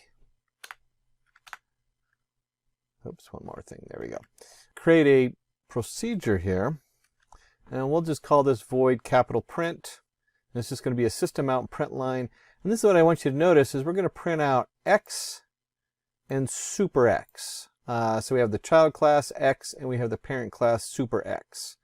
And if we come down here and we do x dot print, don't forget my semicolon, add a couple spaces in here to make it look nicer when we print it. And we'll go ahead and run this. And you can see that the child class prints 10 and the parent class is 5. And so this way you can actually store different information depending on what it is you're working on and what you're doing. And that's where this super comes in. You can see right here where the super underneath the class and the print module. Now you can't just put it in down here under print. And we can explore what that looks like. If I just take this and I go ahead and highlight it. And let's say I wanted to just, instead of doing xprint, it's going to come up right here. And right off the bat, you see the super.x. I could do x.super.x, and it's still going to give me an error right here. It has to be underneath a procedure in the actual class and not under the main. This brings us to types of inheritance. And there's 4 main types. We have single inheritance, which we've already pretty much looked at, but we'll go back over. We have multi-level inheritance. We have hierarchical inheritance and hybrid inheritance. Let's go ahead and just start with the single inheritance. Single inheritance consists of one parent class and one child class. Here, child class inherits parent class methods and data members. And let's go ahead and create a new class up here, just to change it up and keep it interesting. New class. And we'll call this one student. And under the student, we'll have a simple setup. We'll just do an enrolled, and it'll say enrolled in Simplilearn. There we go. So there's our class student, and then we'll create another class. We'll do it as because we have our student, our base student, and then we'll call this one new class. And we'll call this one computers. There we go. So he's enrolled, finish. And for computers, let's go ahead and put in a print line here. And we'll put down studying computers. And we want to go ahead and do the extends student. So it's a student studying computers, subclass computers. And this would all look familiar because we've been doing this for, a lot of the other setups. This is your basic inheritance. And we'll change that from enrolled to studies. And then let's go ahead and put a main in here so we can actually run it. And we have our P enrolled, which comes from our parent class, and our P studies, which comes from the child, or the one that inheritance it, the extends for student. And let's go ahead and run that. There we go, run. And you can say enrolled in Simplilearn studying computers. And then we can go on to the next setup. And this is where we look at multi-level inheritance. It is also a parent-child inheritance relation, but the difference is the child class is inherited by another child class. This is the basic structure of most programming languages right here. You have an object, you have all the different things under the object, and it gets all the way down to whether it's an array you're working with, whether even a class is a subchild that goes all the way up to the object. And we can simply do that in our code in Eclipse. And we'll just go ahead and add a new class in there. We'll call this one Java. There we go. Oops, Java. And under Java, we want to go ahead and create some of the similar stuff. And then I want to go back to my student. I took out the main and student just because I don't want it to run the main in there. And in here, we're going to have system out. We're going to have, instead of studying computers, focus on Java, which is what we're doing right now. And maybe we'll call this classroom. And then we can come down here and we have our P equals new computers. Well, instead of new computers, we want our Java. And it's going to be a Java object. And we need to put our extends in up here. Extends, in this case we came from computers. So there's our initial thing. And then we have our last print in here.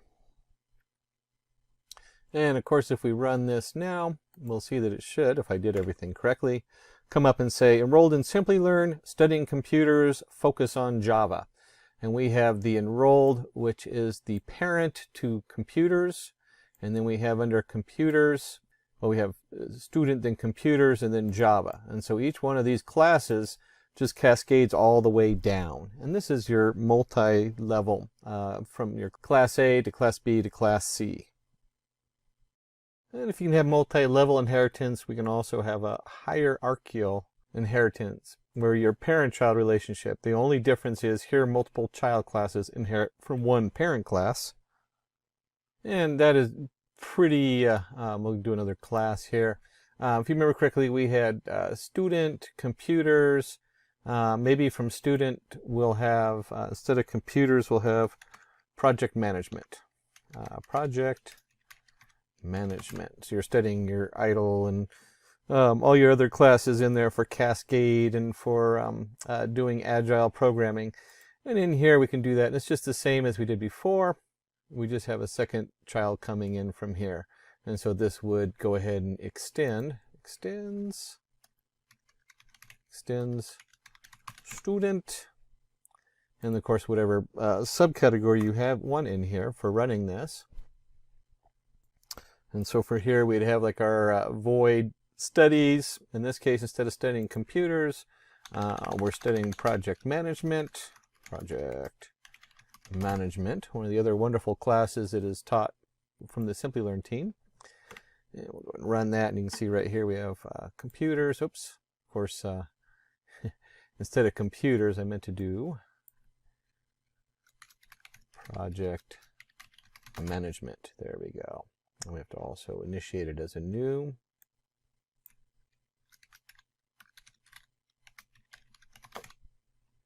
And then when we run here, we can see this. We're enrolled in Simplilearn, and we're studying project management. And then finally, there is the hybrid. The name itself explains it to us. The hybrid inheritance can be a combination of any of the three types of inheritance supported in Java.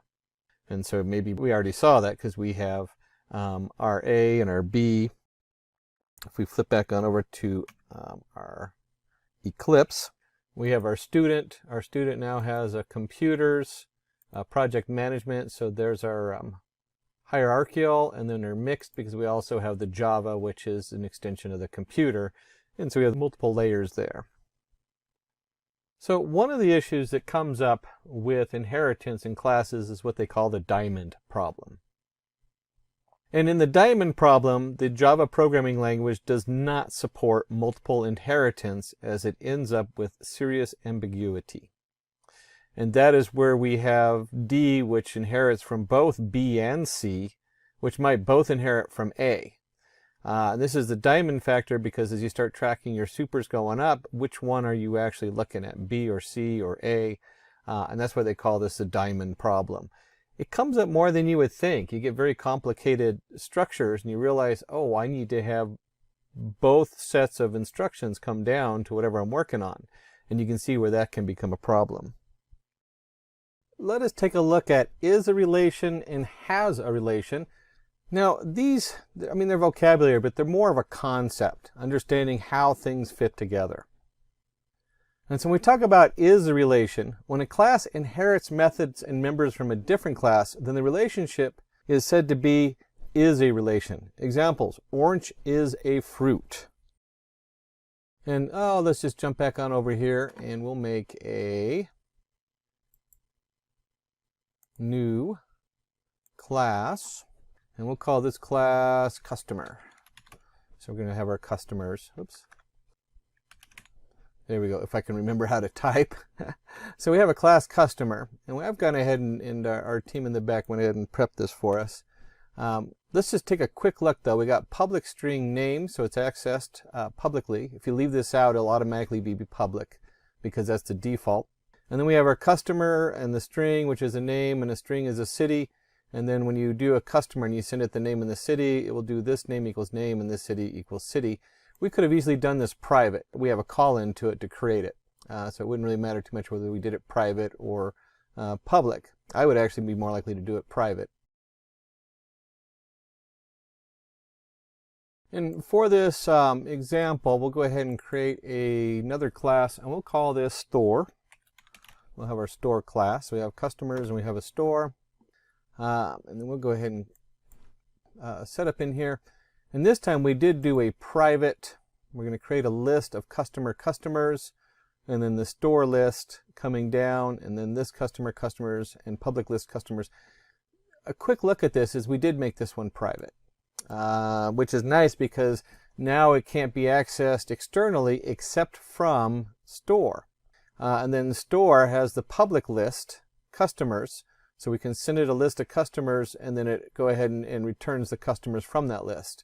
And then when we add it to the store, it sets the customers in the store. This dot customers equals customers. One of the reasons we have the error lines in here is I haven't compiled it, so it doesn't see the customers are part of our package. And we'll get to that in just a moment here. And then let's go ahead and create another class. We'll call this is a relation, since that's what we're working on. And here's our is a relation setup. And we're just going to put this as the main, so you have your main in there. And then we went ahead and prepared a series of customers. And we'll just call it customer C1 equals a new customer, customer C2 equals a new customer. And we're just creating a list here. That's all we're doing. And if we're going to have a list, then we need to go ahead and create a list of customers. And we'll just do that with a simple list setup. And then we got to add those customers into the list. So let's go ahead and do that. So breaking this down, we have customer 1, which is Raju, Bangalore, Shiva, Hyperbad, Sachin, Mumbai, and so on. And then we just created a list of customers, a new array of lists, and then we add in each of those customers. So now we have a nice list of all our different customers in here. And then we want to go ahead and create our store. And we'll put in store, and it'll be a Fruit Smoothies franchise. I put down Fruit Smoothies Franch. Maybe that's not a good abbreviation because you might think it's a French instead of franchise. But it'll be a new store. And then we have our new store, which is, in this case, we're going to put in that new store customers. And if you remember, we went back here into store. Let me just flip back on over there. it's going to take that list of customers and put that into this customer. So now the private list is going to equal that list of customers. And then of course we can come in here and we do public list, it's going to return that list of customers. So we have public assets here, and this store, you can add public at the beginning. We'll go ahead and do that just to make it clear. Is it public? Is what's going to run on there. And let's go back into our is a relation. And flip back to store. I'm going to go ahead and just change this to customer list. So here's our list, customer list, and it's going to return the customers from this selection, from our private variable. So we come into here, we can come down here and we'll go ahead and put that in there. We'll do a loop on this. We'll have a list customer, and we're going to create a list of our customers from our Fruit Smoothies franchise, and we'll get the customer list from there. And then for a customer in the for customer, CST in customer, we're going to go ahead and just print that name out there. Now at this point, if you have an error showing up here under list and also underneath array list, depending on how you did your install, you might have to go ahead and import those, your array list, from your Java utility. Not a big deal. And then once we go ahead and we have this all set up, you'll see here the compiler goes through, and then we have the name of the customer, city, and then it just lists the customers going down here. So when we talk about our relationship of our Fruit Smoothies franchise and customers, the customers, they are a relationship directly to the French Smoothies franchise. Now the second idea is it has a relation, and let's go ahead and take a look at that and see how that differs. And we'll go ahead and create a let's see, we had customers, so let's do and we'll call this one we're doing with smoothies, so we'll have flavors, or favorite. We'll do favorite flavors. Favorite flavors for a class, very strange class. And let's see, in favorite flavors, we'll go ahead and give it a couple things to look at. We'll have a private string and a name, and then we'll have a public string get flavor.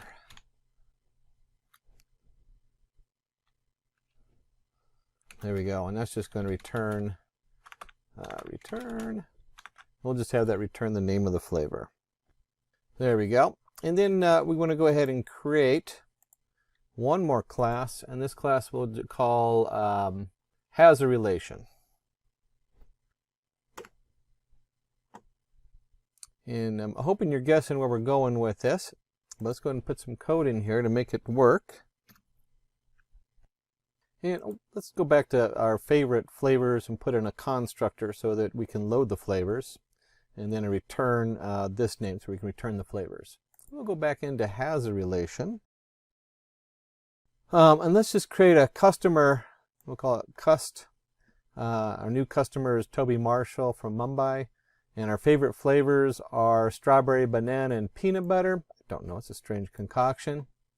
And then we run a print line. We're going to print the customer name from customers and the flavors get flavor. And so when we're looking at this, what I want you to be aware of is that neither the flavors nor the customer are in the same class. They're not, it's not an actual relationship, but they have a relationship because we have Toby who happens to like strawberry and peanut butter. And if you remember, just a quick note, we were looking at the diamond problem.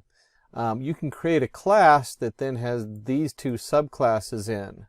And that's how you go around the diamond problem, is you don't inherit, but you create classes inside the class you're working with.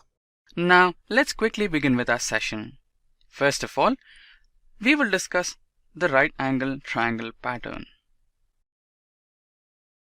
So basically, the right angle triangle star pattern looks something like this as it is shown on my screen.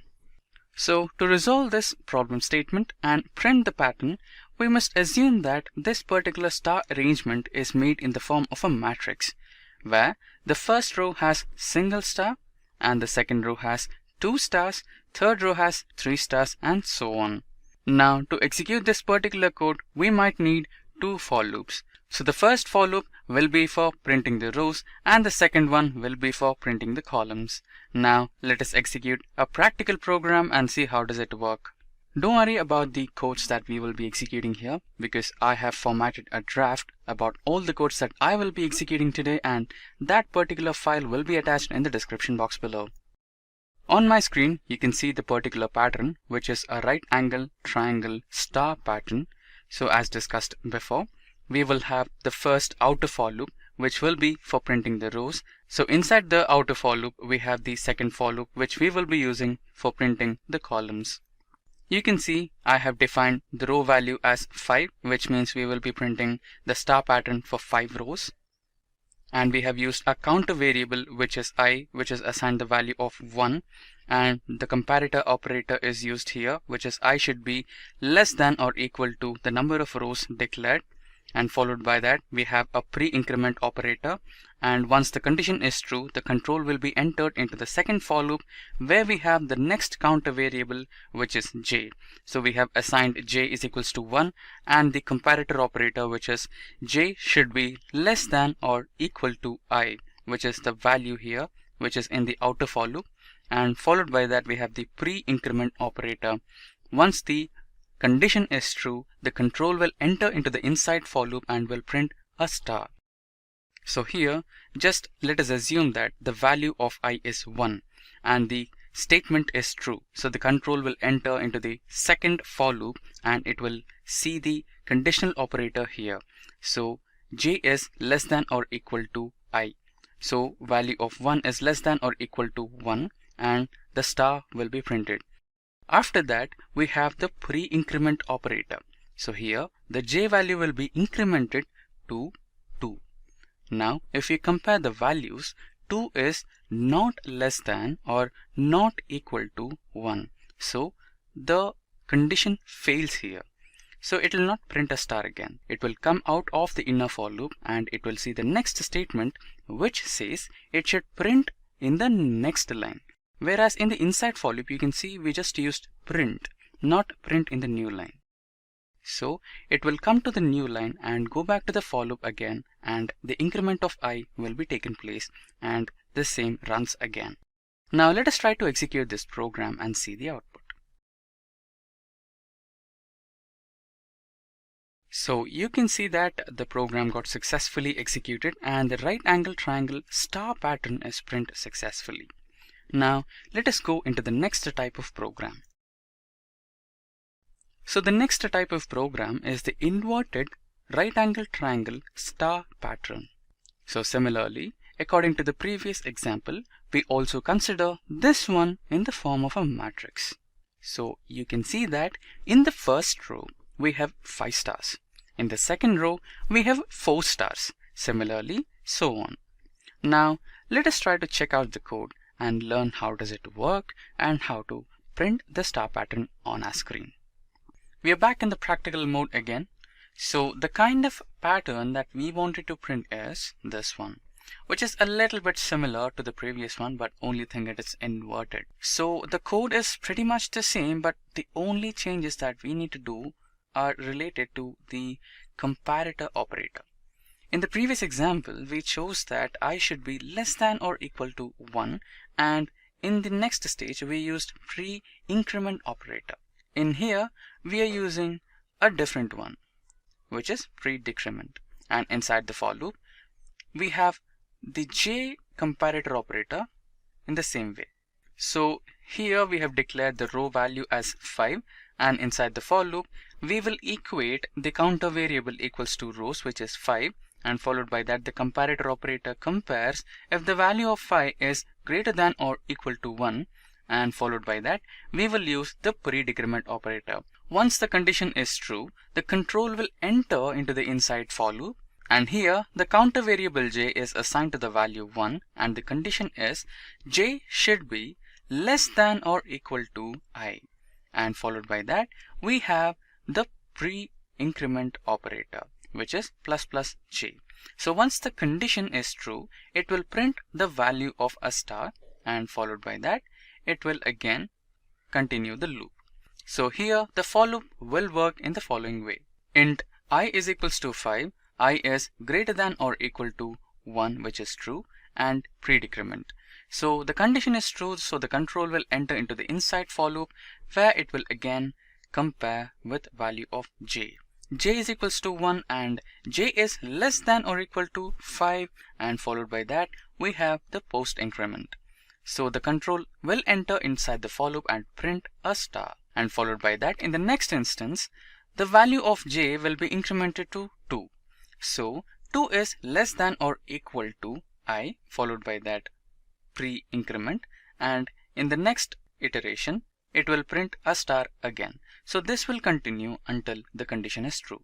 Once the condition fails, the control will exit the for loop and print in the next line.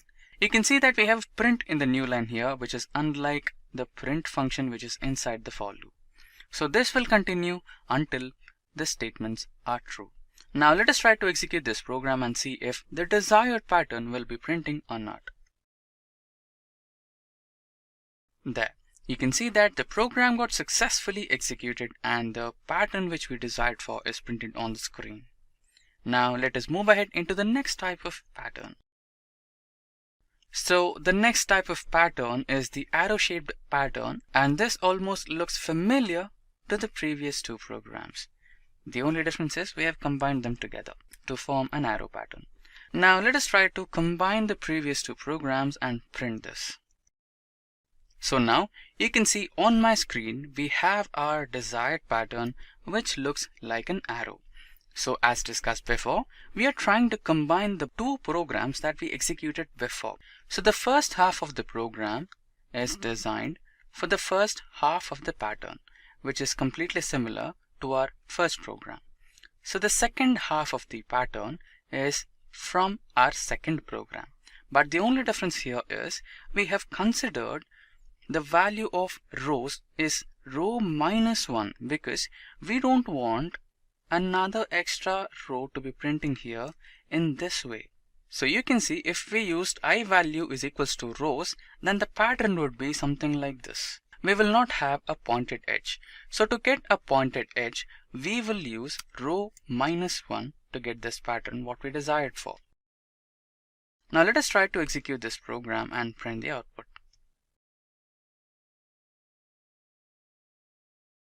Now let us enter the number of rows we want. Let's enter 5. So there you go. Let me expand my output screen. Yeah, there you go. We have the pattern which we desired for. And don't forget that we need to use row minus 1 in the next stage, which is the second half of the program. So this is how the arrow pattern is printed. Now let us move further and see the next type of pattern in our list. So in the next pattern, we have the right angle triangle, which is completely similar to the first one, but the hypotenuse is on the other side. As you can see, this is the difference between the first program and this program. So in the first program, we had the hypotenuse in this direction, and now we have the hypotenuse in the opposite direction. Now, similarly to the first program, we shall consider this one as well in the form of a matrix. So you can see, if we consider this pattern in the form of a matrix, we have 4 spaces followed by a star. Similarly, in the second row, we have 3 spaces followed by 2 stars. In the third one, we have 2 spaces and 3 stars, and so on. So the main point that we need to consider here is, first we need to print the spaces. Followed by that, we need to print the stars to get this pattern. Now let us execute a practical program and see the output. So back in the practical mode, you can see on my screen, the desired pattern what we are looking for is this. So here, the only difference is we have to print the spaces first. So for printing the spaces, we will be using this for loop with the condition j is equals to 2 into n minus I, and j should be greater than or equals to 0, and j decrement, which is a post decrement operator. So what is the value of n? N is nothing but the value of rows. So the value of n is declared in the main function, and n is equals to 5. After that, we will be calling the print stars function, which is over here, and the value of n will be carried over here, and then the counter variables I and j will take care of the for loops. Now let us try to execute this program and see the output. So you can see that the program is successfully executed and the desired pattern is printed successfully. So this for loop will be run until the condition is true. Once this for loop fails, we will enter into the next for loop, which is particularly designed to print the stars. Now after this, let us move ahead into our next type of pattern. So the next type of pattern is an inverted right angle triangle pattern, which is opposite to the second type of program that we dealt with. Now similarly, let us consider this in the same way as we considered all the other programs, that is in the form of a matrix. So here we have 5 stars in the first row, 4 stars in the next one, and 1 space. Followed by that we have 2 spaces, followed by that we have the 3 stars, and 3 spaces, 2 stars, and so on. Now let us see a practical program and try to print this particular pattern. So we are back in the practical mode, so you can see that the desired star pattern is this, and it is completely similar to our previous pattern. So the only difference is we tried to print spaces first in the earlier pattern, and here we are trying to print the stars first. So that's the only difference. And we have the same for loops. So the first for loop is for rows and it will print spaces, and the second for loop is for stars, which will print the stars. As you can see, we have the row values and the column values here as the comparator operator, and we have the comparator operator which finds if j is greater than I. In the first case, the loop will fail because the value of j and I are completely similar, because we have declared I is equals to rows in the first outer for loop and same j is equals to rows in the second inner for loop. So obviously the condition has to fail and it will not print any space here.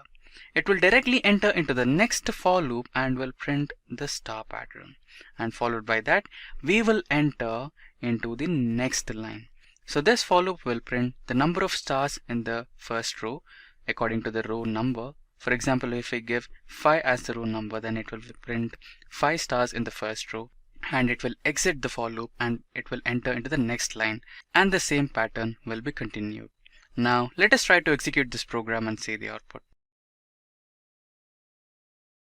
Now let us give 5 as the number of rows needed. So there you go, you can see the star pattern here. So this is how this particular star pattern will be generated. Now let us move further and check out the next type of pattern program in our list. So the next type of pattern program in our list is arrow. So this arrow is completely similar to the previous one. The only difference is it is in the inverted way, which is it is pointed towards the left side. Now let us check out the practical program and learn how to execute this. Back onto Eclipse IDE. So you can find some similarities between the previous 2 programs and this particular program. In the previous 2 programs, we tried to print the first half of the pattern, and followed by that, we have printed the second half of the pattern. Now we are going to just combine both the programs and print this particular arrow pattern. So here, the first half of this particular program is concerned with the top portion of this pattern, which is the right angle triangle. Followed by that, the second half of the program where we have the conditions placed. So this particular segment of the code takes care about the second half of the program, which is the inverted right angle triangle. Now let us try to execute this program and see the output. So let us specify the number of rows as 5, completely similar to the previous 2 programs. Now let's press enter. Now there you go. Let me expand my console. So there you go. You can see the arrow pattern. So this is how you print an arrow pattern pointing towards the left side. We have also discussed an arrow pattern where the arrow will be pointing towards the right side as the program number 3. Again, don't worry about the codes. All the programs that I'm going to execute in this session are drafted in the form of a text document, and that is linked in the description box below. You can take that source file and practice the programs for yourself. Don't worry. Now let's move ahead and check out the next type of program. So the next type of pattern that we have in our list is the pyramid. We also call this an acute angled triangle star pattern. Now let us understand the logic for this. Now you can see without the matrix format, this looks completely similar to our first program, but only the difference is we have a space, which is obvious, but there is a small difference. Let us check out what's the difference is. If we look this program in the form of a matrix, you can see there are variations in spaces. In the first row, we have 2 spaces, 1 star, followed by that again 2 spaces. In the next row, we have alternate space and star, space and star, and similarly in the third row we have a star, space, star and space. So this is how the matrix continues according to the number of rows provided. So let us understand how the logic exactly works for this program. Okay, so you can see the pattern that we desired is in the form of an acute angle triangle or pyramid. Now we have 2 counter variables, which is I is equals to 0 in the outer for loop and j is equals to n-1, which is inside the for loop. So the value of n is equals to 5, which is the total number of rows that we needed in our particular pattern. Now you can see in the outer for loop we have the condition, which is I should be less than n. So I should be less than the number of rows, which is equals to 5. Followed by that we have the post increment operator I++. So the condition will be true because 0 is less than 5 and it will enter into the inside for loop where we have j, which is equals to 5 minus 0. Followed by that we have the condition. So 5 is greater than 1. So the resultant of this particular statement is 5. So 5, which is now the value of j, is greater than 1. Followed by that we have the post decrement operator, which will decrease the value of j in every iteration. So once the statement is true, it will try to print a space. So it will print the spaces until the condition is true.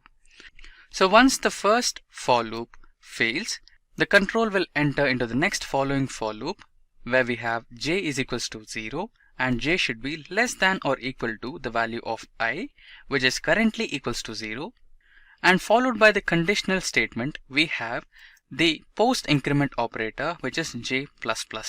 So this particular for loop is used for printing 2 things, which is the first one star, followed by that we have a space.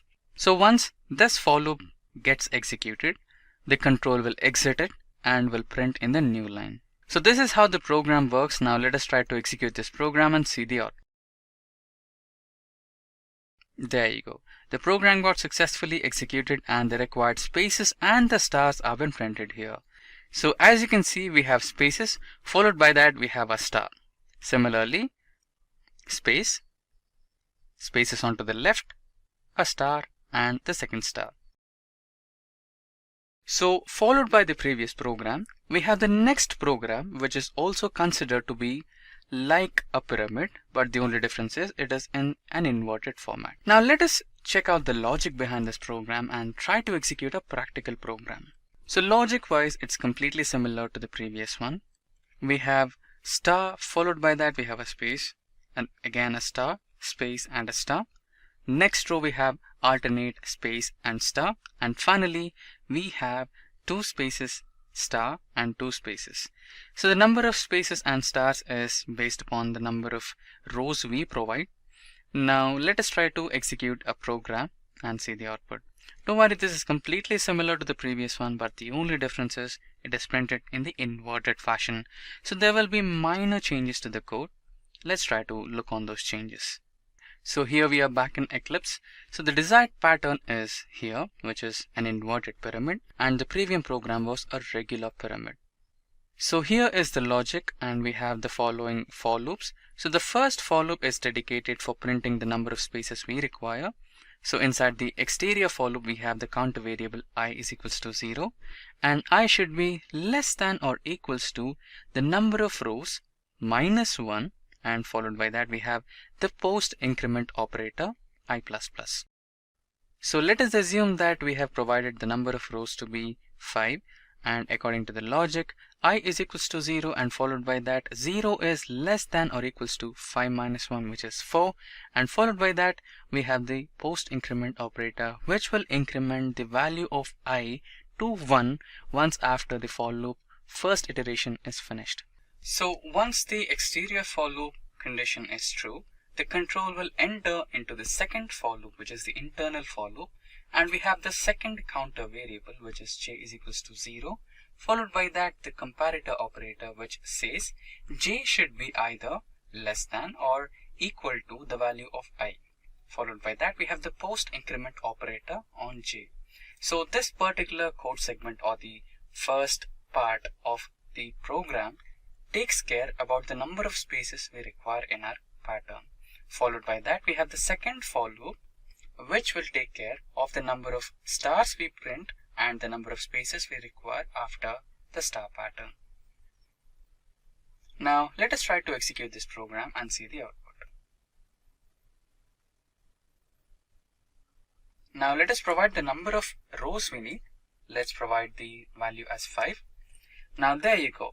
According to the logic provided in the program, the star patterns are successfully generated, followed by the spaces.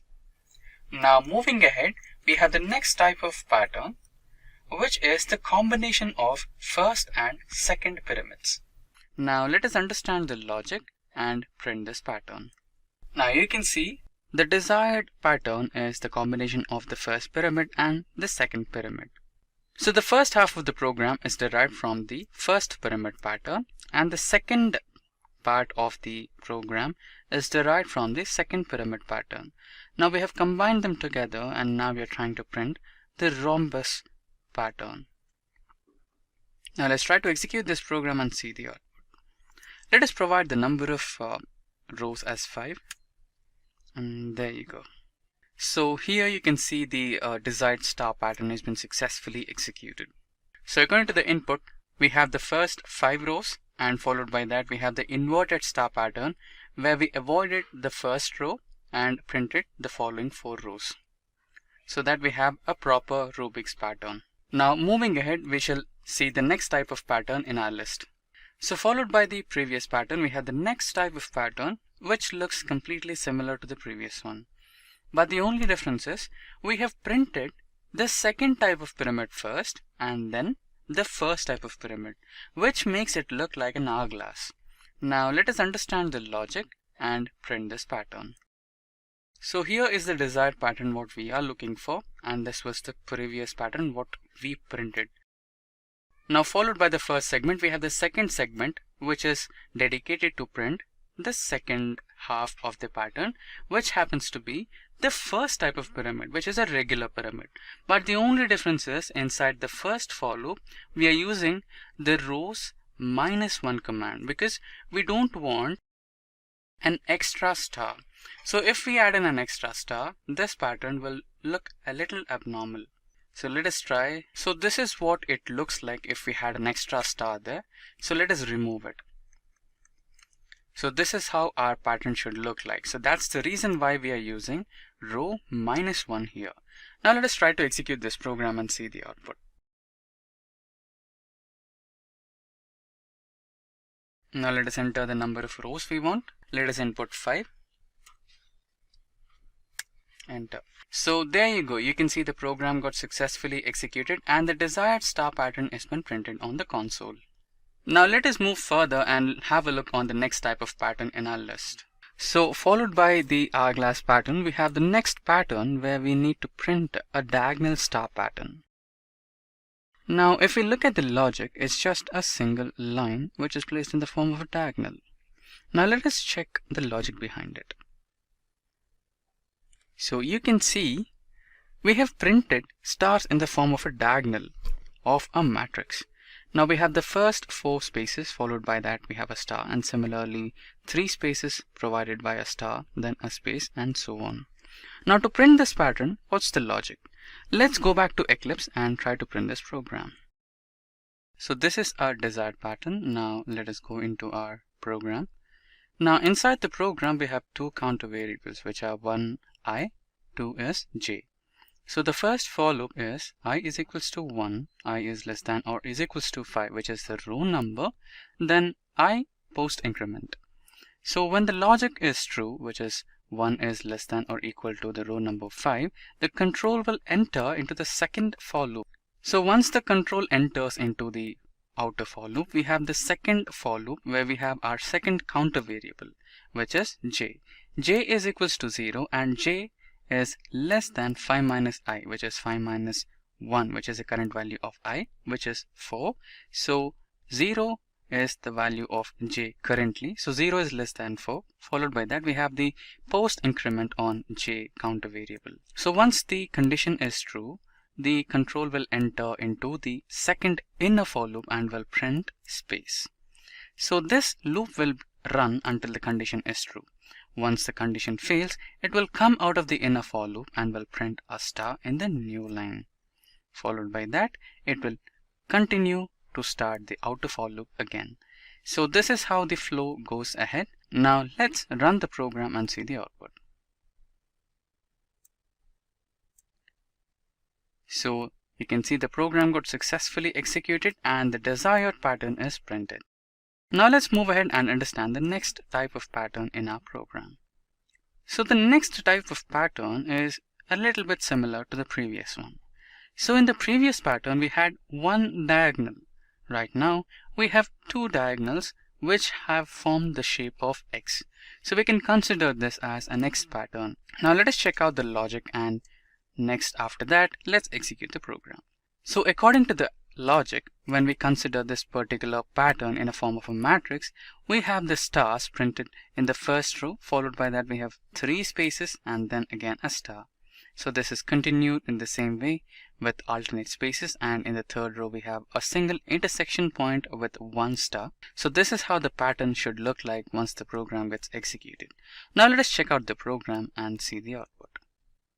So you can see on my output console, this was our previous pattern. Now what we are going to do is make a similar pattern in the opposite direction and make sure they intersect each other. Now you can see our program has two segments, the first segment and the second segment. They both look a little similar because the first segment will print the upper part of the pattern, that is the first V, and then the second segment will print the lower part of the pattern, which is the inverted V. Now let us check out the condition. We have the first outer loop which has the first counter variable, which is I is equals to n. N is nothing but the number of rows that we want in our pattern. Then I should be greater than or equal to 1. Followed by that we have the post decrement operator where we will decrease the value of I. Then if the condition is true, then the control will enter into the next statement where we have the inner for loop with second counter variable, that is j is equals to I. Then the condition is j should be less than the value of rows provided. Then post increment of j, and if the condition statement is true, then it will enter into the inner for loop and it will print a space. Similarly, for printing the star, we have the next segment. Inside the next segment, the condition is a little trickier because we don't want to print any stars in the space between the X pattern. We provide this condition where j is equals to 1 and j should be less than or equals to 2 times the value of I, which is the outer for loop, minus 1. If this condition is true, the control will enter inside the for loop where we have if else condition. If j is equals to 1 or j is equals to 2 into I minus 1, then we should print a star. Else we should print a space. So this will print the upper part of the pattern, and similarly we have another segment which will print the lower part of the pattern, which is the inverted V pattern. Now let's execute this program and see the output. As you can see, the program got executed. Now let us provide the value of n. Let us provide 5, and there you go. You can see that the program printed the desired pattern. So this is the first half of the pattern, which is the proper V. then this is the second half of the program, which is the inverted V. So this is what the flow of the program is. Now let us move further and check out the next pattern in our list. So the next pattern in our list is the inverted V pattern. Now let us check out the logic behind it. If you see this in the form of a matrix, then you can recognize this. We had already discussed similar program, which was the third one, where we had printed the pyramid shape. But the only difference is we have missed out the star in between, which makes it look like a inverted V. Now let us go back to Eclipse and execute a program based on this to print this pattern. As you can see, we have our desired pattern on my screen, which is an inverted V. So if we check out the logic, we have outside loop and inside loop. So we have two for loops. So the first outer for loop has out is equals to 1. Out should be less than or equals to the number of row size, then post increment of outside variable. If the condition is true, we enter into the inner for loop where we have inner loop is equals to 1. Inner loop should be less than or equals to the row size into 2. Then we have increment operator, which is a post increment. So if this particular condition is true, then we enter into another statement where we have the if else statement. So if in value is equals to control X or in is equals to print control Y, then we should print star, else we should print a space. Now let us try to execute this program and see the output. Now let us provide the row size, which is 5. So as you can see, we have got our desired pattern. Now let us move ahead and execute the next type of pattern, which is the V pattern. Now let us understand the logic behind it. It is completely similar to the previous program, but the difference is the pattern is in inverted position to the previous one, which is in the proper V format. So now let us try to check out the code and execute the program and print the pattern. So on my screen, you can see the desired pattern what we are looking for, which is V. Now the previous program was to print an inverted V. So the complete program is same, but only there is a minor change in the logic where we have replaced I as greater than or equals to 0. And there is some change in the second segment as well. Now let us try to execute this program and see the output. So you can see the program got successfully executed and the desired pattern is printed here. The value of n or row size is equals to 5, which we have declared here in the main part. Now let us get back and check out the next pattern to be executed in our list. So the next pattern is the combination of both an inverted V and a normal V, which will result in the form of a rhombus. Now as you can see, this is our previous program. Now we have two segments in our code where we have the first segment to print the starting or the top position, which is an inverted V format, and the second segment of the code is designed to print the second half of the pattern, which is the normal V pattern. So we will combine these two and print the rhombus shape. Now let me provide the number of rows, which is 5. So there you go. You can see the desired pattern. Now let us move ahead and check out our next pattern. So the next pattern is completely similar to one of the previous ones, which is a pyramid pattern. But the difference is this pyramid is hollow, or in other words, this looks like an acute angled triangle.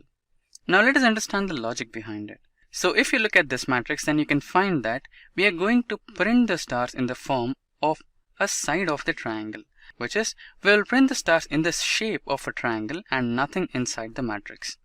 Now let us understand the program and print this pattern. So as you can see, the desired pattern is being located here, which is a triangular pattern. Now inside this, we have three particular for loops. So the first for loop is the outer for loop and the rest two for loops are the internal for loops. So the first internal for loop is dedicated to print spaces where we don't require stars. And the second internal for loop is dedicated to print stars where we require them. Also we have an if else condition which decides where to print a star and where not to. Now if we look at the condition, I should be less than or equal to the number of rows provided, and if the condition is true, then we enter into the internal for loop. And in the internal for loop, if j is less than the number of rows given, then in that particular location we need to print a space. Once the condition in the first for loop is failed, the control will enter into the next for loop where we have the next counter variable, that is k is equals to 1, and k should be less than or equals to 2 into I minus 1, where the value of I is 1 at the current stage.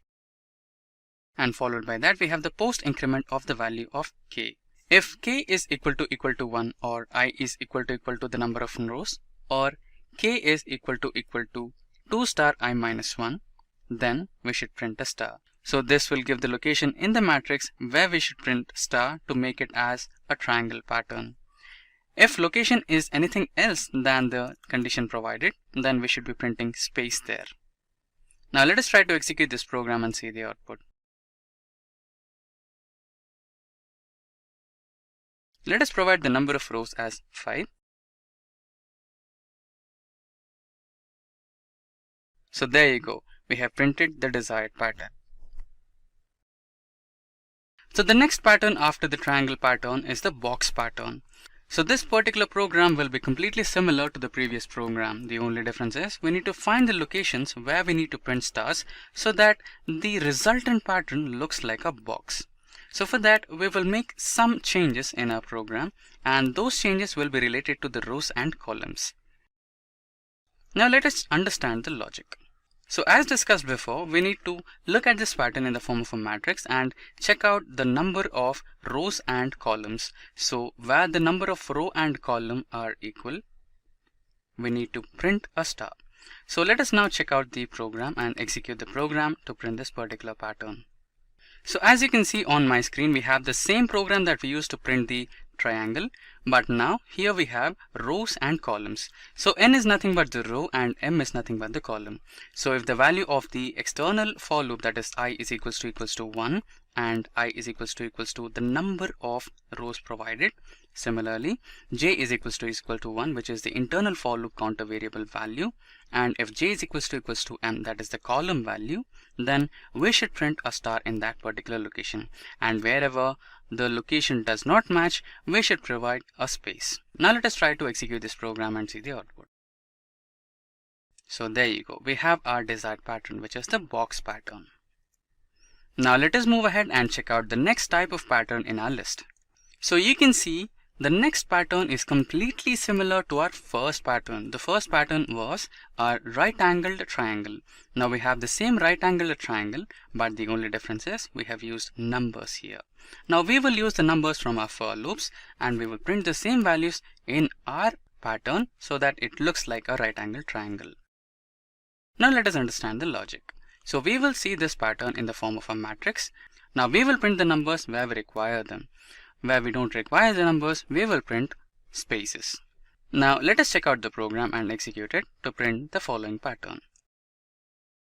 Now you can see we have got back to our same program, but the only difference is here we are using the values of the inner for loop, which is j, instead of a star. Previously we used star symbol here, and we are now replacing it with the inner for loop value. Let us try to execute this program and see the output. Now let us enter the number of rows as 5, and there you go. We have the values of the internal for loop, making the pattern look like a right angle triangle pattern. Now let us move further and check out on our next type of pattern in the list. So here is another right angle triangle in our list, but the difference is we are using the numbers in a continuous manner, which is 1, 2, 3, 4, 5, 6 to 15. This type of triangle is also called as Floyd's triangle. Now let us understand the logic.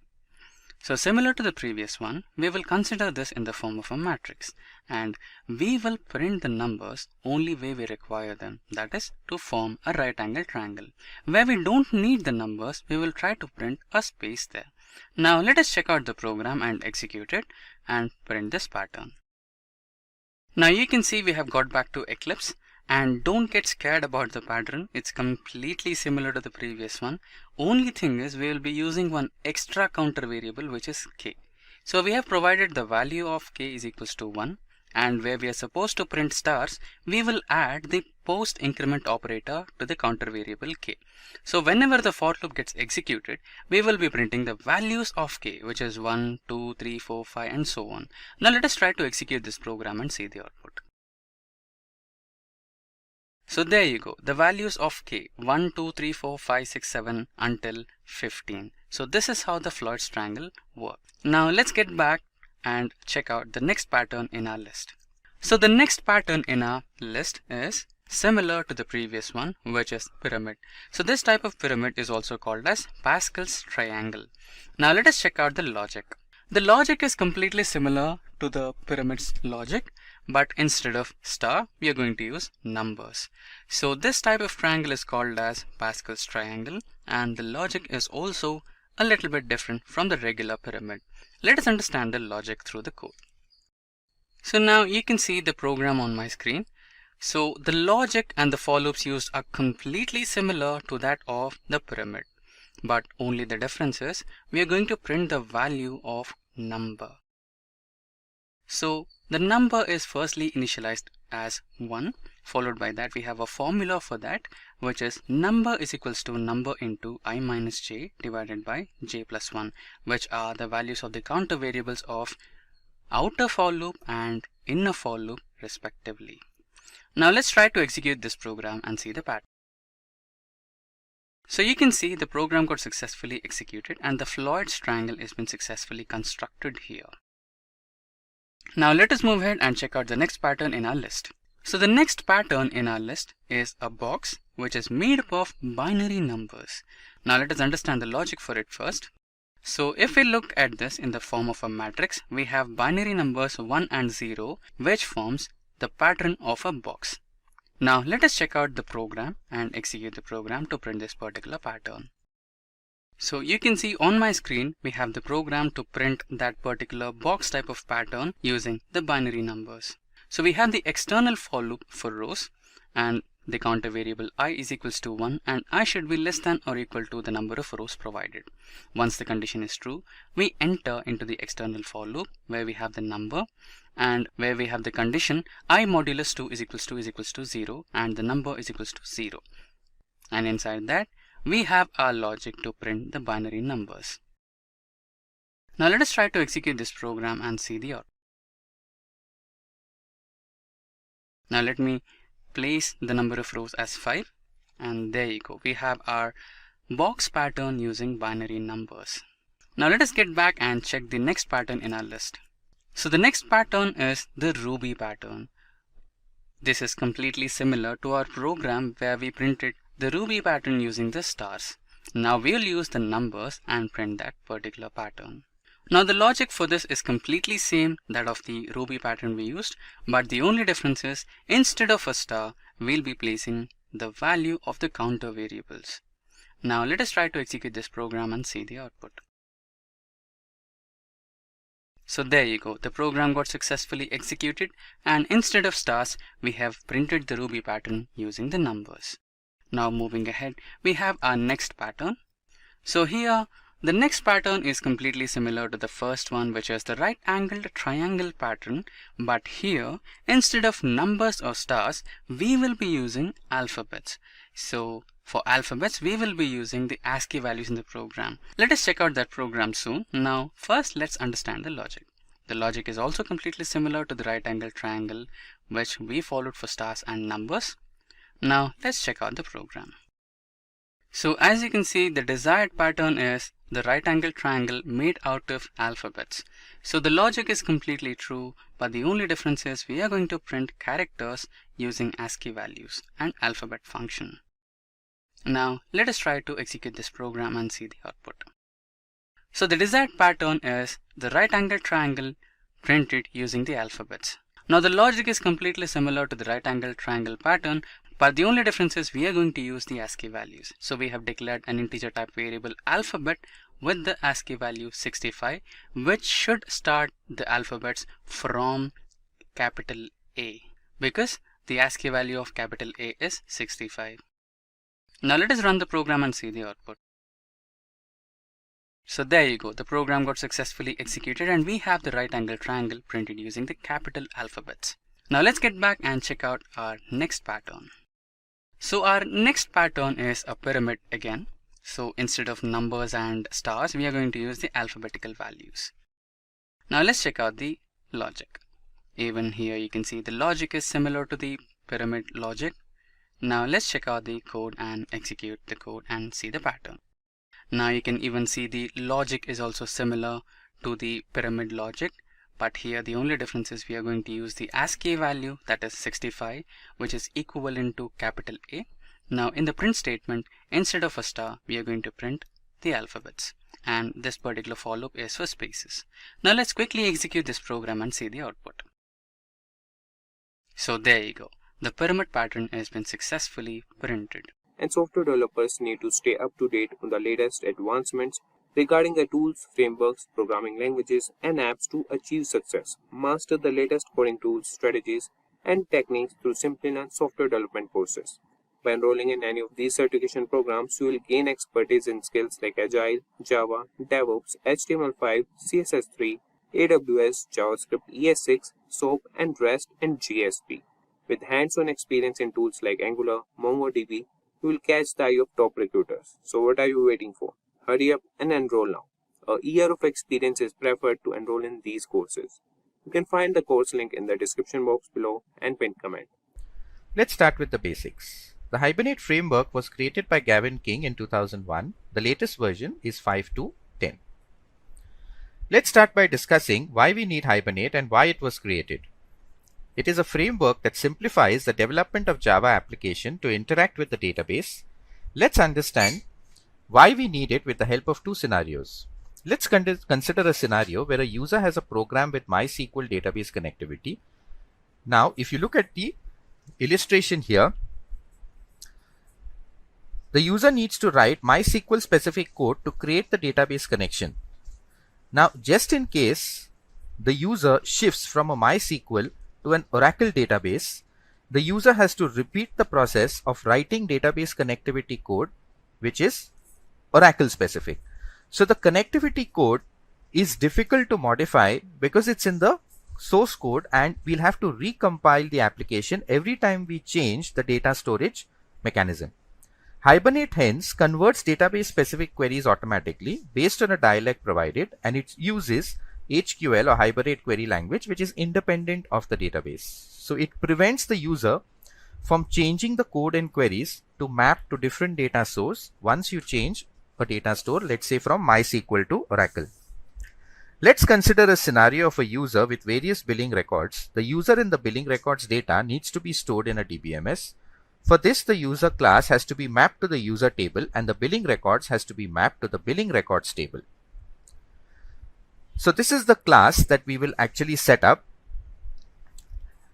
When you create the class, the schema for the user and billing records classes will automatically be created for you. So this is the class representation with the data members, and this is the equivalent SQL statement that will be created to generate the respective tables.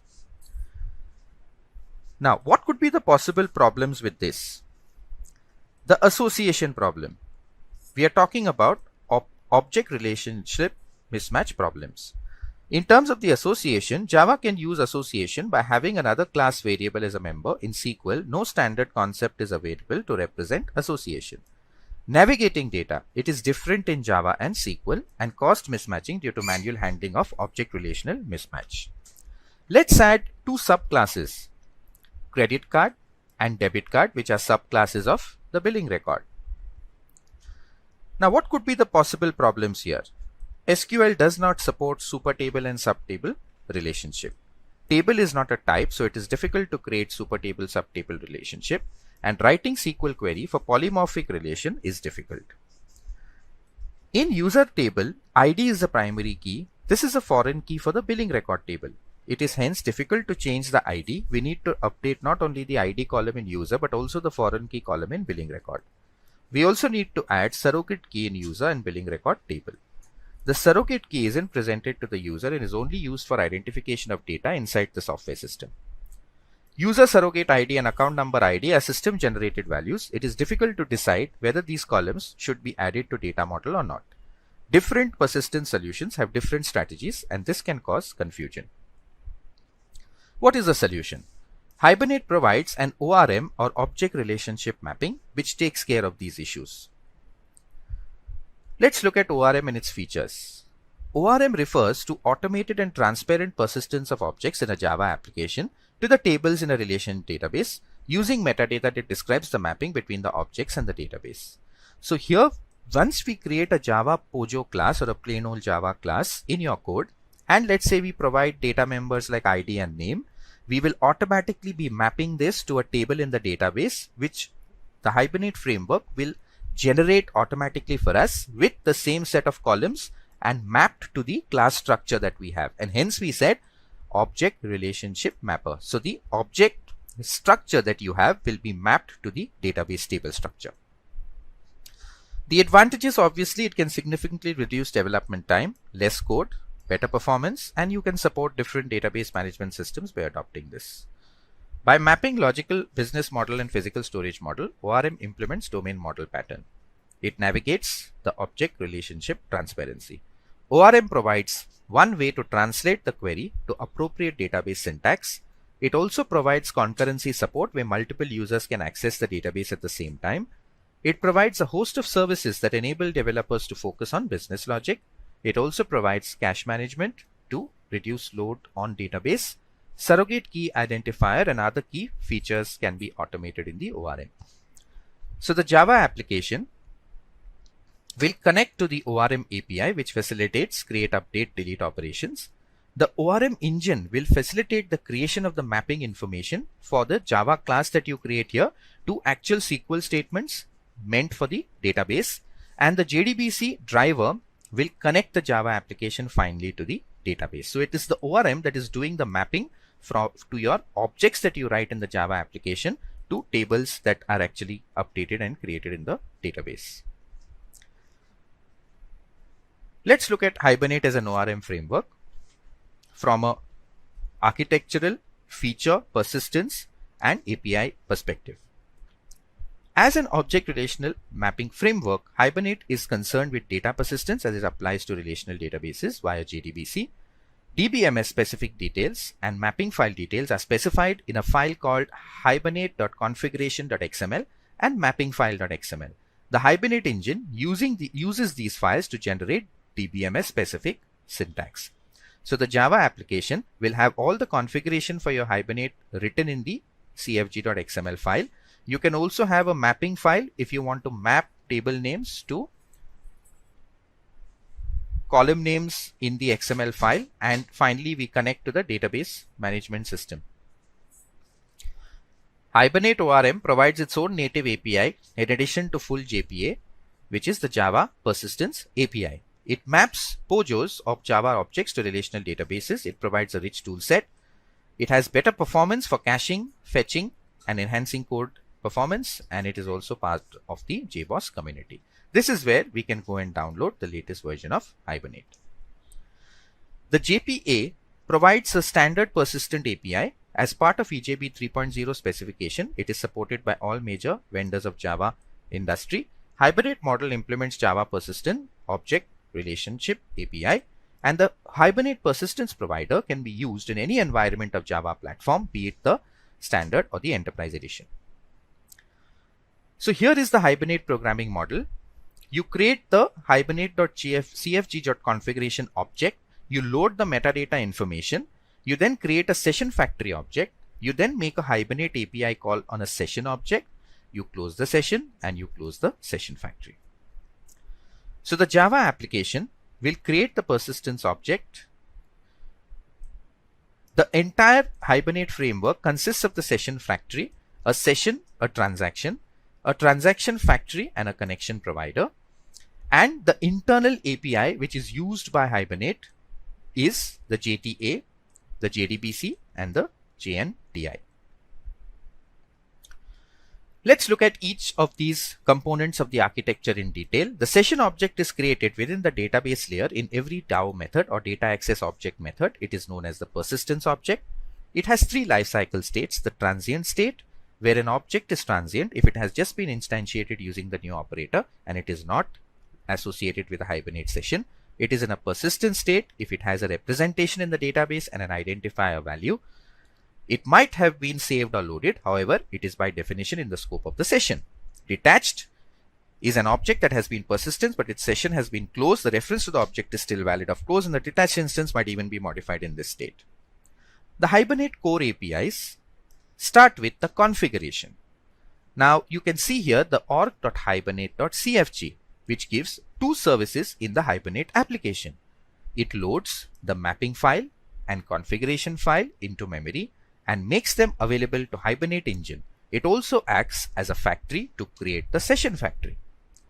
The session factory, which is part of org.hibernate.session factory. The Hibernate engine implements this session factory interface. It is one per DBMS, mostly one per application that you create. It is thread safe.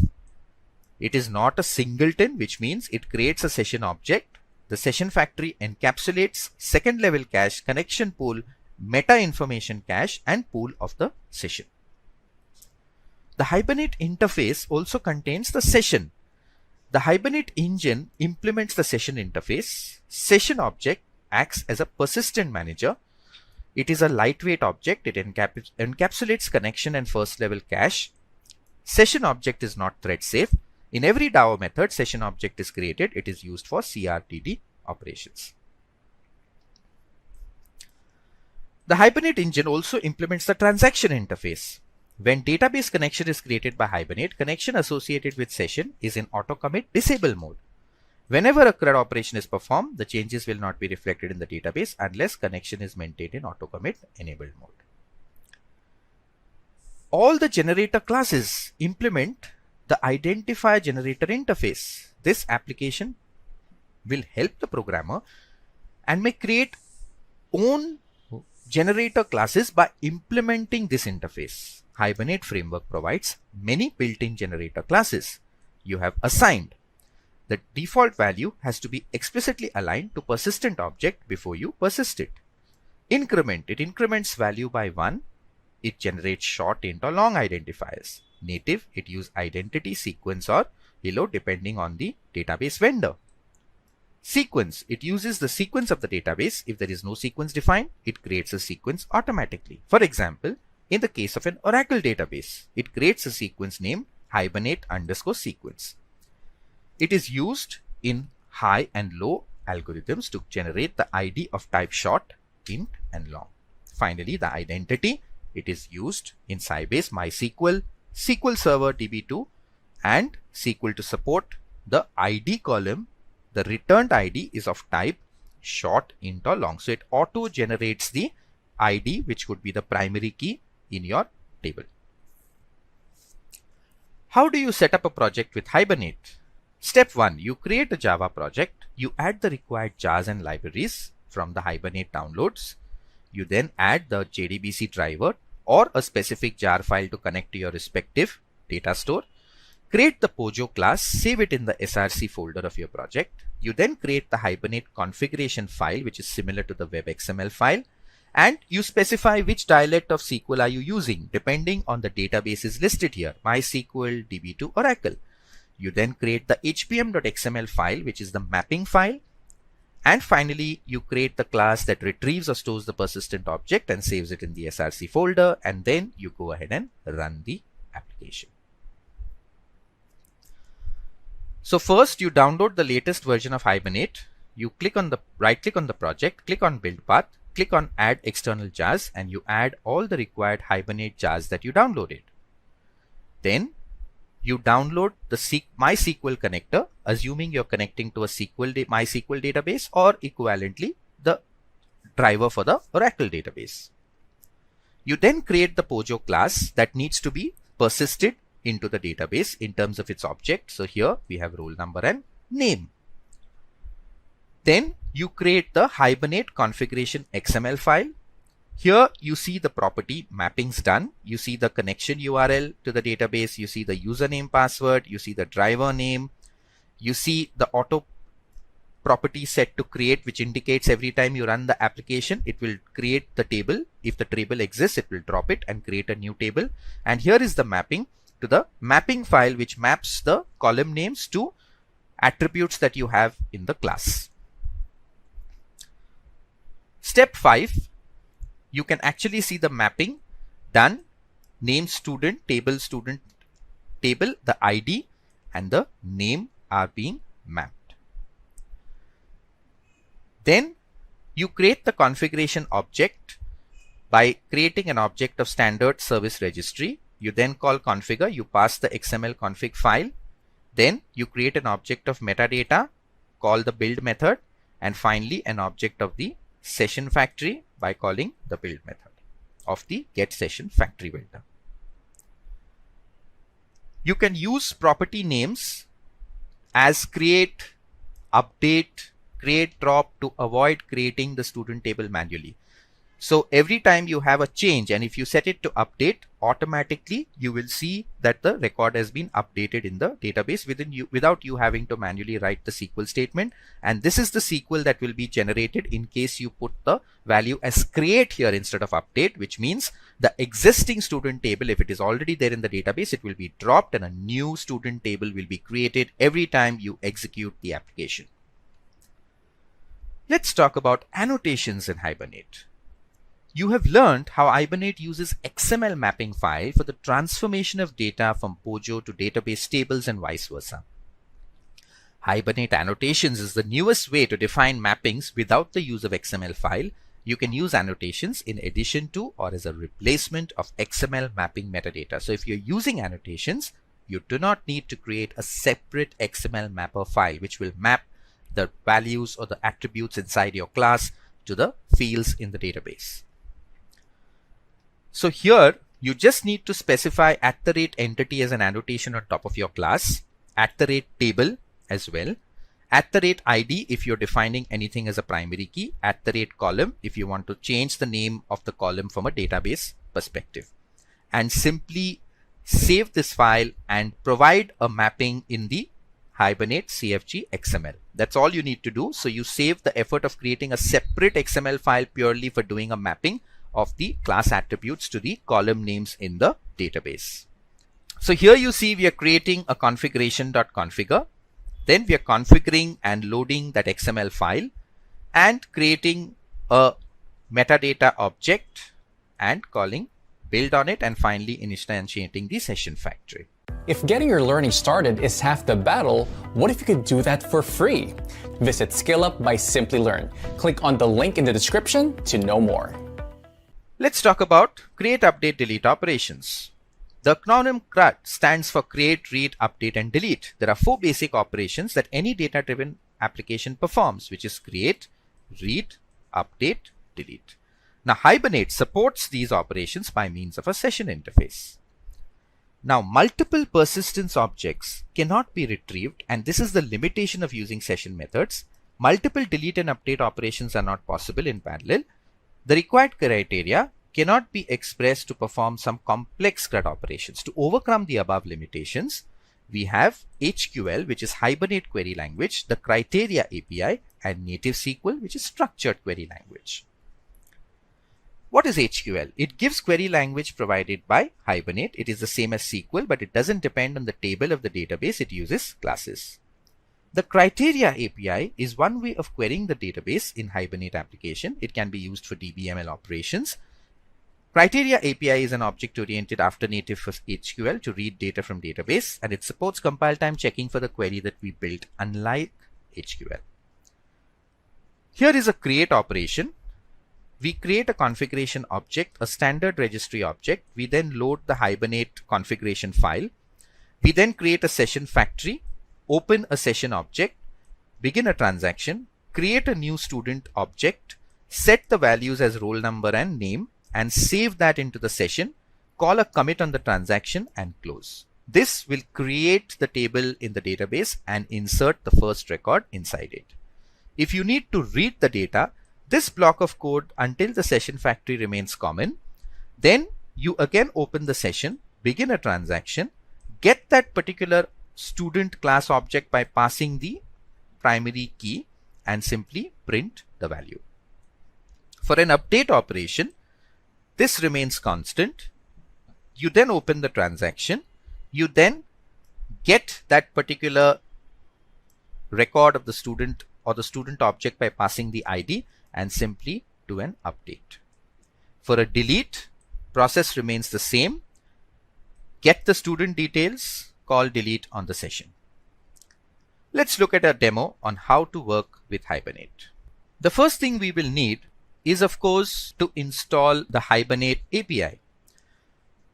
So the Hibernate software is available and you just need to go ahead and download it from the Hibernate website. You can Google for it and simply then go ahead and unzip it. Okay. So if I go to, this is the Hibernate folder that we've downloaded, and you just need to unzip it and you will actually see all the files and the jars inside it that are already there.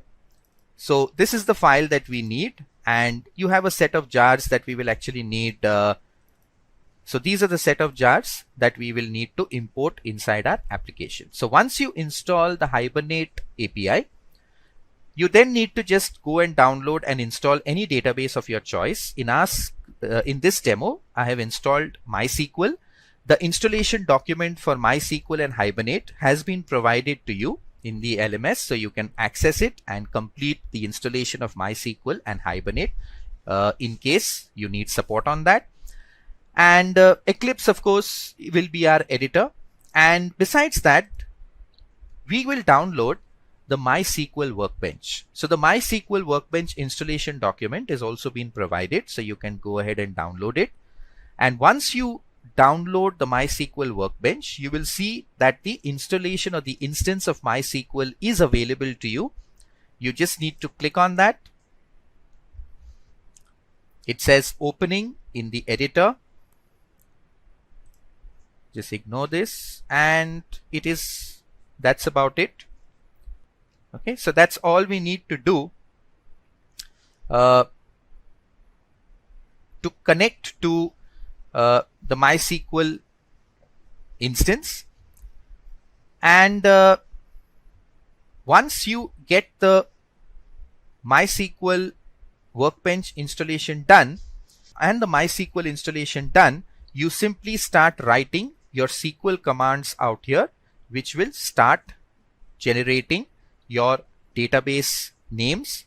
And then we will go ahead with configuring our Eclipse application to create a simple Java Pojo class, which will, via annotations, as we saw, we will map it to the particular database that we create here.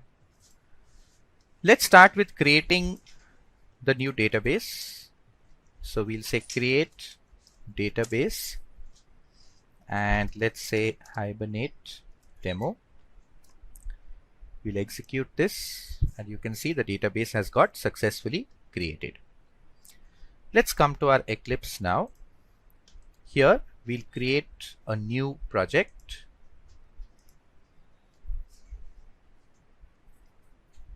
We'll select Java project, the name Hibernate demo.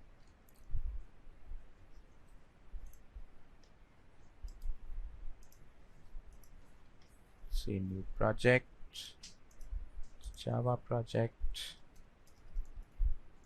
Oops. Java project. Next, here Hibernate demo. Next, we'll click on libraries, add external jars, and we will add our JDBC driver. So let's go to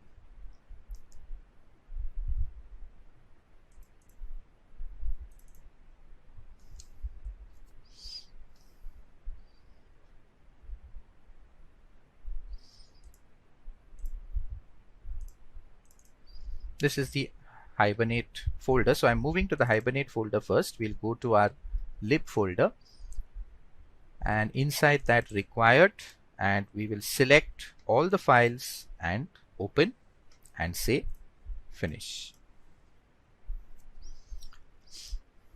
Okay, so it would have added all the references as you can see here.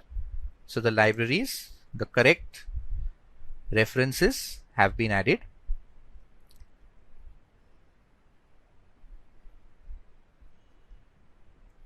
Now we'll need to also add the MySQL driver. So let's go to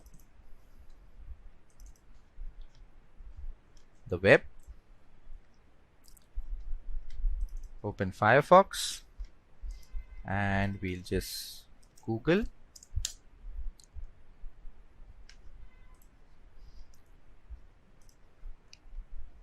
Okay, and here let's say we want the MySQL Java connector or driver. That should take us to the MySQL website.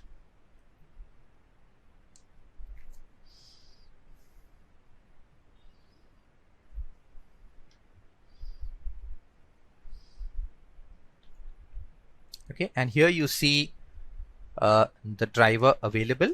We'll pick the zip file, so we'll say download,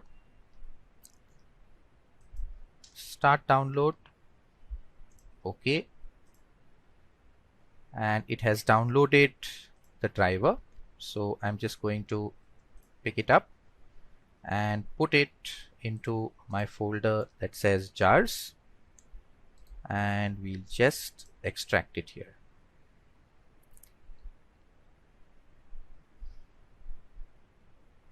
Okay, now the moment that is done, we'll come to our Eclipse. We'll again go to build path and configure, add external jars, go back,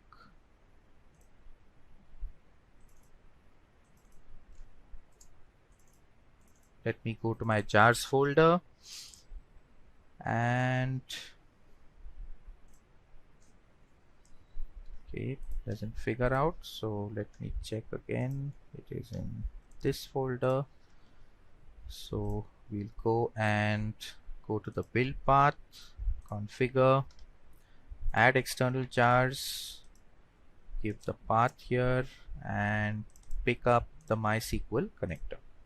Apply, apply and close. So that has been added.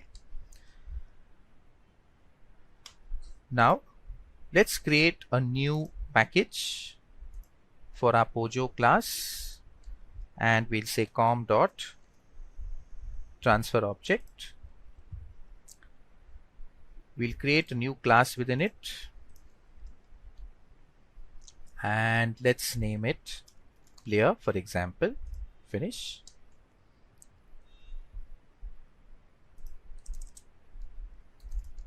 Let me add data members.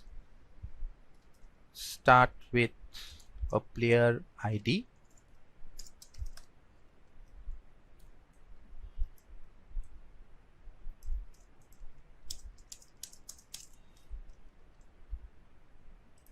Let's add player name. Let's add team name. Let's add age.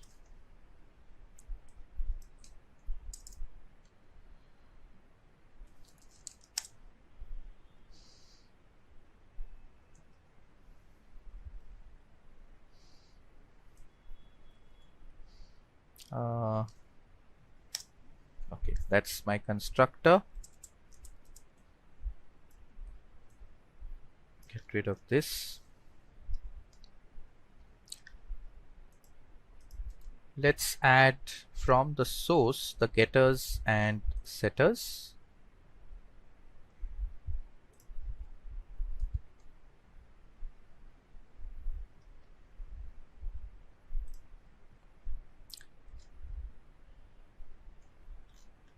We'll also generate a toString.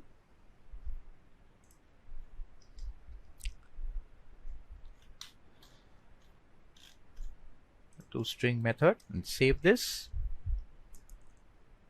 And let's also go to the source and generate a parameterized constructor.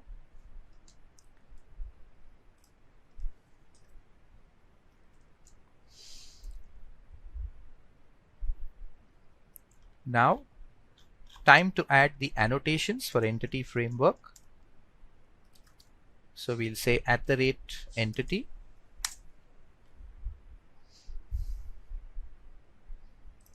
We'll pick it from the Java x.persistence.entity package.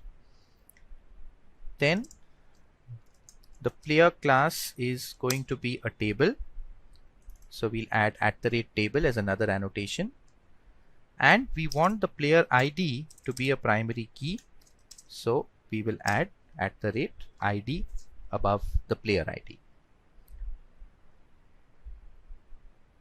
Now let's browse to the Hibernate folder, and within it we will search for hibernate.cfg.xml, and you will see that there are a couple of CFG XML files that come up, and these are the ready-made configuration files that are there in the folder, so we could just pick one and use it. So I've just picked a file from that location. Okay, and I'm just going to use it. So I'm just copy pasted a CFG file after searching for it randomly. So I'm just selecting that, coming to Eclipse again, clicking on the src and just pasting. So here's the file that we pasted. So if you go to the file, the first thing that we have is a database connection setting where we provide the driver name, the URL, etc. Then next we have the connection pool setting to set the pool size. We have the SQL dialect depending on which database you're connecting to. We have the cache if you want to turn it on or off.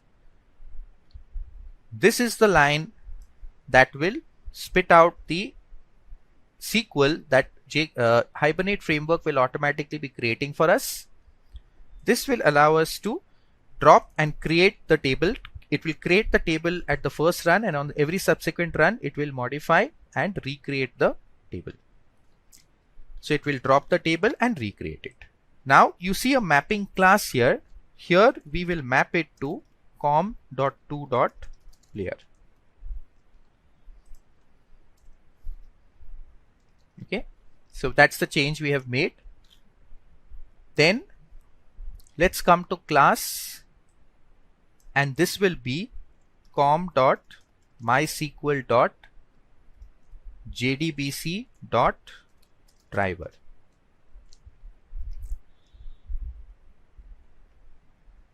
Let's come to the connection string jdbc:/mysql. Since we are connecting to a MySQL database, localhost, the port number for MySQL by default is 3306, and the table name we created, or the database name we created, was Hibernate demo.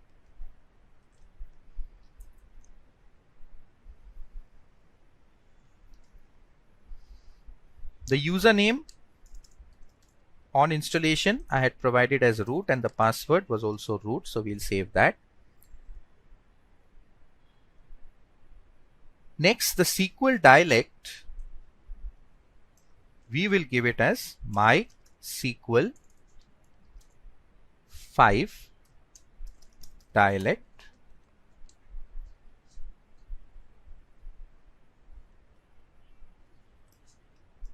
We'll add one more value, name equal to current underscore session underscore context underscore class, and we'll set this to thread so that every session runs in a separate thread and it's thread safe. So we are pretty much done with the configuration of I'll just validate the, so this is Hibernate demo, and that's exactly the same thing that we will provide here. Now time to add a new package. So let's do that.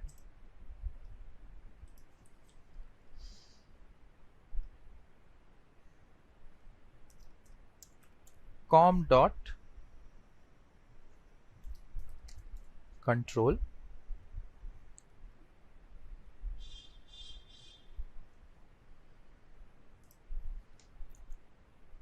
we'll add a new class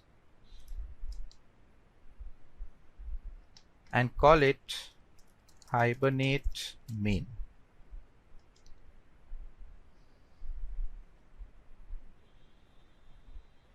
Add a public static void main to this class. Have it ready. So that's going to be our entry point. First thing, we'll create the configuration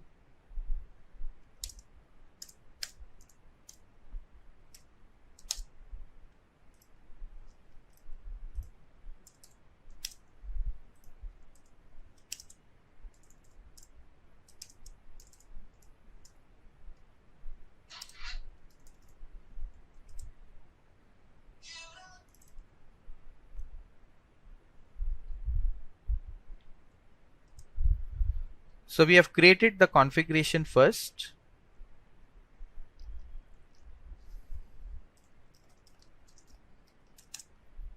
Configuration equal to new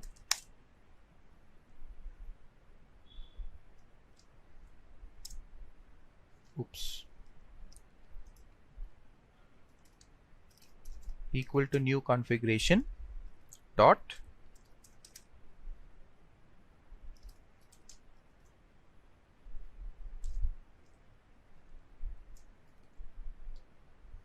configure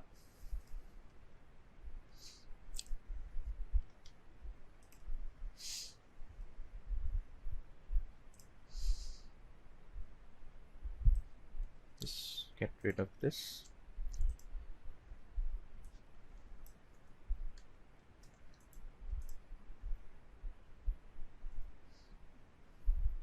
Let's get this from Hibernate package, and then we will say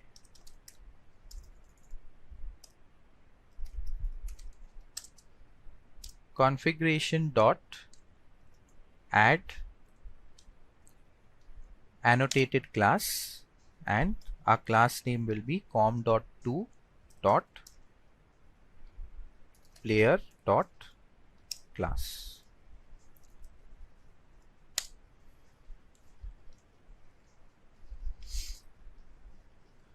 Then next we create standard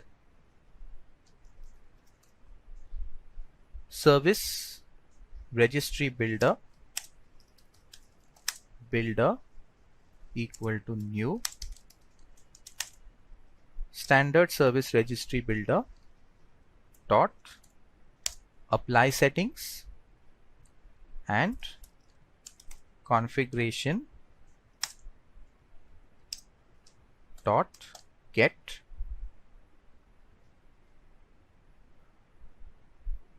properties. We'll put this onto the next line.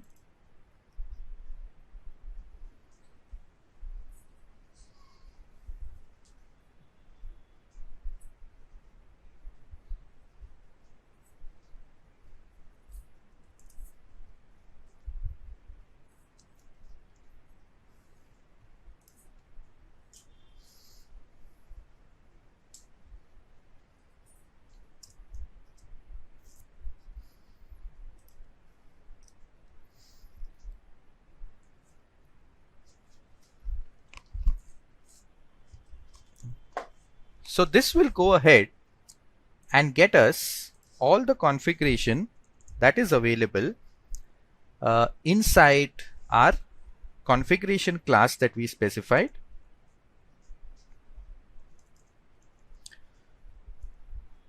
So the first step, we are creating an object of the configuration class. The second step, we are going ahead and creating an object of standard service registry builder.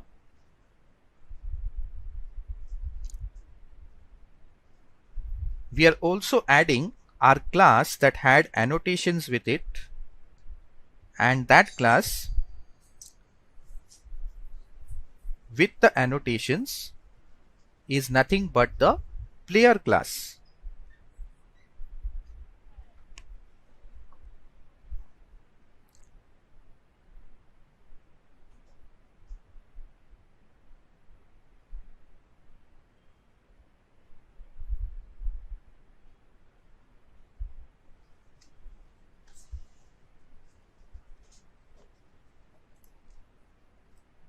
So this line of code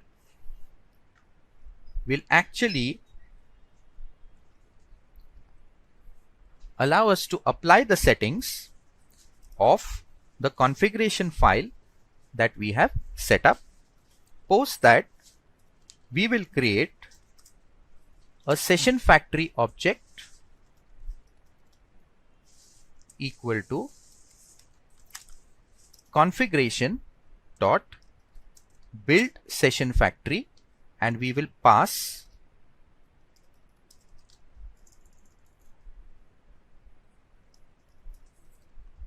the builder dot build method.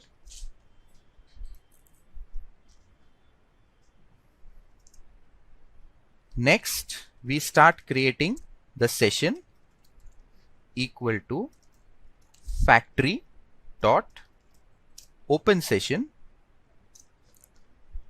Let's add the Hibernate namespace for session.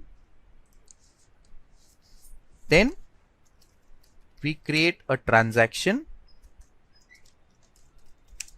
equal to session dot begin transaction. Then we create a player object equal to new player, and we pass some values.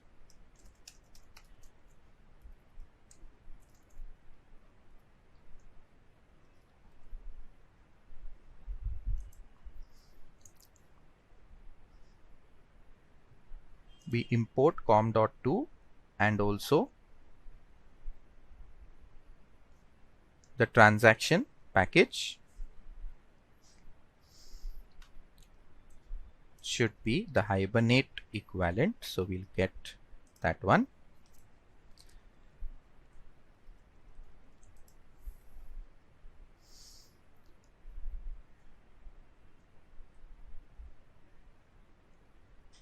We also need to give a fourth parameter here, which is the team name, so we'll specify that. Then we use the session object to save the player object.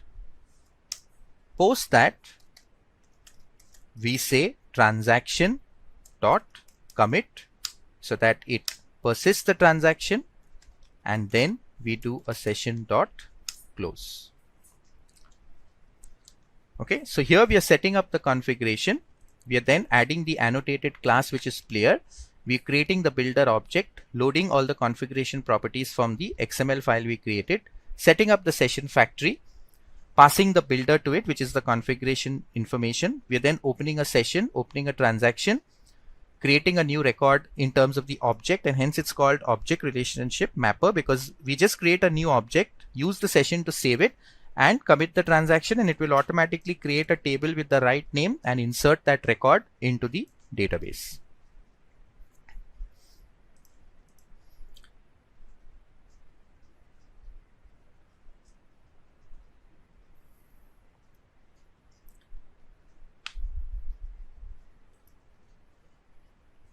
Okay, so now all we need to do is attempt to execute it. So we'll just check the SQL connector is referenced. We'll go to our Hibernate config file and we'll just validate. So we had set the dialect and it is trying to reach the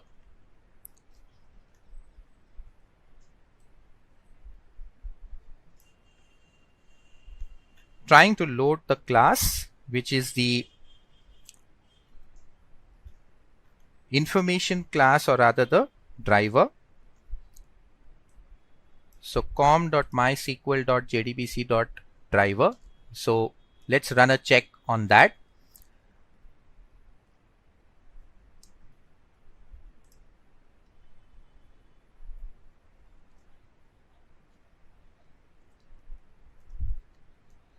Save this.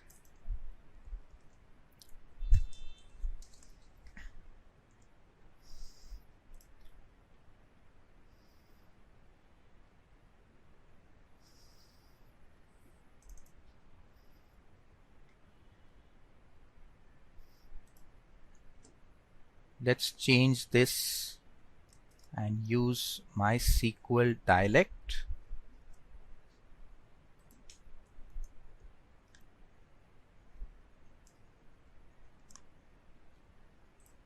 Oops. Let's come back to the Hibernate.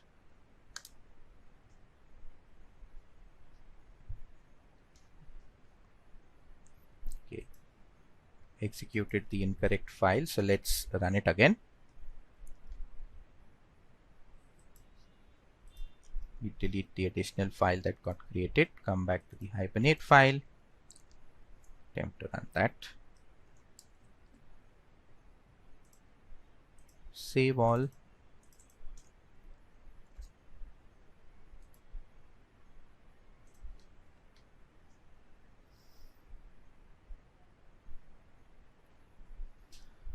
So the update that we did to the code, firstly, we have just changed the driver alphabet D to uppercase, which is system defined and case specific. And the next change that we will have to do is we'll have to add the entire namespace to the SQL dialect class. So we will say org dot Hibernate. So this is the package name dot dialect LECT dot MySQL 5 dialect. So we've said org dot Hibernate dot dialect dot MySQL dialect. Okay, and MySQL 5 is the updated version of the SQL dialect class that will automatically convert and write the SQL statements to insert the data into the database, and also create the updated table for me. Right, so these are the two changes that we have done, and the code here continues to remain the same. We have a player object that we are trying to store into the database. So we'll execute this and let's look at the output, whether it okay. So you can see here now, because in the config file we had actually given this configuration which says show SQL true, it has actually generated the SQL statements in the background. So it says drop table if player exists, and that was because we gave the auto mode here to create. Then it creates the new table and you see the SQL that is returned, automatically written for us based on the structure or the attributes in the class, and then it has attempted to insert a new record of type player into the database. Okay, but has it actually happened and updated in the database? So we'll go to our SQL. Okay, here we will just validate whether the update has really happened. Has it created a table out here, and are we able to retrieve the data? So we'll say select star from hibernate demo dot player.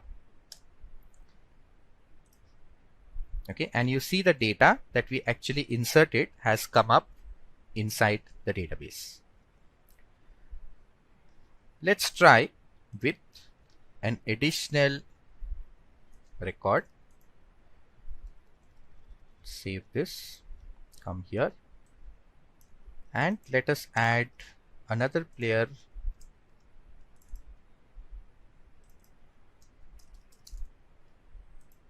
Change the age value, and we will also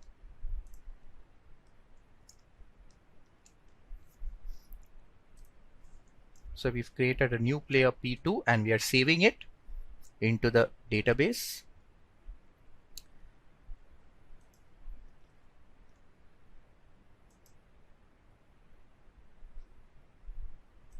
And you see, after we've executed, it drops the table, creates the new table, and it inserts the data into the table.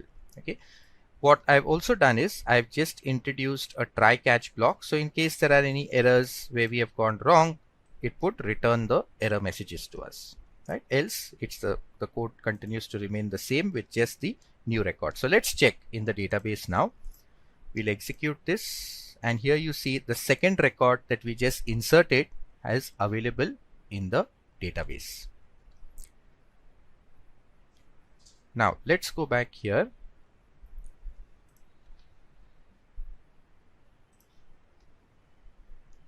Let's comment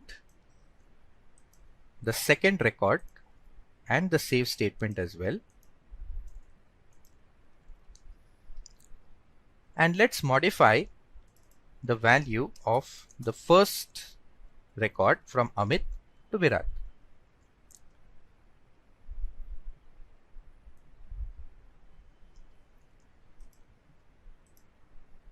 Now, when we execute this, let's see what happens. So you see it's dropped the table, created the table again, and then inserted our individual player record. So if we go to the database, you can see that it's now the updated value, but it has recreated the entire table, and hence the second record is gone. Let's now, if we need to preserve the records and just do an update to an individual record without updating the entire table, let's change this flag from create to update and save this. And now when we come back here, we will uncomment the second record and comment the first one since it's already there. So we'll comment this and uncomment the second player and execute. It's now generated a single insert command. Let's check in the database what has happened. So we had one record. You can see now it did not drop the table, it just updated it with the second record.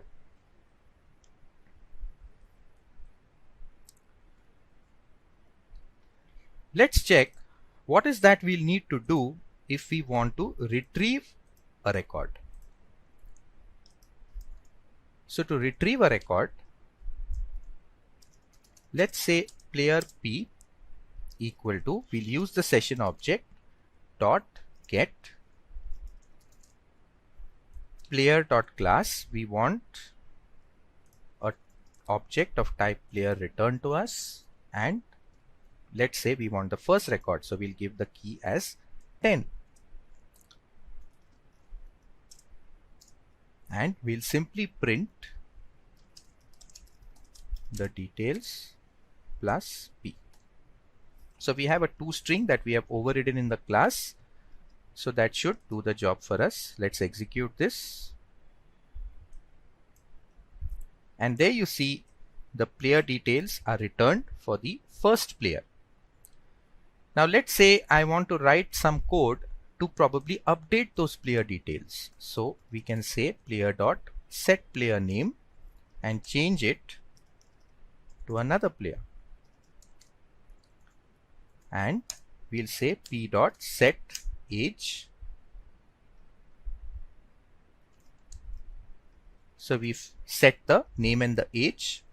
Let's execute this. And it says update player. So you see the statement, update statement being generated here. Let's check in the database. The current value is Virat for player ID 10. Let's update, and you can see it has changed moment I refresh. What if you want to delete a record? We said it's used for create, read, update, delete. We have done create, read, update. Let's try the delete. So here we'll simply use the session object dot delete, and we will pass p1, or rather p, which is the object that we have just retrieved. Now when we run this, delete from player, where player ID is this, and you can see when I come here, let's refresh the table, and you can see the first record has got deleted. Now similarly, we have multiple annotations available. So let's assume that we want to auto increment the player ID every time a new player record is generated. So for that, we'll say source, we'll create a constructor with just player name, team name and age. So we've created a parameterized constructor. We do not need the ID to be passed. We want to auto generate it. And we'll say generated value strategy equal to,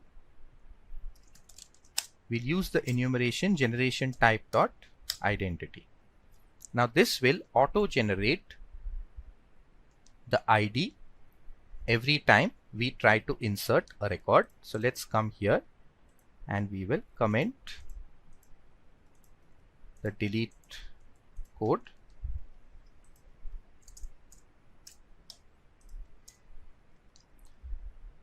Let's now add code to try and insert a record.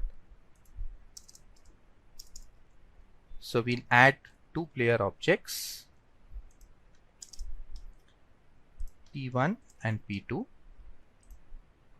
Give it 70 and we don't need these values now, so we'll get rid of it. So we just need the names.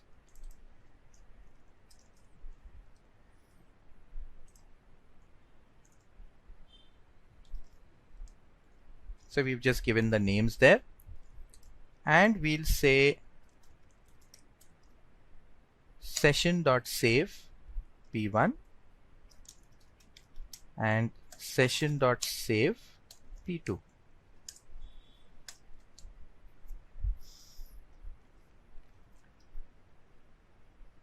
Now we'll go back to here and we will say create, since we are recreating the table, since we have changed the column configuration, and we'll come to our Java code and execute it.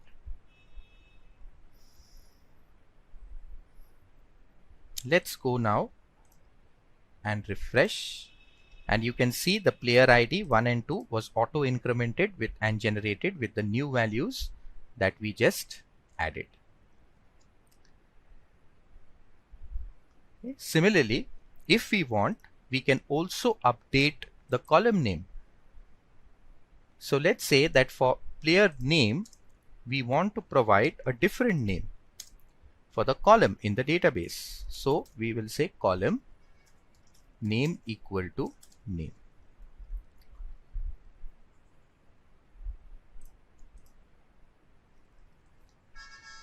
And let's say we want a different name for the table as well. So here we'll say name equal to player underscore table. So we've changed the table name from the database perspective that we want created. And for the column, if you want to put a constraint where you do not want null values to be stored, you can say nullable equal to false. Now let's come back, save the application and execute. Let's come here and select from, instead of saying player, we'll say player underscore table, which is the new table.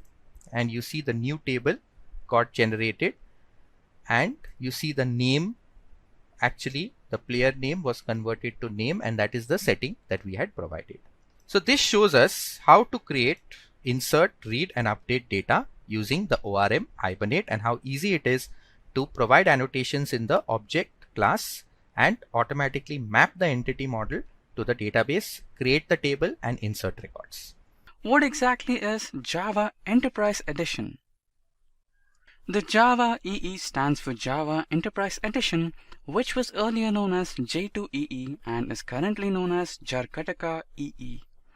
The Java Enterprise Edition provides a platform for developers with enterprise features such as distributed computing and web services.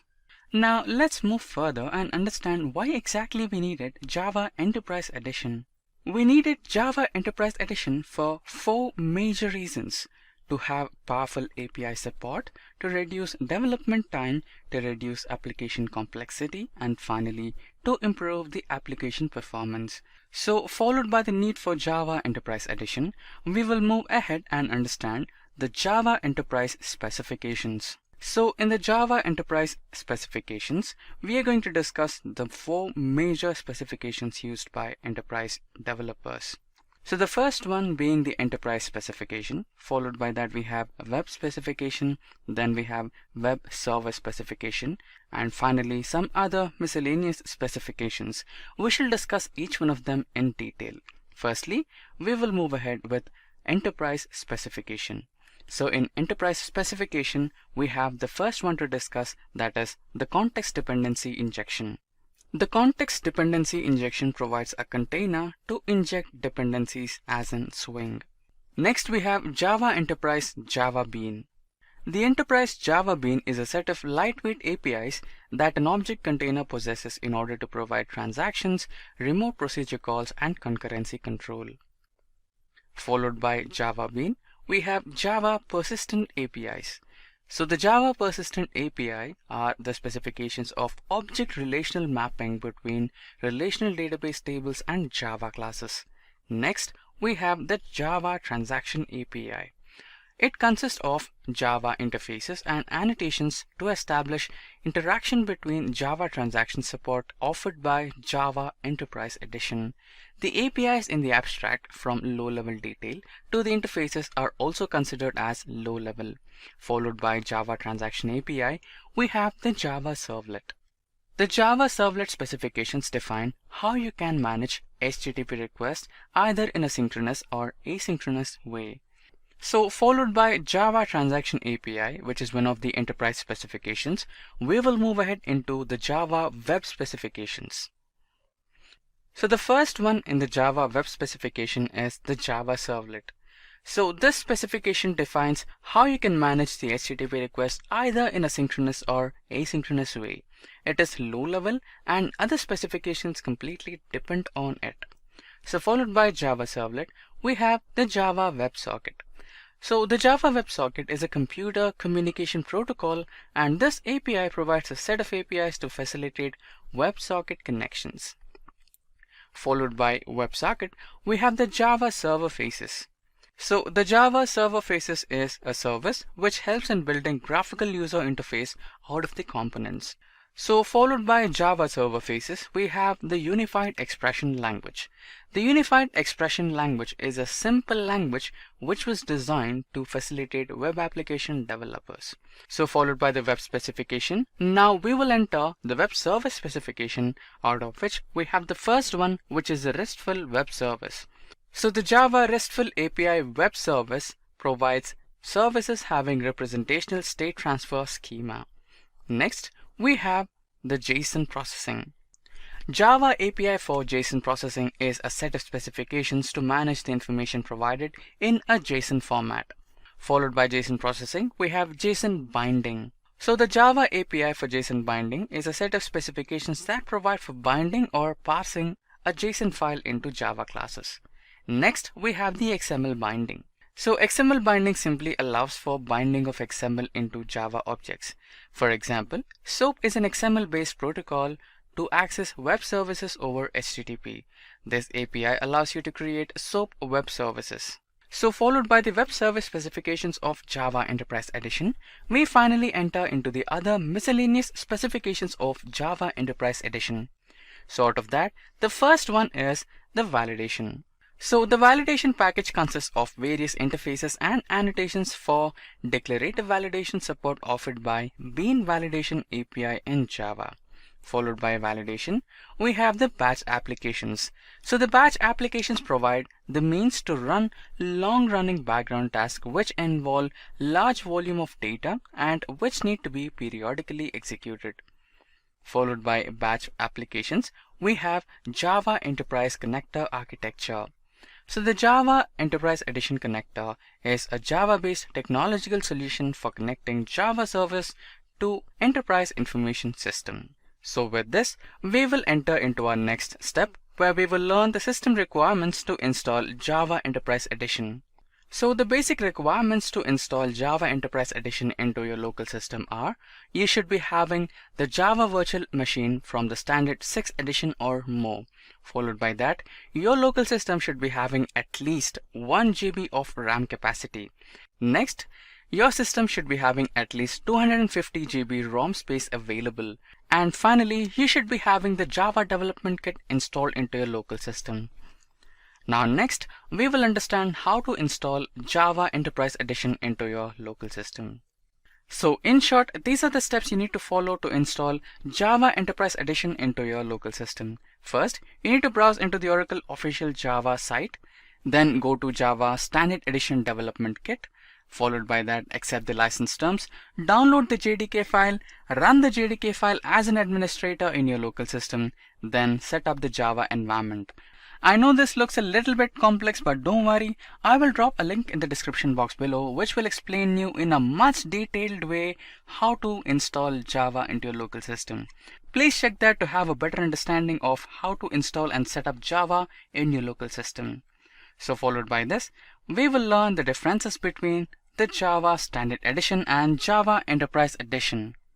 So the first difference between the Standard Edition and the Enterprise Edition is the Standard Edition provides basic functionalities like defining classes and objects, whereas Java Enterprise Edition mainly focuses on high-end and corporate type of Java applications. The second difference between the both is Java Standard Edition comes with only the standard specifications which will be used by a beginner. And similarly, on the other hand, Java Enterprise Edition comes with some advanced specifications which support web applications and servlets. The third difference between the both is the Java Standard Edition comes with features like class, libraries, and deployment environments, whereas the Java Enterprise Edition has structured application with the client's business and enterprise layers. The fourth difference between the both is the Java Standard Edition is used for desktop and mobile application developments, whereas on the other hand, the Java Enterprise Edition is used mainly for development of web applications. The fifth difference between the both is the Java Standard Edition is preferred and used by beginners. And on the other hand, the Java Enterprise Edition is preferred and used by experts in Java field. The sixth difference between the both is the Java Standard Edition does not have authentication, whereas on the other hand, there are strict rules and regulations to be followed when using Java Enterprise Edition related to authentication. The problems in enterprise application development with Servlet and JSP, Servlet and code are not usable, web designing tools can't be used in case of Servlet, parallel development is not possible. To solve the problem, Sun Microsystems introduced two design patterns for developing enterprise applications. Model 1, page-centric model, and Model 2, MVC. So here we have a request coming in to the JSP page. The request is forwarded to the Java bean so that the object can be created. It connects to the enterprise server or data source, and then the response is generated to the browser. Request is sent by browser and received by JSP. Java Bean object is created and business methods are called. If required, it communicates with the databases to get the required data. JSP then displays the processed data to the end user. There is no clear separation of responsibility. JSP acts as both controller and view, and the business logic is separated using Java Bean. So now here you can see that the request comes to the servlet which acts as the controller. The servlet can actually connect to the model Java Bean, which maps to the data source using some ORM like Hibernate. That content can directly be pushed into the JSP as well in case there is no data, and it can then go to the model bean and retrieve data from the database via the JSP as well. And finally, the response is sent to the browser. Controller or servlet receives requests from browser and captures the input. Controller invokes the business method of model or Java Bean. Model connects with database and gets business data. Model sends response to controller, keeps the processed data in heap memory request, session and servlet context, and controller switches the control to appropriate view of the application. The limitations of the MVC model: clear separation of responsibility, code reusability, single point entry for application, and support for multiple view technologies. Spring MVC is used to develop web application that uses MVC design pattern. Spring MVC is meant to make web applications development faster, cost effective, and flexible. Contents of Spring MVC: we have the dispatcher servlet, we have the handler mapping, the controller, mode and view, and view resolver. The dispatcher servlet, it is given by org spring framework.dispatcher servlet. It controls the front controller design pattern, and whatever URL comes from client, servlet intercepts the client request before passing the request object to controller. In the web config file, write servlet mapping in such a way that dispatcher servlet is invoked for client request. Then we have the handler mapping. It is an interface implemented by objects to define mapping between request and handler objects. When a request is made to Spring's dispatcher servlet, it hands over the request to handler mapping. Handler mapping inspects the request, identifies the appropriate handler execution chain, and it delivers it to dispatcher servlet. Handler mapping provided by Spring MVC module can be implemented in many ways.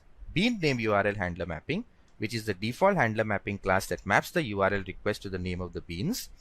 If URL pattern welcome.htm is requested, dispatcher servlet will forward the request to welcome controller. If street name.htm is requested, it will forward the request to street name controller. And if process credit.htm is requested, it will forward the request to process controller. The controller are components that are called by dispatcher servlet for any kind of business logic. All controllers implement controller interface. The types of controllers are abstract, multi-action, and abstract wizard form. There are components called view resolver. Their job is to provide mapping between logical view name and actual physical location of the view resource. Then we have the model and view. It is represented by class org.springframework.web.servlet model and view, and is returned by the controller object back to the dispatcher servlet. This class is just a container class for holding the model and the view information. The model object represents some piece of information that can be used by the view to display the information. This gives abstraction in the Spring framework. Any kind of view technology can be plugged into the framework, like Excel, Jasper reports, PDF, XSLT, FreeMarker, HTML tiles are supported frameworks. Then we have the view resolver. It is an interface implemented by objects to resolve views using name Spring MVC's module. It encapsulates the module view and the view object in a single entity, which is represented by the object of class model and view. To resolve the view object, dispatcher servlet view resolver is used. Internal resource view resolver. It resolves the logical name of the view to an internal resource by prefixing the logical view name with the resource path and suffixing it with the extension. It resolves the logical name of the view to the bean name, which will render the output to the user. The bean should be defined in Spring App context file. This view resolver is the same as bean name view resolver. The only difference is that instead of looking for the beans in Spring's application context file, it looks for beans defined in a separate XML file. Spring MVC framework. The Spring MVC web framework provides model view controller architecture that can be used to develop flexible and loosely coupled web apps. So here we see the steps. The request comes to the servlet dispatcher. It goes to the handler mapping. The handler mapping sends back to the respect dispatcher servlet that acts as the controller. We then call the handler request method on the controller, which calls the business methods on the service. which in turn calls the DAO method, which talks to the database and gets the response. The response is sent to the service, sent back to the controller, sent back to the servlet dispatcher, which forwards it to the view resolver, so the right view can be returned to the servlet dispatcher. The servlet dispatcher then picks up the model, attaches it to the view and generates the response. So client requests a resource in the web application. The Spring Front controller dispatcher servlet requests the handler mapping to identify the particular controller for given URL. Handler mapping identifies the controller and sends it to the dispatcher servlet. Dispatcher servlet calls handle request method and passes these two objects to the controller. Controller calls the business method. Service class calls the DAO method for business data. DAO interacts with the database to get the data. Database shares the result. DAO returns this result data to service. DAO data is processed according to business requirement and returns to controller. Controller returns model and view object back to font controller. Dispatcher resolves actual view by consulting the view resolver object. View resolver renders view to the dispatcher. Dispatcher servlet consults the view to the dispatcher servlet. View executes and returns HTML to the dispatcher servlet. Dispatcher servlet sends output to the browser. The request processing workflow of Spring Web MVC dispatcher servlet is illustrated in the following diagram. The handler mapping going to the dispatcher servlet. Second is the controller data exchange with the dispatcher servlet. Then it communicates with the view resolver. And finally the view and the response is sent out. After receiving an HTTP request, dispatcher servlet consults the handler mapping to call the appropriate controller. The controller takes the request and calls the appropriate service method based on used get or post method. The service method will set model data based on defined business logic and return view name to the dispatcher servlet. The dispatcher servlet will take help from view resolver to pick up the defined view for the request. Once view is finalized, the dispatcher servlet passes the model data to the view that is finally rendered on the browser. Configurations required for Spring MVC. Map requests that you want the dispatcher servlet to handle using URL mapping in WebXML. Create servlet name servlet XML file. Define a controller. Create a view. So you map requests that you want the dispatcher servlet to handle by using URL mapping in WebXML file. Use the following code. Declare the map hello web dispatcher servlet. The web.xml file will be kept in webinf directory. Then you create the servlet.xml file. Framework will try to load the application context from a file named servlet.xml located in the application's web content directory. The file name is helloweb.xml. The servlet name XML file will be used to create the defined beans, override the definitions of beans with the same name in the global scope. The component scan tag will be used to activate Spring MVC annotation scanning capability, which allows you to make use of annotations like controller and request mapping, and the internal resource viewer resolver will have rules defined to resolve the view names. We define a controller. The @controller annotation indicates that a particular class serves the role of a controller. The @request mapping annotation is used to map a URL to either an entire class or a particular handler method. The request mapping method is used to declare the print hello method as the controller's default service method to handle HTTP GET requests. Then we create a view. Spring MVC supports many types of views for different presentation technologies. These include JSP, HTML, PDF, Excel worksheet, XML, Velocity template, XSLT, JSON, view in WebInf. Choose from over 300 in-demand skills and get access to 1,000 plus hours of video content for free. Visit SkillUp by Simplilearn. Click on the link in the description to know more. Finally, the Spring MVC program. Let's write a simple web-based application using Spring MVC to create a Spring MVC model to display Hello World. So the request will come in here saying hello.jsp. We will use @request mapping. Then the dispatcher servlet will communicate with the hello controller. Then the internal resolver view resolver, and finally the hello.jsp, which will generate the response. The Hello World example uses Spring Web MVC framework to follow the model view controller architecture. The controller is responsible for processing user requests and building an appropriate model. It then passes the model to the view for rendering. In this example, Hello Controller Java class is controller. The view is responsible for rendering the model data. In general, it generates HTML output that the client's browser can interpret. In this example, hello.jsp is the view. We create a dynamic web project with the name Hello Web. We then add jar file to web content webinf lib. Then we create a Java class Hello Controller under src folder. Then we create Spring configuration file web XML and Hello Servlet under the web content INF folder. Then we create a subfolder with a name JSP under web content. Then we create a view file hello JSP under the subfolder. The final step is to create the content of all the source and config files and export the application. Here are the steps. We create a dynamic web project that we have already learned. We add the following jars: Servlet API, Common Logging, Spring AOP, Spring Beans, Spring Context, Spring Core, Spring Expression, Spring Web MVC, and Spring Web. Then we write the @controller and request mapping to /hello. We write the controller with the request method as get, and we say model.addAttribute message hello Spring Framework. Then we create the Spring config file that maps the dispatcher servlet object and the hello web. Then we map the Spring Framework internal resource view resolver as well, and we put the webinf/JSP property mapped to that particular folder path. Then we create the subfolder with a view hello.jsp which simply returns hello world and $of the expression. To run the application, we say localhost port hello web and hello. We'll write a simple web-based application that makes use of HTML form using Spring MVC framework to submit the data to the controller and display a processed result. So the moment we say project name /employee, it will go to the dispatcher servlet, which will talk to the employee controller, retrieve the employee object, move to the internal resource view resolver, which picks up the result.jsp and employee.jsp views and send it out as a HTTP response. MVC architecture for form handling example. The form handling example uses Spring MVC framework. It follows model view controller architecture. The model encapsulates the application data and consists of POJO. It creates employee class containing ID, name, and age. The controller is responsible for processing user request, building an appropriate model, and passes it to the view for rendering. It creates an employee controller.java class to call employee class methods.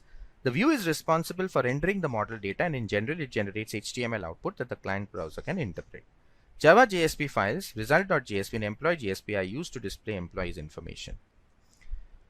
Steps to write a web-based application using Spring MVC. We create a dynamic web project and add the required Java files. We then map the request that you want the dispatcher servlet to handle by using URL mapping and WebXML. You then create the Java class employee. You then create employee controller in SRC folder. You then create Spring config web XML and servlet XML under web contact webinf. You then create a subfolder with the name JSP under web contact INF. You then create view file employee.jsp. You then create second view file result.jsp, and the final step is to create the content of all the source and config files and export the application. Now we create a dynamic web project and add the required jar files: Common Logging, Org Spring Framework ASM, Org Spring Framework Bean, Org Spring Framework Context, Org Spring Framework Core, Expression, Web Servlet Web, and Spring Web.jar. We then define the Spring Web configuration file web.xml, where we set up the dispatcher servlet. We give the servlet name as hello web. We then set up the employee class with age, name, and ID. We then create the controller with a request mapping of a URL /employee and map to a request.get method. We then return model and view with the employee and command and the new employee object. We then do another mapping for the request method.post. This is from the form data to be posted. We provide the add employee method and add attribute mappings for name, age, and ID.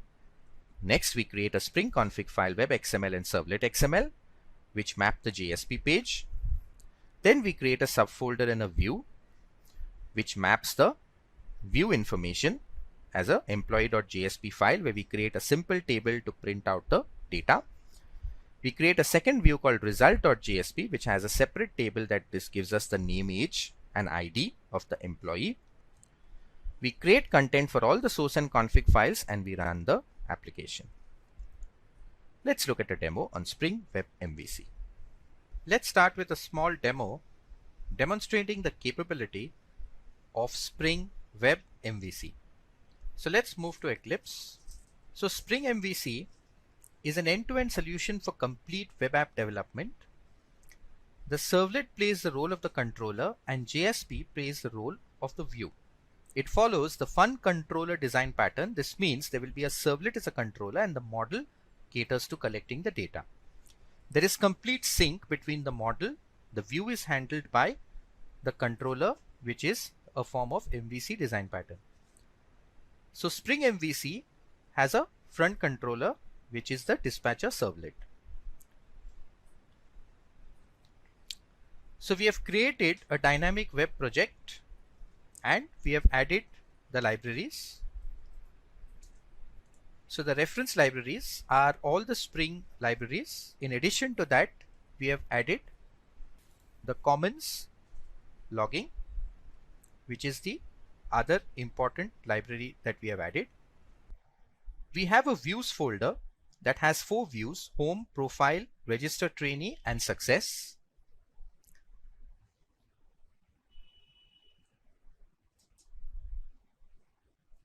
Let's look at the web.xml file. Here we have the dispatcher servlet configured with the name as my servlet, and here we are configuring my servlet with a URL pattern of / indicating that any request that comes to the dispatcher servlet, which acts as a controller, will be catered to by the dispatcher servlet. So the moment you put a /, which is the root URL, in the address bar, the request will come and hit the dispatcher servlet. Then we have the myservlet-servlet.xml file. So here we can actually see that the Spring Web container is going to look for this file. It is going to look for JSP pages inside this path, which is webinf/views, and that is where we have stored our JSP pages. It will search for the controllers in the com.controllers package. And here in the source, in the com.controllers package, we have set up our controllers, as you can see here. The internal resource view resolver will find out which particular JSP page is to be returned. So the prefix is the path where the JSP are stored, and the suffix is it's going to postfix all the view names with a .jsp extension. Next we come to the mycontroller.java file. We use the annotation controller. We are mapping to the root. So if somebody gives the URL, the end user passes the URL as a /. We are going to print home in the console and simply return the home.jsp page. So the suffix will be appended to this. We have another function called sayName. So in case we request for this particular URL route, we will get the first name parameter from a form. We will map the attribute of this particular value, first name, and we will return the profile view, which is again present in the views folder as we see here. We have a third route set up for the URL login. So if the URL is /login, we will trap the username and password fields from the form. We will check if the username and password equals Tom and Jerry. We will add the attribute and we will return the profile page. If there is an error, we will simply return an error message. So that constitutes the mycontroller. Let's look at the home.jsp. We have the sayName action method, which will post to the sayName request map that we saw in the controller. The method is post.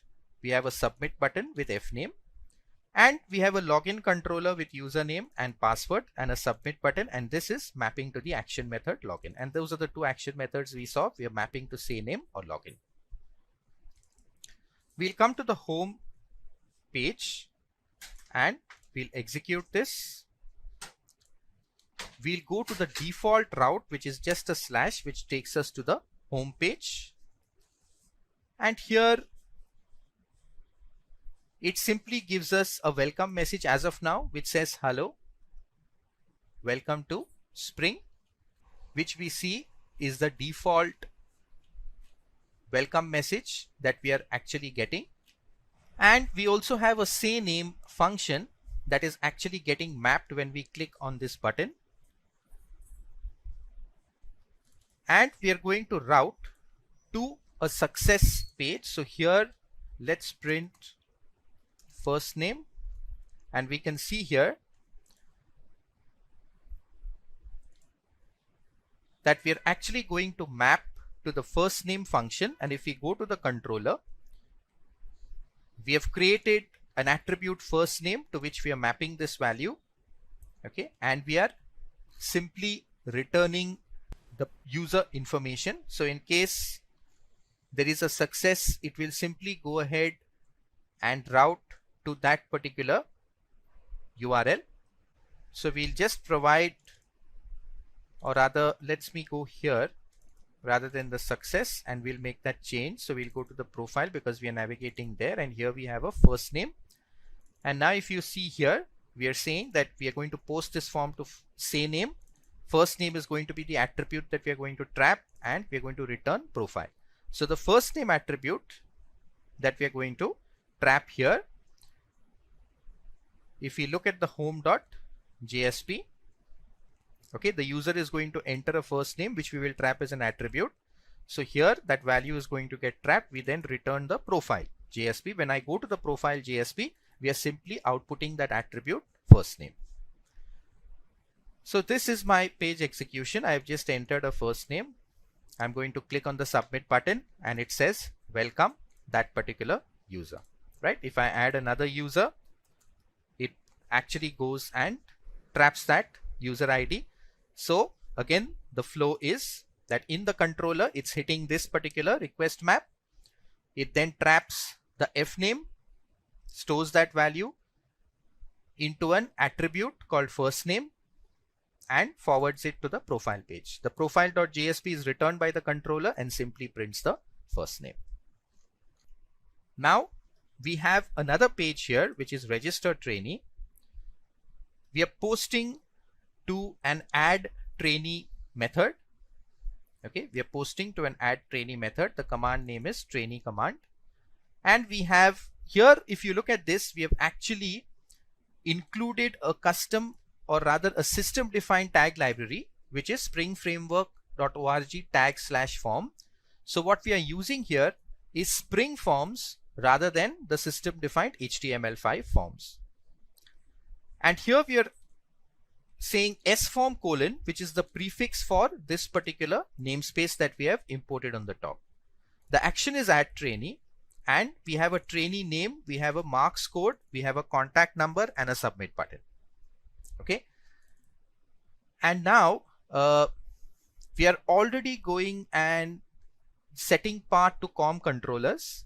So in the COM controller, we've created a register controller. Here you see that we have a request map for register and a request map for add trainee, and here you see the trainee command that is actually getting trapped. So the trainee information will automatically be passed here, and this is the model map which acts as a scope which allows us to pass data between the controller and the view. So this trainee object acts like the model data. So if we come to the com.to package, you actually see the trainee class which has trainee name, marks code, and contact number. It has a parameterized constructor, it has an overridden toString, default constructor, and getter and setter. That's all the trainee class actually has. The register controller, as we saw, has two maps: a register function that returns register trainee.jsp, maps to the attribute trainee command, and a add trainee map that accepts the trainee object along with the scope, the model map which passes data between the controller and the view. We are adding attribute trainee and we return success. Okay, so if I go to the success.jsp, we are printing the trainee object. If you look at the register trainee, here you see the command name that we are trapping, and trainee name, marks code, contact number, which map to the fields that we have in the model class or the entity class, which is the trainee itself. So now if we actually look at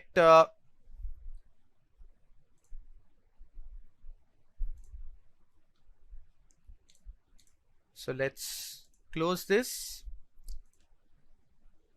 come back. We don't add any credentials. We click on login and it says invalid login credentials. Okay, so this is the login that is getting called. So you see here it maps to the login, and here if we do not enter anything, it simply returns invalid login credentials. So this is the login that's actually getting hit when we click on that button. And if you look at the register trainee, we actually see the input type over here equal to submit, and the moment we hit that particular login URL, it will simply throw this message saying that you did not enter the right credentials. So that is the login screen for us.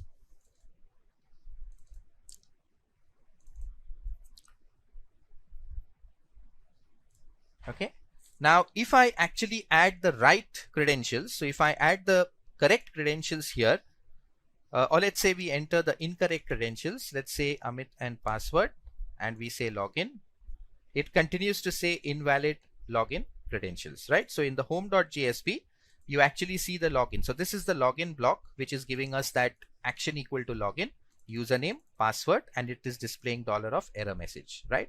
So the moment I click on this input button, it looks for a JSP, or rather it looks for a controller which has a request map. So this JSP page looks for a controller that has a request map of login. So inside the my controller, I have a request map of login. It will go here. It traps the username, password, checks. If it's not Tom and Jerry, it goes to error message. If it is Tom and Jerry, it displays profile, right? And if I look at error message is being printed in the same page below. So in the home.jsp, we actually are, if you look at the home.jsp page, $error message is being printed, and that's why you get the invalid credentials out here. Okay, and if it is a success, it will show you the success page and print that information. Okay, it will just display. So if you look at the my controller, what we are doing is we are displaying the profile page here. So if I go to the profile page, it will just display the first name. Okay, so let's try that. So here, if I say Tom and Jerry, it should just display the first name successfully saying Tom. So when I log in, it says welcome Tom. Okay, the URL continues to be login. Now, when I click on this register link, what happens? So let's look at the home JSP again. href equal to register. So when I click on the register link, I simply have a registration which says click here to register. Okay, and I already have a register trainee form created, and this is created using Spring Forms, as we discussed, by importing the tag library for Spring Forms, right? So that's the register trainee. Now I have a separate controller that is managing that. So here is the register. So moment I click on that link, it will hit this request map and it will bring up the register trainee.jsp. Okay, and remember we had added the suffixes here in this particular file. So when I say register trainee, the .jsp suffix will already be automatically be added. So we'll try that. We'll click on register, and here you see the register trainee Spring form has come up. So we enter the trainee name, we enter the marks code, and we enter the contact number, right? Now, if you look at the register trainee form, this is posting to add trainee. So if I go to the register controller, here is where I have my add trainee. It accepts the trainee object as a parameter, maps to trainee command, and the scope, which allows us to pass information between the controller and the model. And here we are mapping the trainee object and just returning success.jsp, and in success.jsp we are simply printing the trainee object. So let's see, when I click on submit query,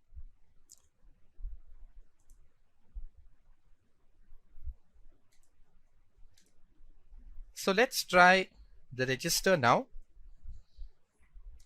So when we click on register, we'll enter a name for the trainee, we'll enter the marks code, and we'll enter some contact number, and we'll click on submit query, and there you see the trainee object actually getting displayed. So in the success page, we were actually displaying the trainee object. On the register trainee, as we discussed, we were connecting to the add trainee action, In the register controller, we had the add trainee action. We were passing the trainee object along with the model map and adding the trainee attribute to the map and finally returning success. And on the success page, we just went ahead and printed the trainee object. So you saw how the string MVC pattern got the request to the dispatcher servlet. It forwarded it to the right model, picked up the model data and went and displayed successfully the required view, which was the final view that actually got registered for us. And that is the success.jsp page that finally got displayed. So before we begin with what exactly is a Java API, we will understand what Java is. So basically, Java consists of two major components that are Java Runtime Environment and Java Development Kit. So when we get into Java's API, we might want to dig a little deep into Java's Development Kit.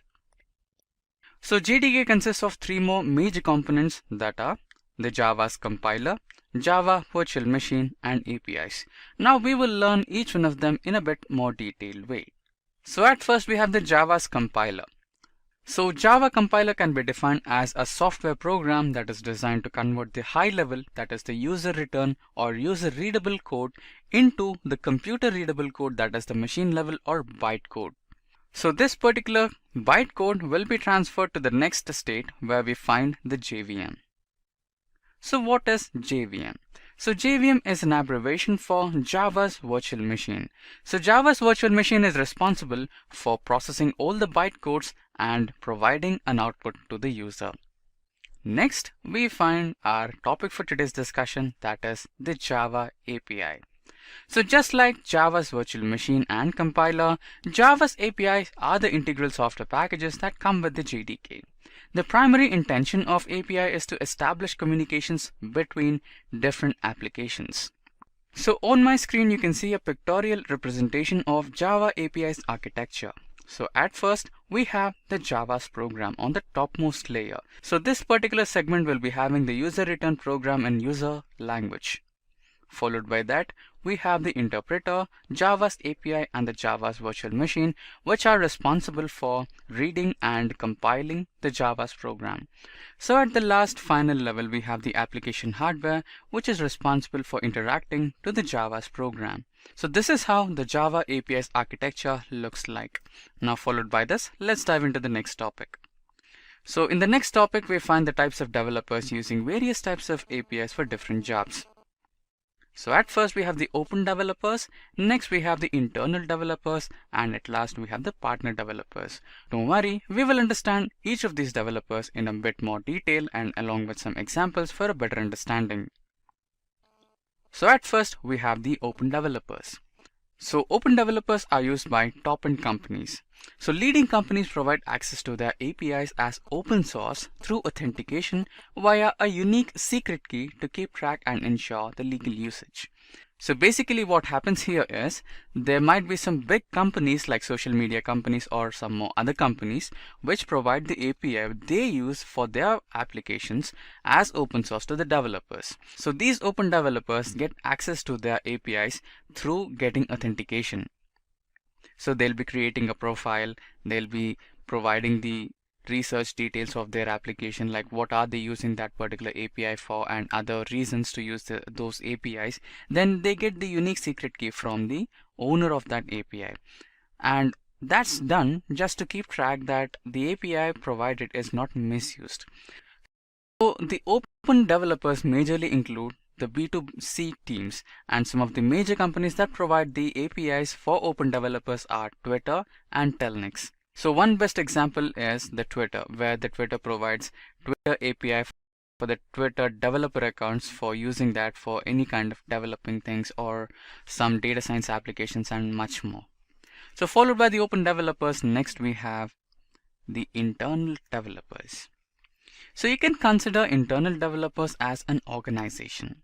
So the internal developers belong to a specific organization and work in a closed environment. These APIs run with a high security that can establish communication between the application and the application hardware. So only the internal developers, that is the developers belonging to that particular organization, have the access to that particular API. So this particular type of APIs run on a high security level. So internal developers majorly include B2C teams, B2B teams, A2A teams, and B2E teams. So some of the major companies that provide the internal APIs are Instagram, Google Mail, and Google Cloud Virtual Machines. Next we have the partner APIs.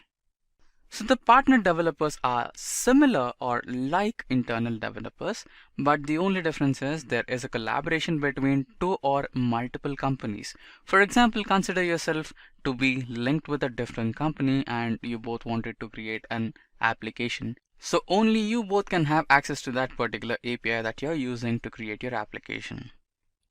So partner developers majorly use the B2C teams, and the major companies providing the partner APIs are Microsoft and Finextra.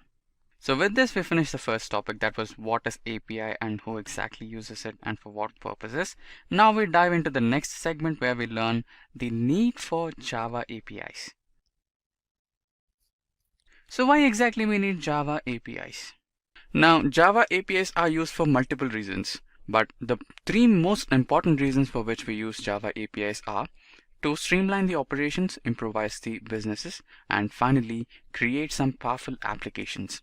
We will discuss each one of them in a bit more detail. So the first one is to streamline operating procedures.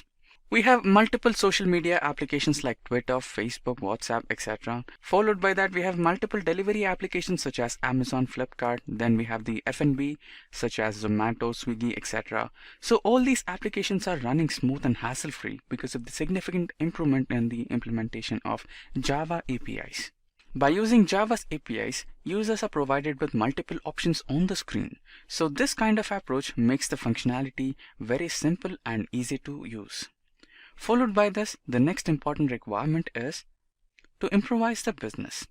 Introducing APIs to the public leads many companies to release private data to generate new ideas, fixing existing bugs, and receive new ways to improvise operations. The Twitter developer account is an example for API that gives programmers private API keys to access Twitter data and develop applications. Followed by that, we have the third one, which is to create the powerful applications. Online banking has changed the industry forever, and APIs offer the customer's ability to manage their finances digitally with complete simplicity. So this is made possible only by the use of APIs. Now followed by this, we will dive into the next topic where we understand the types of Java APIs. So basically there are 4 different types of APIs in Java. They are public, private, partner, and composite. We will discuss each one of these APIs in a bit more detail. At first, we will deal with the public API. So what are public APIs? Public means open. So public or open APIs are Java's APIs that come with the JDK, and they do not have any strict restrictions about how developers use them. So followed by the public APIs, we have the private APIs. So the private or internal APIs are developed for a specific organization. These particular APIs will be accessible through the authentication by only the employees belonging to that particular organization. So followed by private APIs, we have the partner APIs. So similar to private APIs, even partner APIs are having some authentication process to use.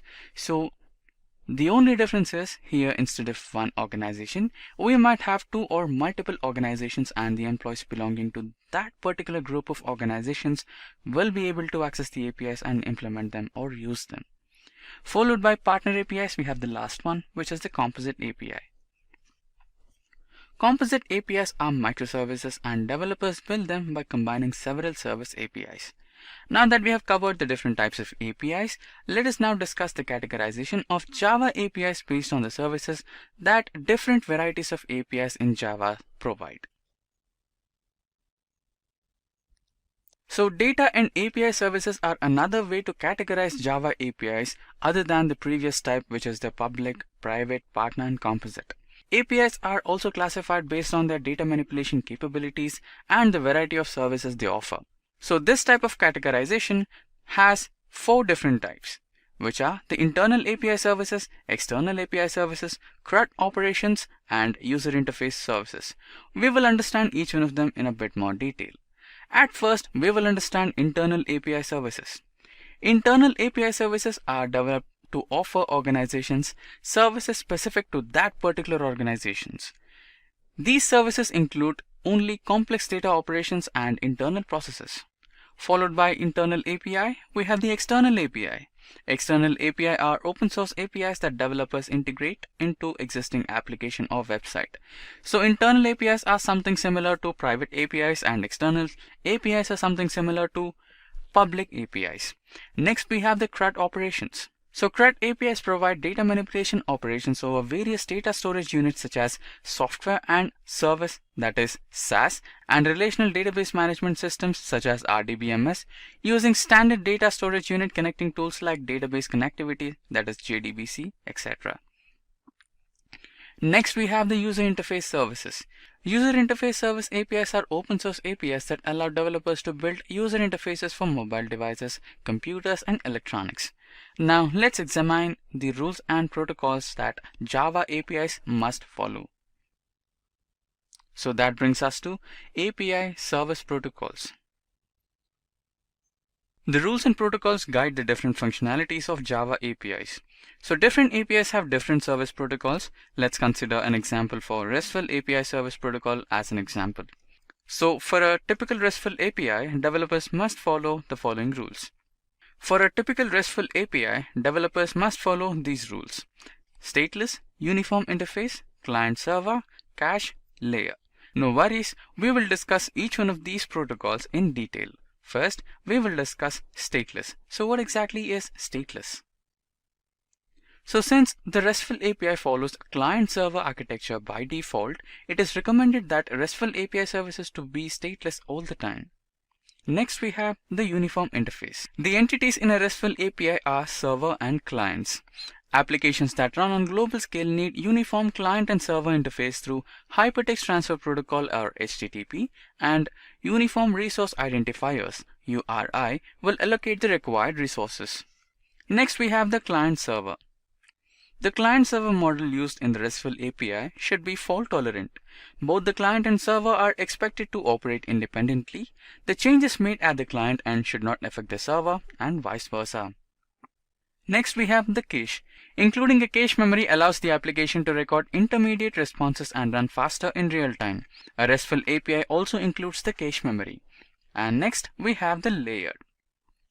A RESTful API is built using layers. Layers of API are loosely coupled or independent from each other. Each layer contributes a different level of hierarchy and also supports encapsulation. Next, we will go through some frequently used APIs.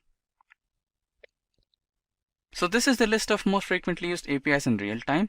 So we have Web API, Facebook 4J, Twitter 4J, Android API, Java Advanced Imaging, Java Data Objects, and you can also see the acronyms for them in the right column.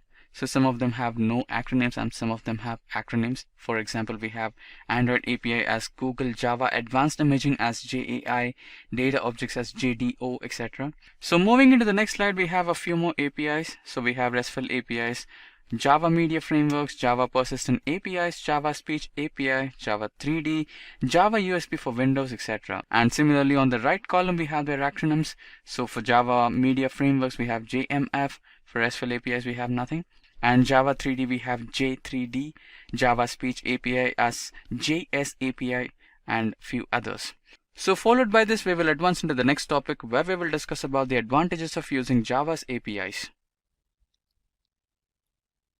Now using Java's APIs will help you with multiple advantages. Now we will discuss the most important advantages of using Java's APIs. So the first one, we have the extensive SQL support. APIs in Java enable a wide range of SQL support services in users' applications through a component-based interface. Next, we have applications. APIs in Java provide effortless access to all of an application's major software components and easily deliver services.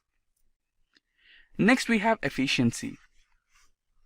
Java's APIs are highly efficient because they enable rapid application development. Also, the data that the application generates is always available online.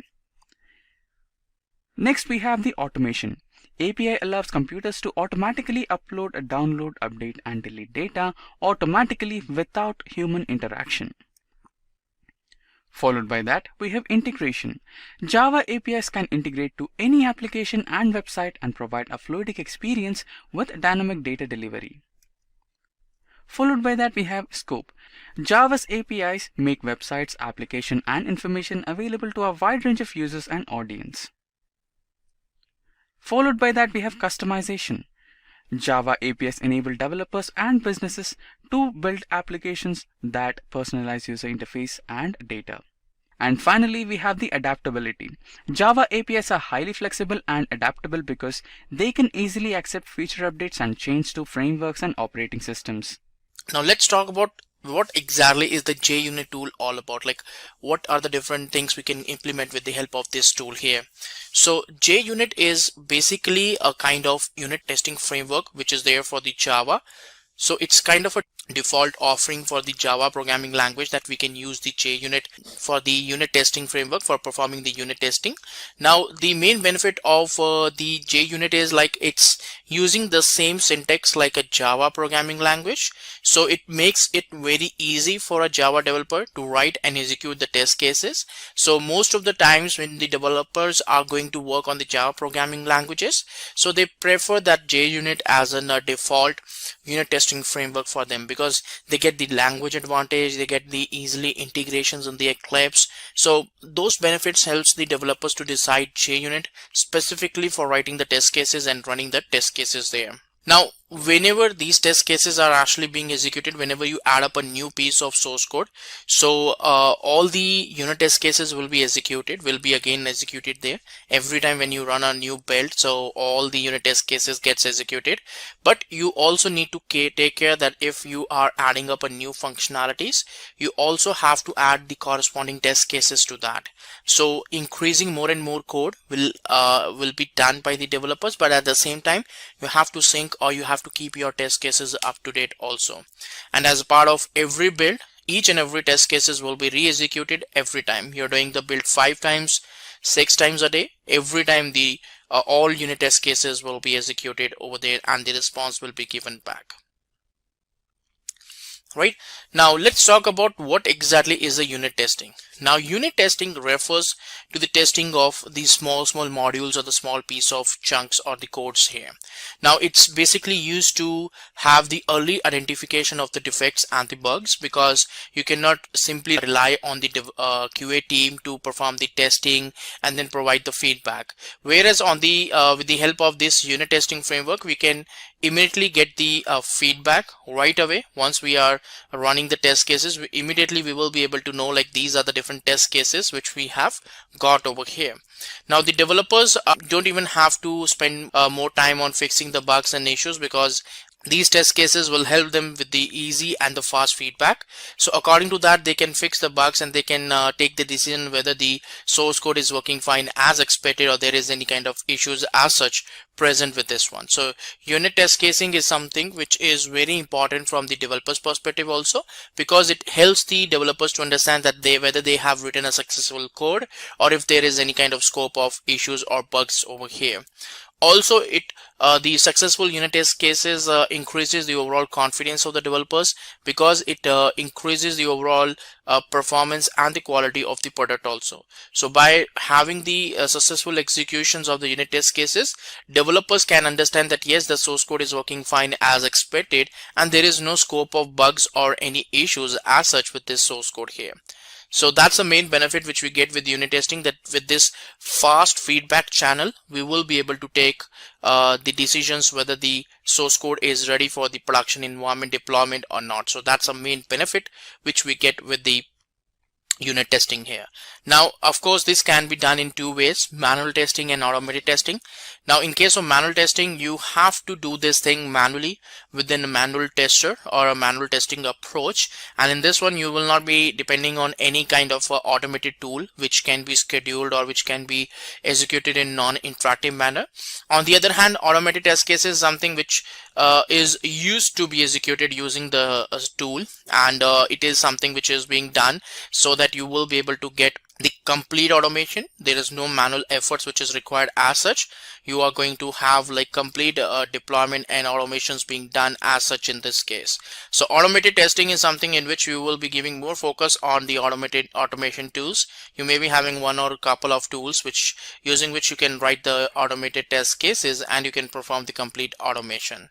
In case of manual testing, it's quite less reliable because you are dependent on the a particular tester which can perform the testing according to his efforts, and it's quite time consuming also because you can only run the test cases for probably 8 to 9 hours per day.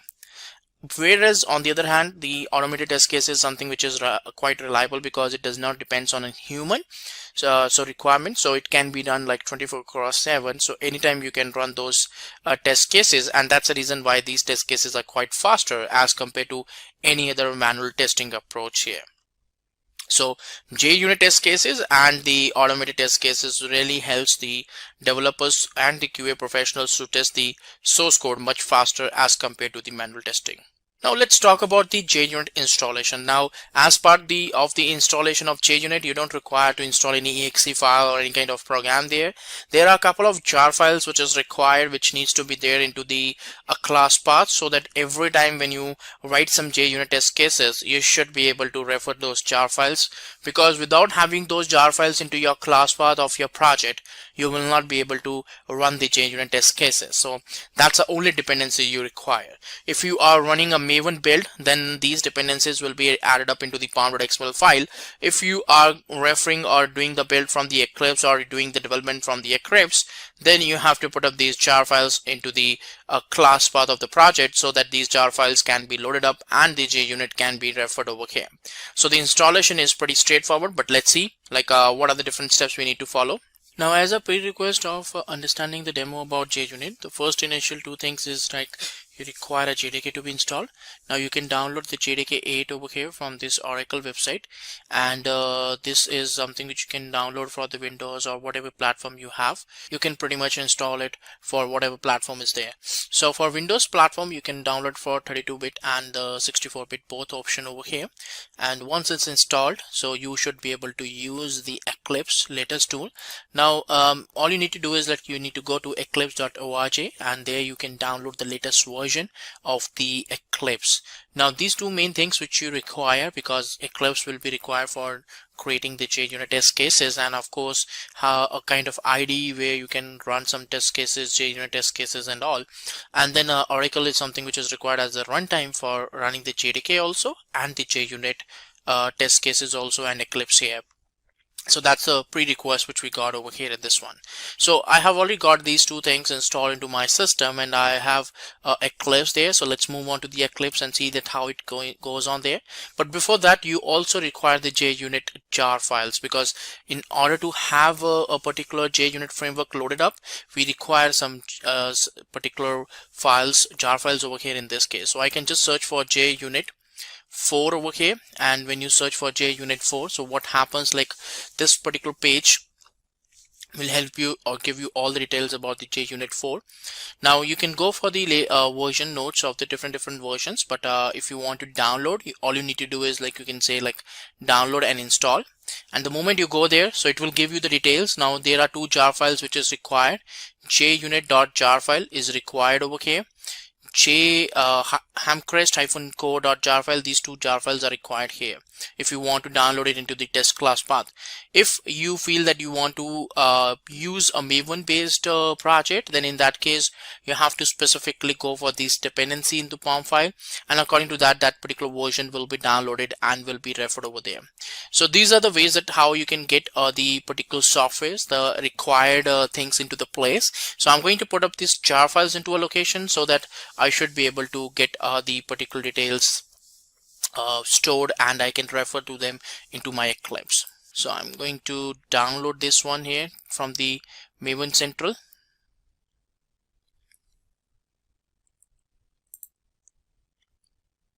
So I'm going to download this jar file,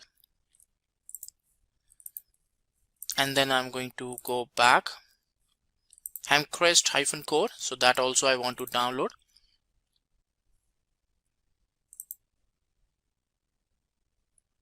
Download jar. So these two jar files I have downloaded, and I will be referring these ones into my project because these are the ones which is being required into my project as such. So let's go back to the Eclipse, and let's place these jar files into a location so that into my class path I can refer the complete folder with all these two jar files inside that. So let's go ahead with that. So let's create a particular new project over here. So we'll go for new Java project, and here I can give it like a simple one. A simple project name I can provide here, and JDK I'm using like 1.8, so that's the JDK version which I have utilized over here, and then finish. So this is the project which I have got like in the source directory. Now I'm going to create a simple file over here, a new class file over here. So I'll create it like JUnit class. So I'm going to create a class over here in this one, and of course I need to have a particular void main also over here in this specific class over here, because this is the initial class I'm trying to create over here in this one. I can create a custom particular methods also over here, but let's see like if we can execute or we can run some particular functions as such over here. Now I'm going to declare a function over here, public void JUnit method. So I'm just going to create a method over here.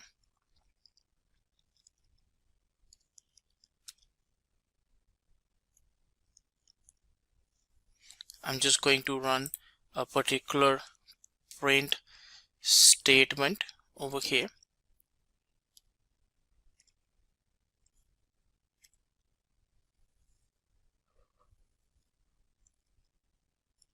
Executing JUnit test cases. Right now this is a kind of a method which is there, which of course I can run into my public void main, and this function will be executed, will be called upon over here. Now the thing is that right now since it's just a normal function, but the moment I convert it, like I have a @test mentioned over here, so what will happen, like this will be converted into the form of a test cases. Now of course, like right now there is no imports which is available there as part of this one, so you can see that the time I have added this annotation @test, I will be able to see like yes, add JUnit4 library to the build path is something which is coming up over here, or it's saying like add JUnit5. So whatever the library you feel that you want to add, you can do that, and that particular library will be added up over here. Now let's go for the JUnit4 library here. The moment I do that, what will happen, you will see some changes. First you will see the changes in the top saying that import org.junit.test. That's a first import, and second import will be like JUnit4. You will see like these two jar files is automatically being picked up by the Eclipse. Now even if you don't download these jar files, this is the main benefit of the Eclipse, that these are already a part of the plugins. You can see their paths, that these are already installed in plugins directory. So the moment you use these particular methods that you want to use the JUnit, these will be automatically imported over here into your system. Now you can just simply call this method into the main void main, and then the specific method will be executed as a form of test cases. So this is the mechanism that how you will be setting up the project. Initially you got the imports, you got the particular annotations configured, and with that the specific jar files will be automatically being added up into your class path. Whatever the jar files we added up, we downloaded previously, we can also have that added up into the custom class path. We can modify this build path of JUnit4 which is coming up automatically. We can just simply say right click build path and configure. So this JUnit 4 we can actually import, we can remove it from our system, and we can add our external jar files also into the build path or the class path over here. So that depends upon you, that how you want to perform the customizations around that part. But yes, the particular main benefit of using the Eclipse is that it's already having the JUnit plugin installed. Both 4 and 5 version is installed. Whatever version you feel that you want to include, it will be included, and the plugins are already installed, so you don't even have to download the jar files manually. So that's how you will be able to do a very basic initial setup of JUnit, and how a basic project can be created over here in case of JUnit. In the upcoming demos, we'll see like how we can execute these particular test cases, and we'll get the response. We'll come to that point. So let's go back to the main content. Right, so that was the JUnit installation demo which we saw, and we saw like how we can put up or load the jar files related to JUnit into a class path, and we can resolve the basic features about the JUnit, about the test cases. Now let's talk about some of the certain features of the JUnit here. Now there are a lot of features which we get primary with the JUnit. Let's discuss about that one by one. So the very first feature about JUnit is that it's an open source network. Now it's something which is available as an open source to you. We have also seen the installation, so you don't have to really go for any kind of license or something like that. So you can do any number of test cases with this particular tool and this specific automation tool here. You can automate it into Jenkins. Nowhere you require any kind of license around this. So these can be easily integrated. These are already a part of most of the latest Eclipse installation, so you don't even have to configure these manually because it's already a part of your system. Right. Second is that it provides annotations. Now main annotation we have already seen in the previous case, that when we converted a normal function or a normal method into the test method by using an annotation called @test. So it provides a mechanism to identify that which particular method is a test method and which method is a normal method according to our classes. So these annotations really help us to identify the methods also, and it provides us the flexibility that these particular methods are not the normal methods we need to execute. You need to run it in the form of test cases. So that identification is something we will be able to do with the help of these annotations here. Also it provides the assertions to identify like what exactly the results are there, because definitely when we are running the test cases, JUnit test cases, we need to assert that what should be the value. So using the assert assertions, we can actually compare that, okay, this method is giving this value. Suppose there is an addition method which is available there, which is giving like a plus b is equal to c. So c is like 5 plus 15 is 20. So with the help of assert, I'm saying like whatever the response I'm going to get from the function when I give the values a and b as 5 and 15, so that should be 20 value. So in the assert I can hard code like, okay, this is the value, this is the response which I should be getting, and once the function is executed I should be able to get this particular output as in 20 over here. So that comparison when you do, you will be able to understand easily that yes, when we are doing the assert, I'm getting the proper response, I'm getting the proper output over here. So assertion is something which is very important to compare the things, to compare the inputs which we are getting from the application source code.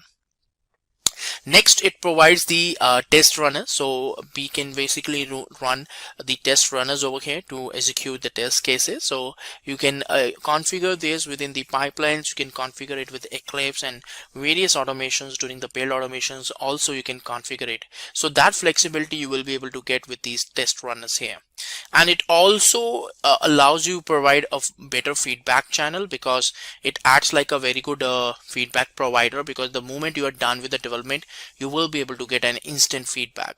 So the overall quality of the code is going to be increased in this case, and that's definitely helpful for you, because with this approach, with this JUnit framework, you will be able to get a quite faster and a perfect code writing tool or a quality tool which is available there. So definitely the overall quality of the code is going to improve with the help of this JUnit framework. And it provides the automations also, because these JUnit test cases are having the flexibility that you can configure it within the pipelines. You can automate it with the help of this framework, that you can completely help, or you can have a complete automated workflow with the help of this particular framework, and it provides you an instant feedback. The feedback channel is quite instant in case of this JUnit. Now let's talk about the JUnit annotations. We have already seen like the benefit of the annotation is to define or to provide the metadata about the methods to the different ones. So annotations also refer to the syntactical metadata added to the Java source code. So having a particular better feasibility and identification is also quite easy. So also the overall structure of the source code can be done in a better way, and the readability is also good when we talk about the annotations here. The biggest main difference between the JUnit and the JUnit 3 was the introduction of the JUnit annotations. So earlier, before JUnit 3, we were not able to identify like if this is in kind of a test method or this is a kind of a source method over here. So that identifications is quite easy after the involvement or the introduction of the JUnit 4 framework over here. Also, like this is something which is really helpful to us to see like how exactly we can overall read the overall source code, because you have so many source code there present to your project. So annotation should be able to help you to identify that these are the main portions, with these are the components which is part of the unit test cases, not the actual source code. So @test is something which is going to tell us that the specific method with the public void declaration can be run or can be executed as a test cases. This is not a simple method. This is not an application source code method. This is a test method over here. Now @before is something which is used to run some statement before each and every test cases executes. Maybe having some additional or initial connectivity is something you can do with the help of @before. @after is something which you can do after the execution of the test cases, like some statements which you want to execute after the test cases. So that's something you can do, or you can go with the help of @after. And @ignores is something which you can configure if you feel like during the test execution you feel to ignore some statement. So that's the way you can use the @ignores there. So @ignores, @after, @before, and @test. These are the 4 annotations which is being used most of the time into your JUnit test cases. Right? Let's talk about some bit more. Now @before is something which is being used to execute the classes, some statement before even any kind of test class executes. So not only before executing any method, this is something before even loading up any kind of test classes. So before @before class is being used. Similarly, @after will be there to execute it after all the test classes. And if we have a timeout configured, so what we'll have that we will be able to set up a timeout while executing the test cases. So timeout value can be configured over here. And then if you feel like if you want to handle some exceptions during the test execution, so that's where we can use this custom annotations over here to have the exceptions handled or configured over here in this one. So these are some of the very important annotations which is available there on the JUnit perspective. Now let's talk about some another demo on JUnit testing in the Java, like how we can pretty much configure the test cases in JUnit for a programming language called Java, and how we can get along or get execute those things. So now we are going to see like how exactly we can go for the execution of some Java files onto a command line, and how we can using the command line run some execution of the test cases. Typically we do it from the Eclipse, but from the command line also we are going to see like how exactly we are performing the setup and the executions over here. Now what we really need to do is like we need to see like how we can proceed further with the execution. So I'm going to open this particular Java file over here, so to get a better understanding here. So I'm going to use the org.unit JUnit class over here in this case. So we are having like couple of imports. These are the standard imports, so you can do like org.unit JUnit.star also if you don't want to go for the specific imports here. Now here we are going to create a test unit as a sample class, and in this one we got the void main over here, which is the main portion of any kind of class here. The only thing which we got over here is that we have created a test method over here called test print message. So we are assigning a value called message, a variable over here as in Simplilearn. Now what happens, like we will be able to do the assert equals over here, that if the value of message is like Simplilearn, So it will be able to help us with the proper output, and there will be no errors as such over here. So everything will be smooth, and that's what we are trying to execute over here in this case. And we are running into the null void that these are the test cases we want to run or we want to execute over here. Now all we need to do is that we need to compile this one. We really need to compile this test cases over here, this file, and then we have to run that one. So for that, let me open the command prompt.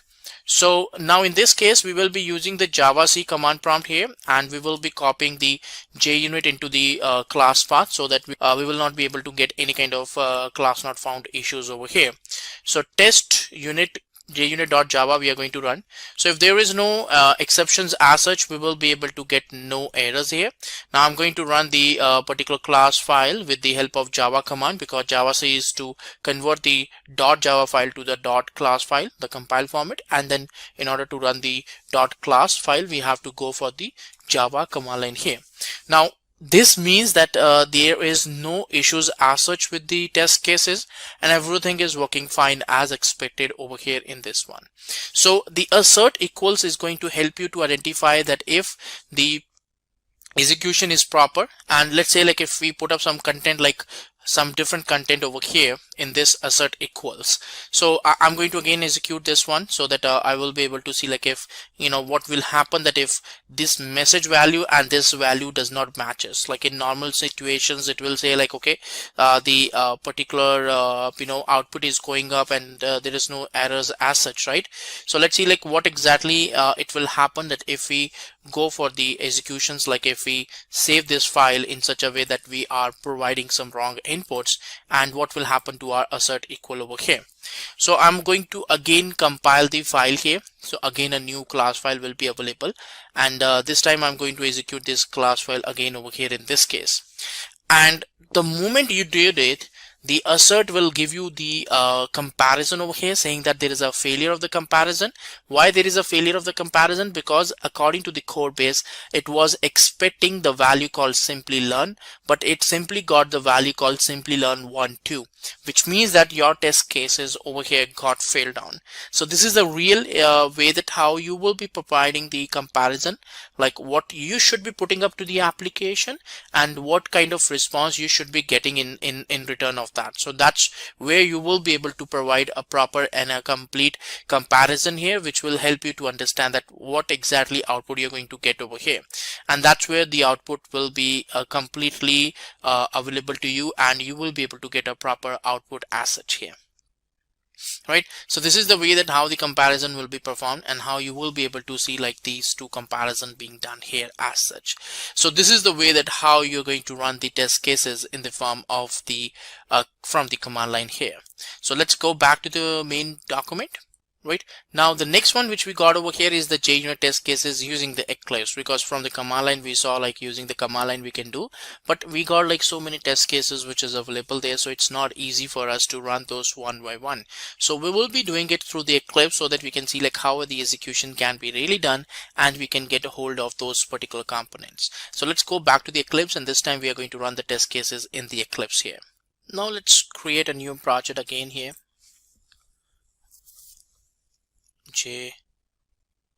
JUnit project, right, and finish. So a new JUnit project will be created, and this one you can see like there is no executables libraries for the JUnit, but you can include it now also, but I'm going to do it later on. So I go for the JUnit project class.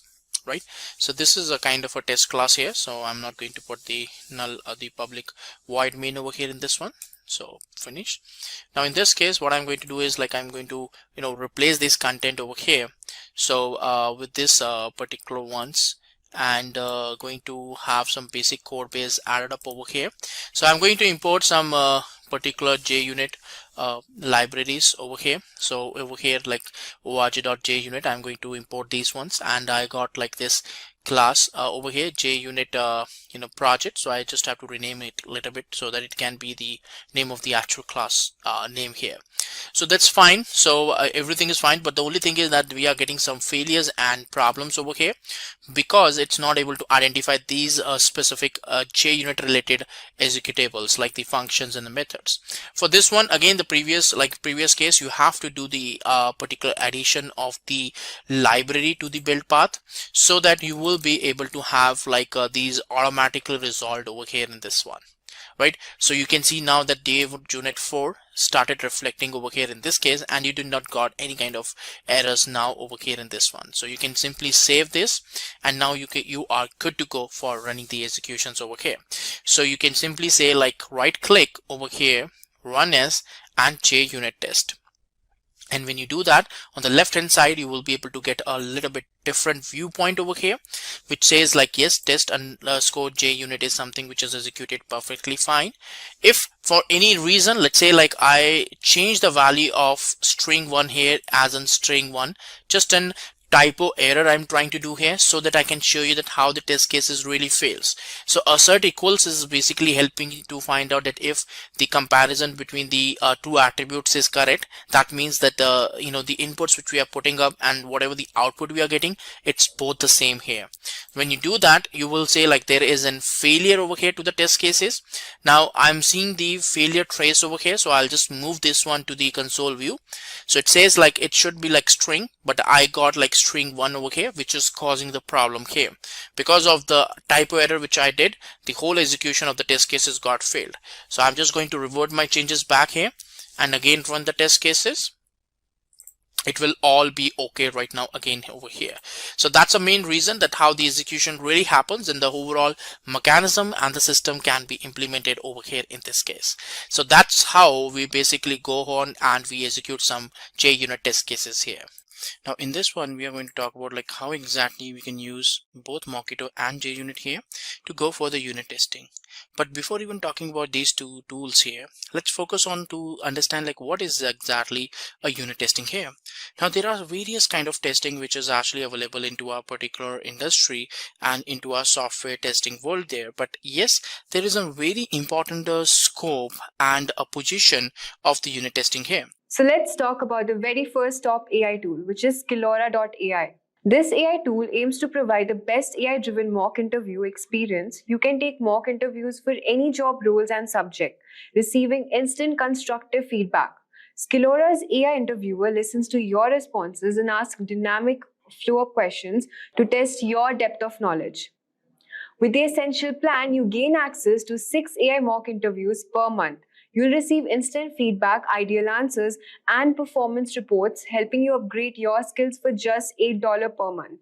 The premium plan allows you to enjoy 15 AI mock interviews per month. You'll get the same instant feedback, ideal answers, and performance reports along with priority support, maximizing your learning for only $15 per month.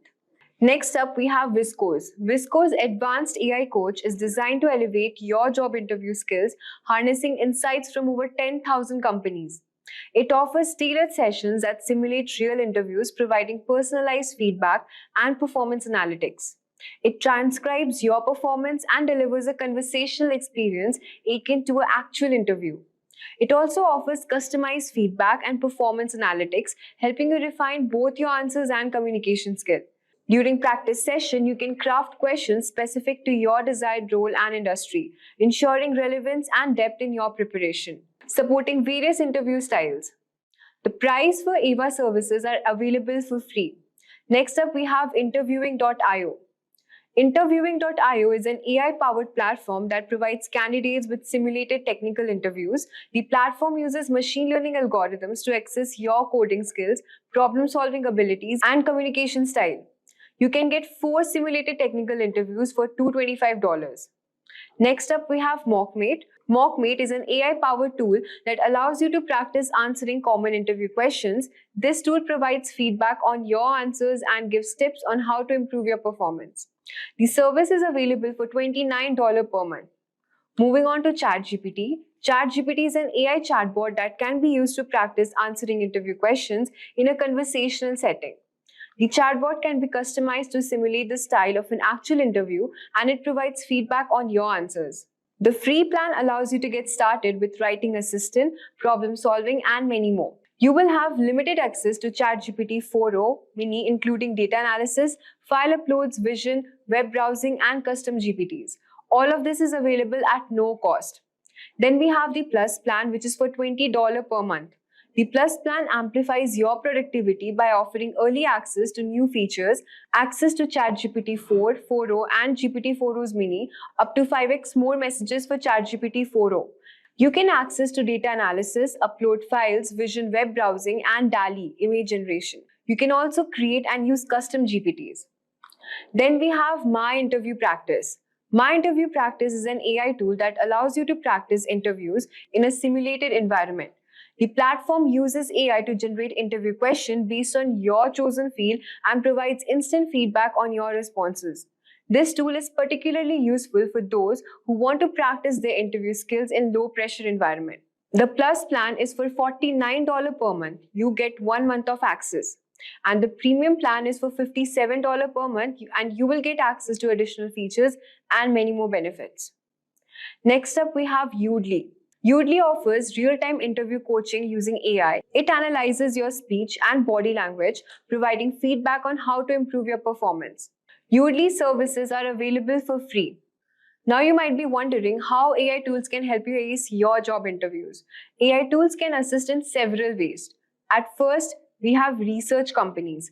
AI tool provides information about companies' website, news articles, and social media, helping you tailor your answers to the interview's question. Practice questions. AI tool help you practice answering common interview questions, boosting your confidence and preparation. Feedback. AI tool offers feedback on your answers, highlighting areas for improvement and refining your responses. Personalized advice. AI tools provide tips and advice on improving your interview skills, giving you an edge to your next job interview. Choose the right AI tool and select an AI tool that fits your needs and preferences. Use the tool consistently, starting a few weeks before your interview to maximize its benefits. After practicing with the AI tool, get feedback from others to identify areas for further improvement. Dress professionally and be punctual for your interview to make a positive first impression. Show enthusiasm and confidence during the interview to leave a lasting impression on the interviewer. AI tools can significantly aid in interviewing preparation. By using them effectively, you can enhance your chances of success in your next job interview. In this video, we are going to explore the powerful capabilities of GitHub Copilot and how it can transform your coding workflow. GitHub Copilot is an AI-powered code completion tool that is going to help you write code faster and more efficiently, whether you are building simple scripts or complex applications. In this video, we will cover how to set up GitHub Copilot, how it generates code suggestions, and how you can use it to enhance your coding experience. Plus, we will walk through some practical examples and show you how GitHub Copilot can assist in debugging, improving code quality, and even learning new coding techniques. By the end of this video, you will have a clear understanding of how to integrate GitHub Copilot into your development process and leverage it for maximum productivity. So let's dive in and see what GitHub Copilot can do. But before that, just a quick info, guys. Simplilearn has got generative AI course. You can unlock the future of AI with our top-rated Gen AI courses. You can elevate your creative capabilities with our highly acclaimed generative AI course. Dive into the AI-driven innovation and explore key concepts like generative AI, prompt engineering, ChatGPT, and many more. Acquire cutting-edge knowledge to gain a competitive edge and advance your career in the evolving AI landscape. So hurry up now and join the course. The course link is mentioned in the description box. So let's start with understanding what is GitHub Copilot. GitHub Copilot is an AI-powered coding assistant that was created by GitHub in collaboration with OpenAI's Codex. It is designed to understand the context of your code and provide intelligent suggestions as you type. Whether you are writing a simple function or tackling complex logic, Copilot is here to make coding faster, smarter, and more efficient for you. Now, let us discuss some of the key features of GitHub Copilot. The first one is code completion. GitHub Copilot can help you complete your code by suggesting the next part of your function, or even an entire block of code based on what you are currently working on. Next is provides smart suggestion. It doesn't just fill in the missing lines of code, but also Copilot suggests complete functions, fixes errors, and even proposes improvements based on the pattern. It learns from millions of open source projects. Next, it provides multilingual support. It works across many popular programming languages including Python, JavaScript, TypeScript, Java, Ruby, and many more. No matter the language, Copilot is just ready to assist you. And finally, Copilot is context aware, meaning Copilot understands the context of the code you are writing, meaning the suggestions it makes are tailored to your current task. It doesn't just suggest random snippets, but provides relevant solutions based on your code. Now let me show you a small demo. So I have given the prompt, write the code for Fibonacci series. And as soon you press enter after this, you could see all over here, it has started giving the suggestions. And finally, it has given me the code. So you can see how easily it is able to complete the given code. Now let me show you the next one. Suppose I'm creating a function to add, okay? Function add, and you could see it has already given me suggestion, which is automatically completing the given code. So I'll just press on the tab and you could see it has given me the given function. Now, in order to subtract, this is also showing. So I'll just click on tab and press enter, then again tab, and you could see it has given me two functions, one for addition, one for subtraction. Let us see, does it has any more suggestions? So you could see it has already given me the multiplication one. Now, similarly, for division, it has given me. So based on what you are trying to do in your given project or what is your task, if you are interacting with GitHub Copilot, it will make your work a lot more easier. Now, let us move ahead to the next part, where we will be installing GitHub Copilot in our VS Code. So to get started with GitHub Copilot, just right click on this. And in order to access GitHub Copilot, you need to have the paid version of this. So you need to take the subscription for Copilot. So Copilot for individual is around $10 per month. Then for business, it is around $19 per month. And for enterprise level, it is $39 per month. So we won't be taking this. We are going to take it for individual. Just click on start a free trial. And since I have already taken it, so it will direct you to the payment page. But for me, it's showing a different one because I have already taken the subscription of this. Now, based on this, you'll be directed to GitHub Copilot for your ID. Now, just click on this. And you could see all over here, there are a lot of IDs present. Azure Data Studio, JetBrains IDE, Vim NeoVim, Visual Studio Code, and Xcode. So for all these IDEs, GitHub Copilot is there. Now, we want to use it for Visual Studio Code. So let us understand what is the prerequisite. So the first thing is you need to have subscription to Copilot, like I have said to prior. So in order to get the subscription, just click on this link and you will be directed to that page where you need to buy the subscription of Copilot. Next is compatible version of Visual Studio Code. So guys, for this, in order to use Visual Studio Code, you must have a proper version installed. So here it is mentioned 17.8 or later. So in order to install Visual Studio Code of this version, just click on this given link as suggested on the documentation and you could easily download it all over here. Now download Visual Studio Code from here. So you could see there are three options given: free download, free trial is there. But we are taking for the community purposes. So just click on this and here you are going to get started with downloading. Since I have already installed it, so I won't be doing it. Now, the next thing that we have to do all over here is account integration. Now, let us go on the extension panel and type GitHub Copilot. So you could see all over here, I have already written GitHub Copilot and this extension is showing. So you have to search it all over here in the search bar and you need to install this. So I have already installed this all over here. And after this, what do you have to do? Guys, you need to sign up all over here to your GitHub account.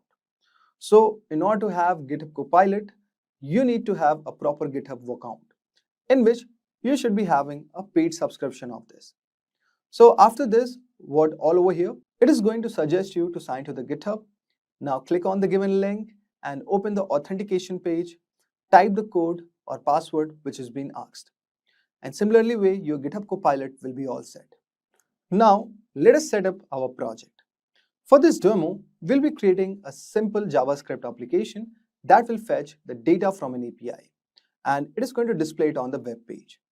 So for the same purpose, what we'll need style.css, index.html, demo.js. So let us create this folder. So I have already created a folder called test, and under this, these three files are present. Now, let us go to our index.html file, and let us ask Copilot to create basic HTML structure, and you could see all over here. So it has created the given structure. Just click on tab, and you could see all over here that our basic structure for this is already set. Now let us move ahead. Okay, so if something you want to add extra all over here, like for someone I would say who don't have any experience with these programming languages, I would suggest first learn them and then move to this tutorial. But since I'm already having a knowledge of HTML, CSS, so I find some things are missing, like I need to update my title all over here. So I would say this as an JavaScript API demo. Now we have the viewport content, okay, we have the title.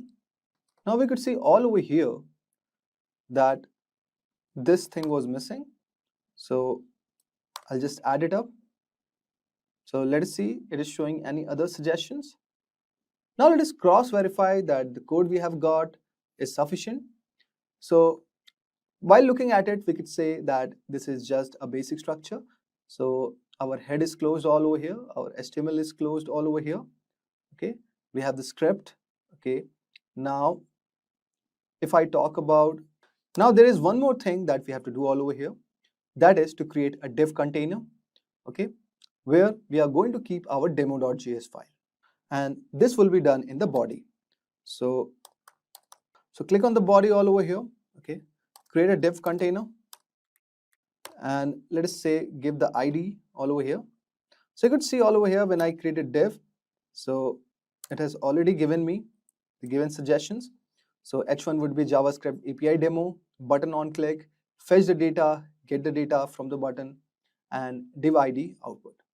So which sounds pretty much sufficient because I wanted these functionalities. Now let us move ahead to the next part. Now in this section, what we are going to do, guys, we will be creating a JavaScript file to fetch the data from a given API. Now in this demo.js, let us ask Copilot create a basic API to fetch data from the server. Okay, so it has given already a suggestion. I would just click on enter, but see, it's giving me express. So this is a part of Node.js which we don't want it. Now what I'm going to type, fetch data using async function. Okay, now let us see. So you can see all over here, it has created the function where the function name is fetch data, and it is given for the response equals to await fetch, and then it's giving the JSON file all over here, await fetch https JSON placeholder typecode.com, then the data it is awaiting from this API, and finally it is printing the log data.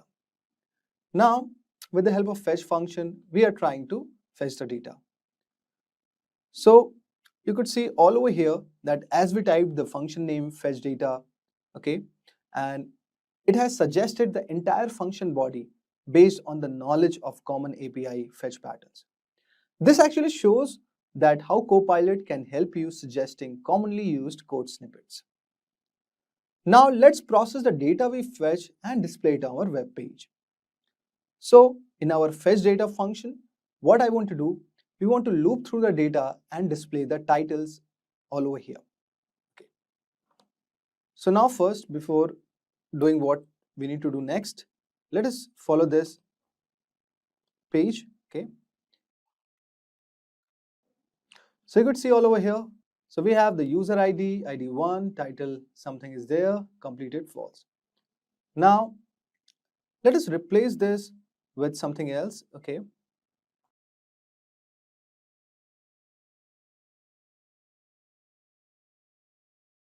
You could see all over here. I have changed the URL for this, and in this I could see we have the given user ID, title, and the users are increased. Okay, but the user ID for them is same. So we have a lot of data like this, and this is for the post data. Now let us do something else. So what I want to do next is that I want this fetch function to fetch the data, and the idea all over here is to loop through the data and display the titles of the posts on the page. So I want to update my this JS. So let us write a prompt all over here.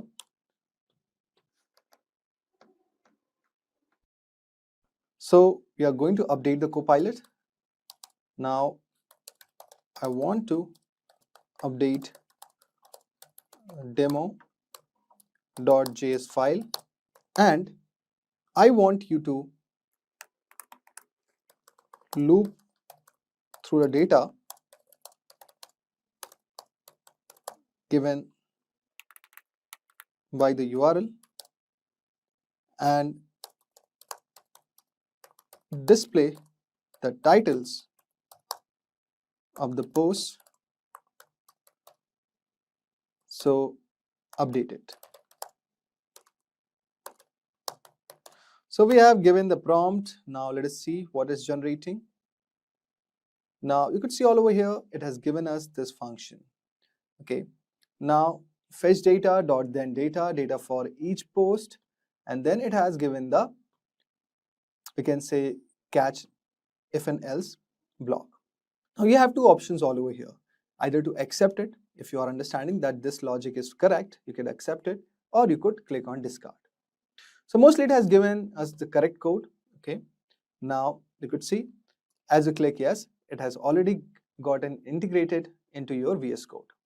Now as a software developer, so let me check what extra things that I need to do. Now we could see all over here we have the basic thing set up all over here, but few things are missing. So what I'll do first, so after this, okay, so this function should be kept inside it. Now I will cut this, okay, and paste it right all over here. Now what next thing I want to do is I want to create a container. So let us create a container, constant container, and this will equals to document. So just click on tab and you could see it is automatically completing. The next line that I want to do is, so this function I have to update it. So but you could see there are other suggestions which are given. So I'll just right click all over here, and you could see data for each post. So it is changing.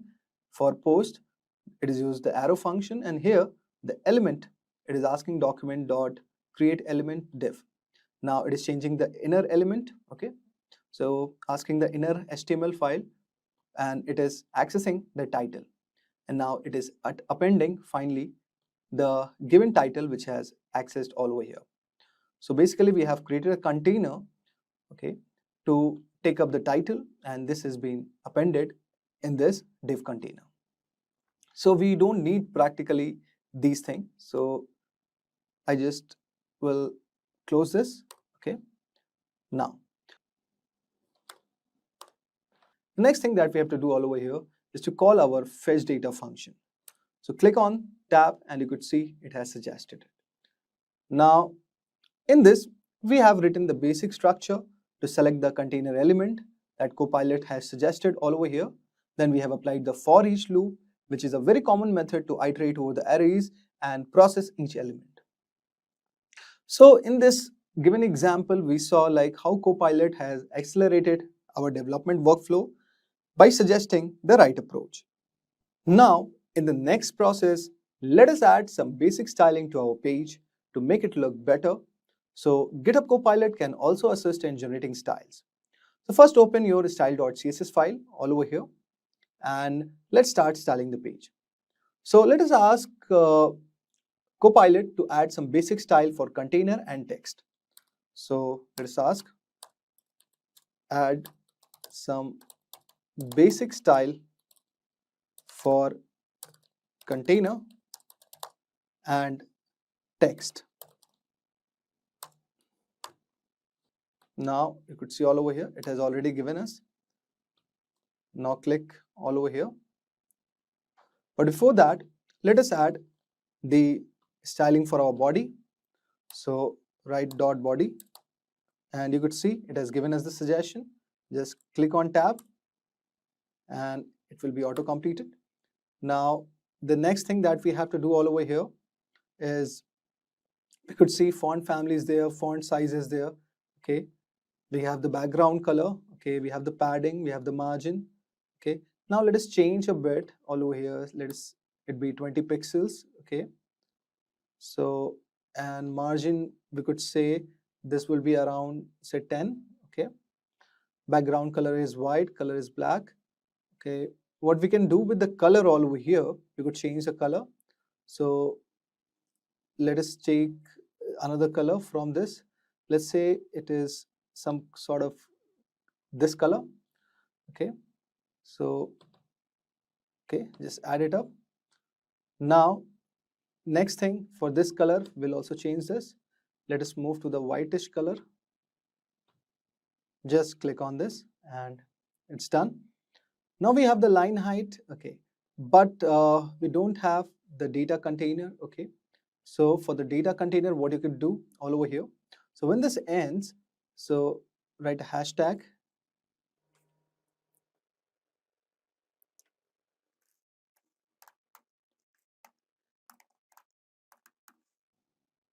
And click on tab. So we have width. Okay, but here I want to also add display. So add the display all over here. Say we'll keep the display as flex. Okay, now, and we could keep the flex wrap as wrap. Then do we have the gap all over here? No, we don't have the gap. So just add gap, and we could give gap as around, say, 10 pixels. So edit this around 10. So guys, one word of caution, like, you don't have to blindly accept the suggestions which Copilot is giving. It is going to give you basically a template, and after that you need to keep improvising it, because ultimately you have to interact with this tool. And the core idea all over here is that you don't have to write this, you don't have to hard code this. Ultimately you have to adjust it, and you need to see it, like, is it on the right range. So those are the important things to note of. Now let us add the data container div. So click on hashtag data div. Okay, sorry, it will be data container, and click on tab, and it has given us a certain blueprint of this. So here what I actually want is to keep display, okay, flex wrap and gap as 10 pixels. Pretty much fine for this. Now after this, all over here, this is our data container, okay, div. And okay, for this we will keep only display, flex and gap. And for this container one, we can add the background color, and also we could add the padding. So let us add the background color, and say our color could be this. Okay, we could change the color based on this. So I want this color to be bit, okay, let us keep the background color as black. Okay, now here the next thing is padding. So let us add the padding all over here. So padding, you could see around 10 pixels. Okay, now we have done rightly all over here. Now I want to give the border radius. Okay, so add the border radius all over here, and we could keep the border radius around 5 pixels. Then moving ahead, we need to have the box shadow. Okay, that's another CSS, and we could keep it around, 0 pixels, 10 pixels. Okay, so it has giving me this suggestion, but I actually want to go with different one. So 0, and here I want to add 2 pixels. In next one I would keep it as 5 pixels. Okay, then I could use RGB. Okay, and similarly let's keep it for the trial. Okay, later on if we want to adjust it, we could adjust it. So our box shadow is done. Okay, now finally we'll add the width. So if I talk about the width, you could see I need 200 pixels for this. So let us keep this. So our data container is done, data container div is done. Okay, now since we have not added any image, okay, so that's not required. So for body we have done. Now by mistakenly I wrote this also, so but this is not needed because this is covered in both of them. So in this we have added some basic styling. So after repeat. So after adding some basic styling to the body and creating a responsive container for displaying our post, we notice that how Copilot is providing the right CSS suggestions, making it easier to get a clean and modern layout. Now it is a time for a test. Now let us see if the test app is working as expected. If there are any errors, then GitHub Copilot can help us debug by suggesting the fixes. Now let us try to run this. So, and I'm very much sure that there are some errors happened in this code, which I might have deliberately done, but let us see how it works. Now just click on F5 and you could use web via Chrome.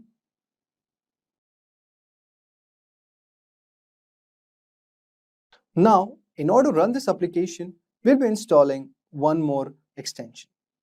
So just click right on extension and type live server. So just right click on this and install it. Now after this, open your HTML index.html file and just open with live server. Now you could see all over here that Copilot has created a basic HTML structure and it has given us a title. Now let us see if we are really getting the data. So based on our CSS, we could see our CSS didn't get applied here, but our logic is right all over here.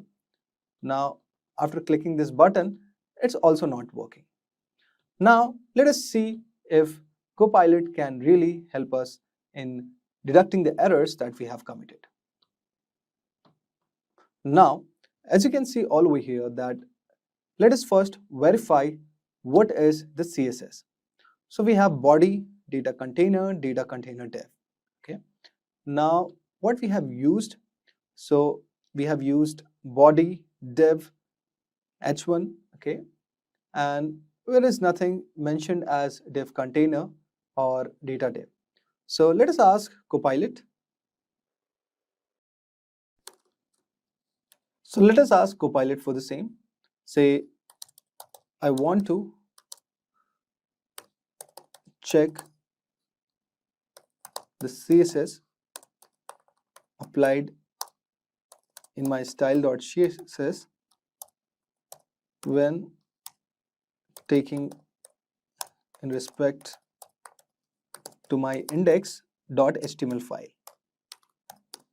Also, after clicking the button, it's not giving me the title. Please resolve. Now you could see all over here that it is showing that the body tag should be placed outside the head tag. Okay. Now the fetch data function should be defined in the script.js file, which is missing. Okay. So we have not defined the fetch data function properly. So it has given us the proper code. Let us copy and paste this. Now you can see all over here that I have copied this. Okay.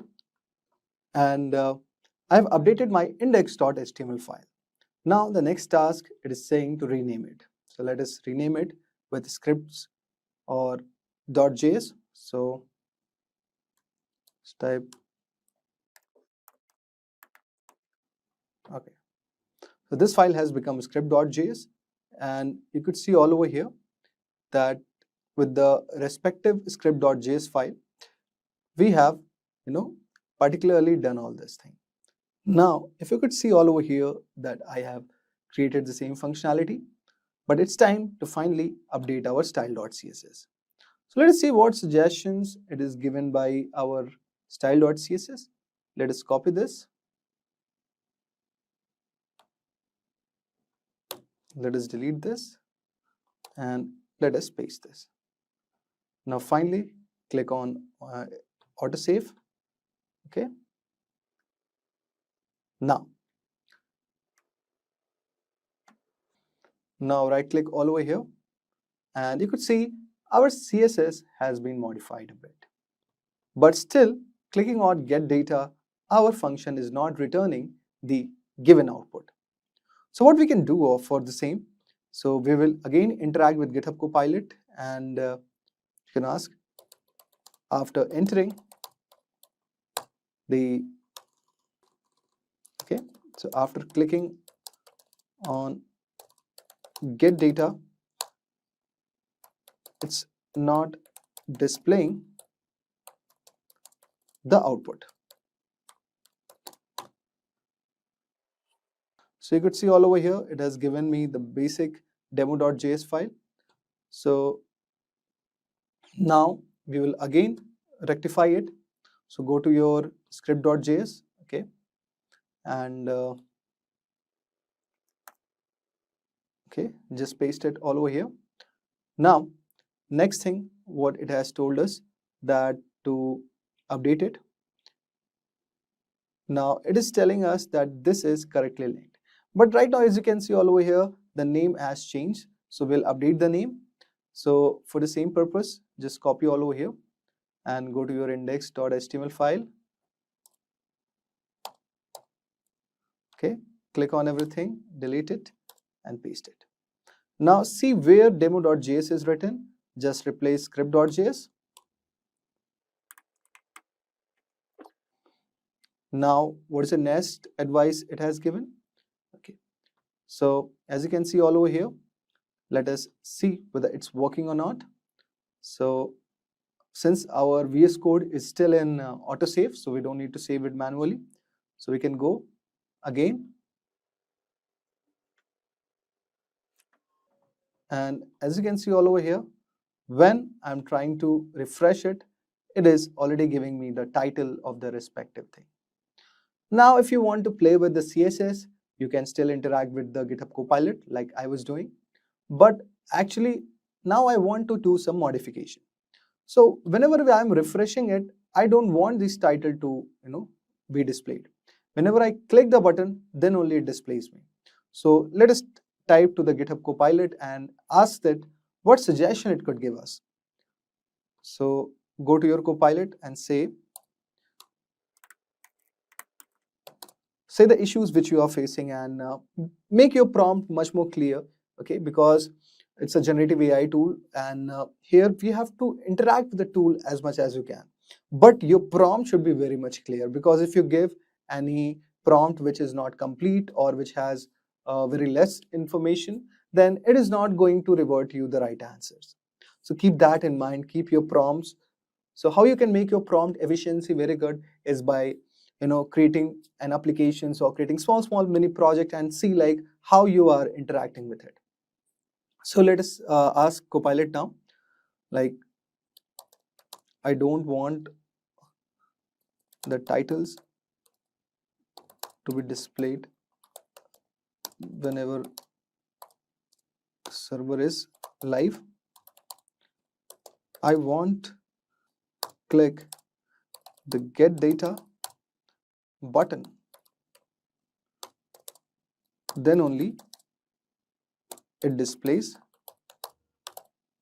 the title. So you can see all over here, I have given the prompt, and let us see what it has given me. So you could see all over here, it has given me the updated index.html file. So let us update this. Let us click everything. Okay. Now let us move ahead to our script.js file. Okay.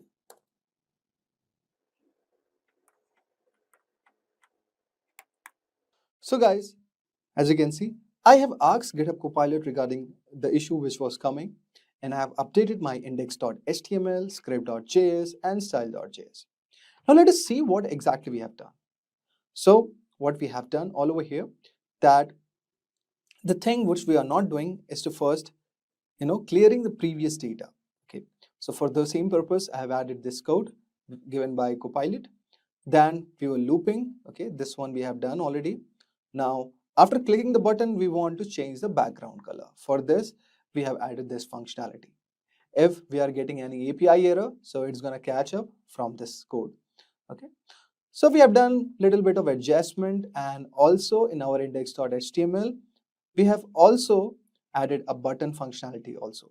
So this fetch data functionality, okay, which is going to redirect to this function, which is finally returning the given data, or basically the title from the given APIs. And style.css have been updated based on it. So you can see all over here, we have updated font family, we have done transition, we have done padding. Okay, we have added a new functionality for hovering, okay, for which the background color is blue, and we are transforming it with the scale of 1 to 1. And then we have added the container.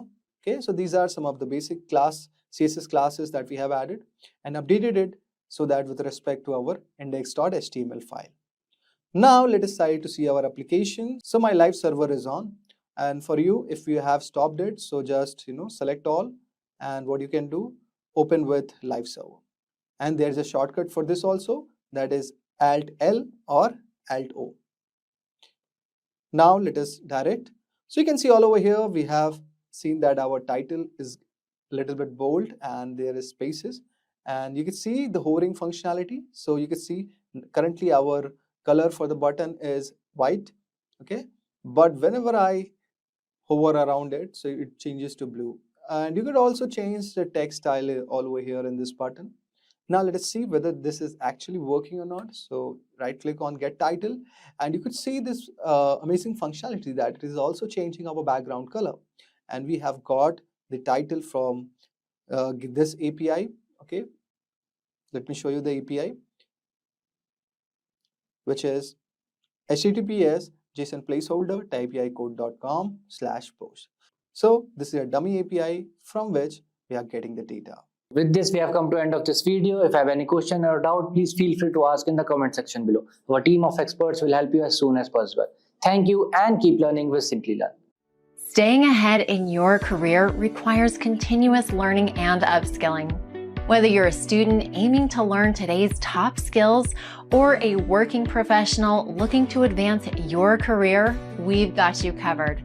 Explore our impressive catalog of certification programs in cutting-edge domains, including data science, cloud computing, cybersecurity, AI, machine learning, or digital marketing.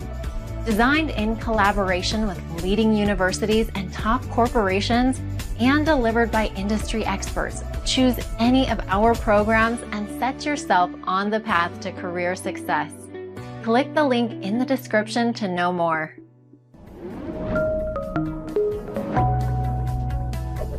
Hi there, if you like this video, subscribe to the Simplilearn YouTube channel and click here to watch similar videos. To nerd up and get certified, click here.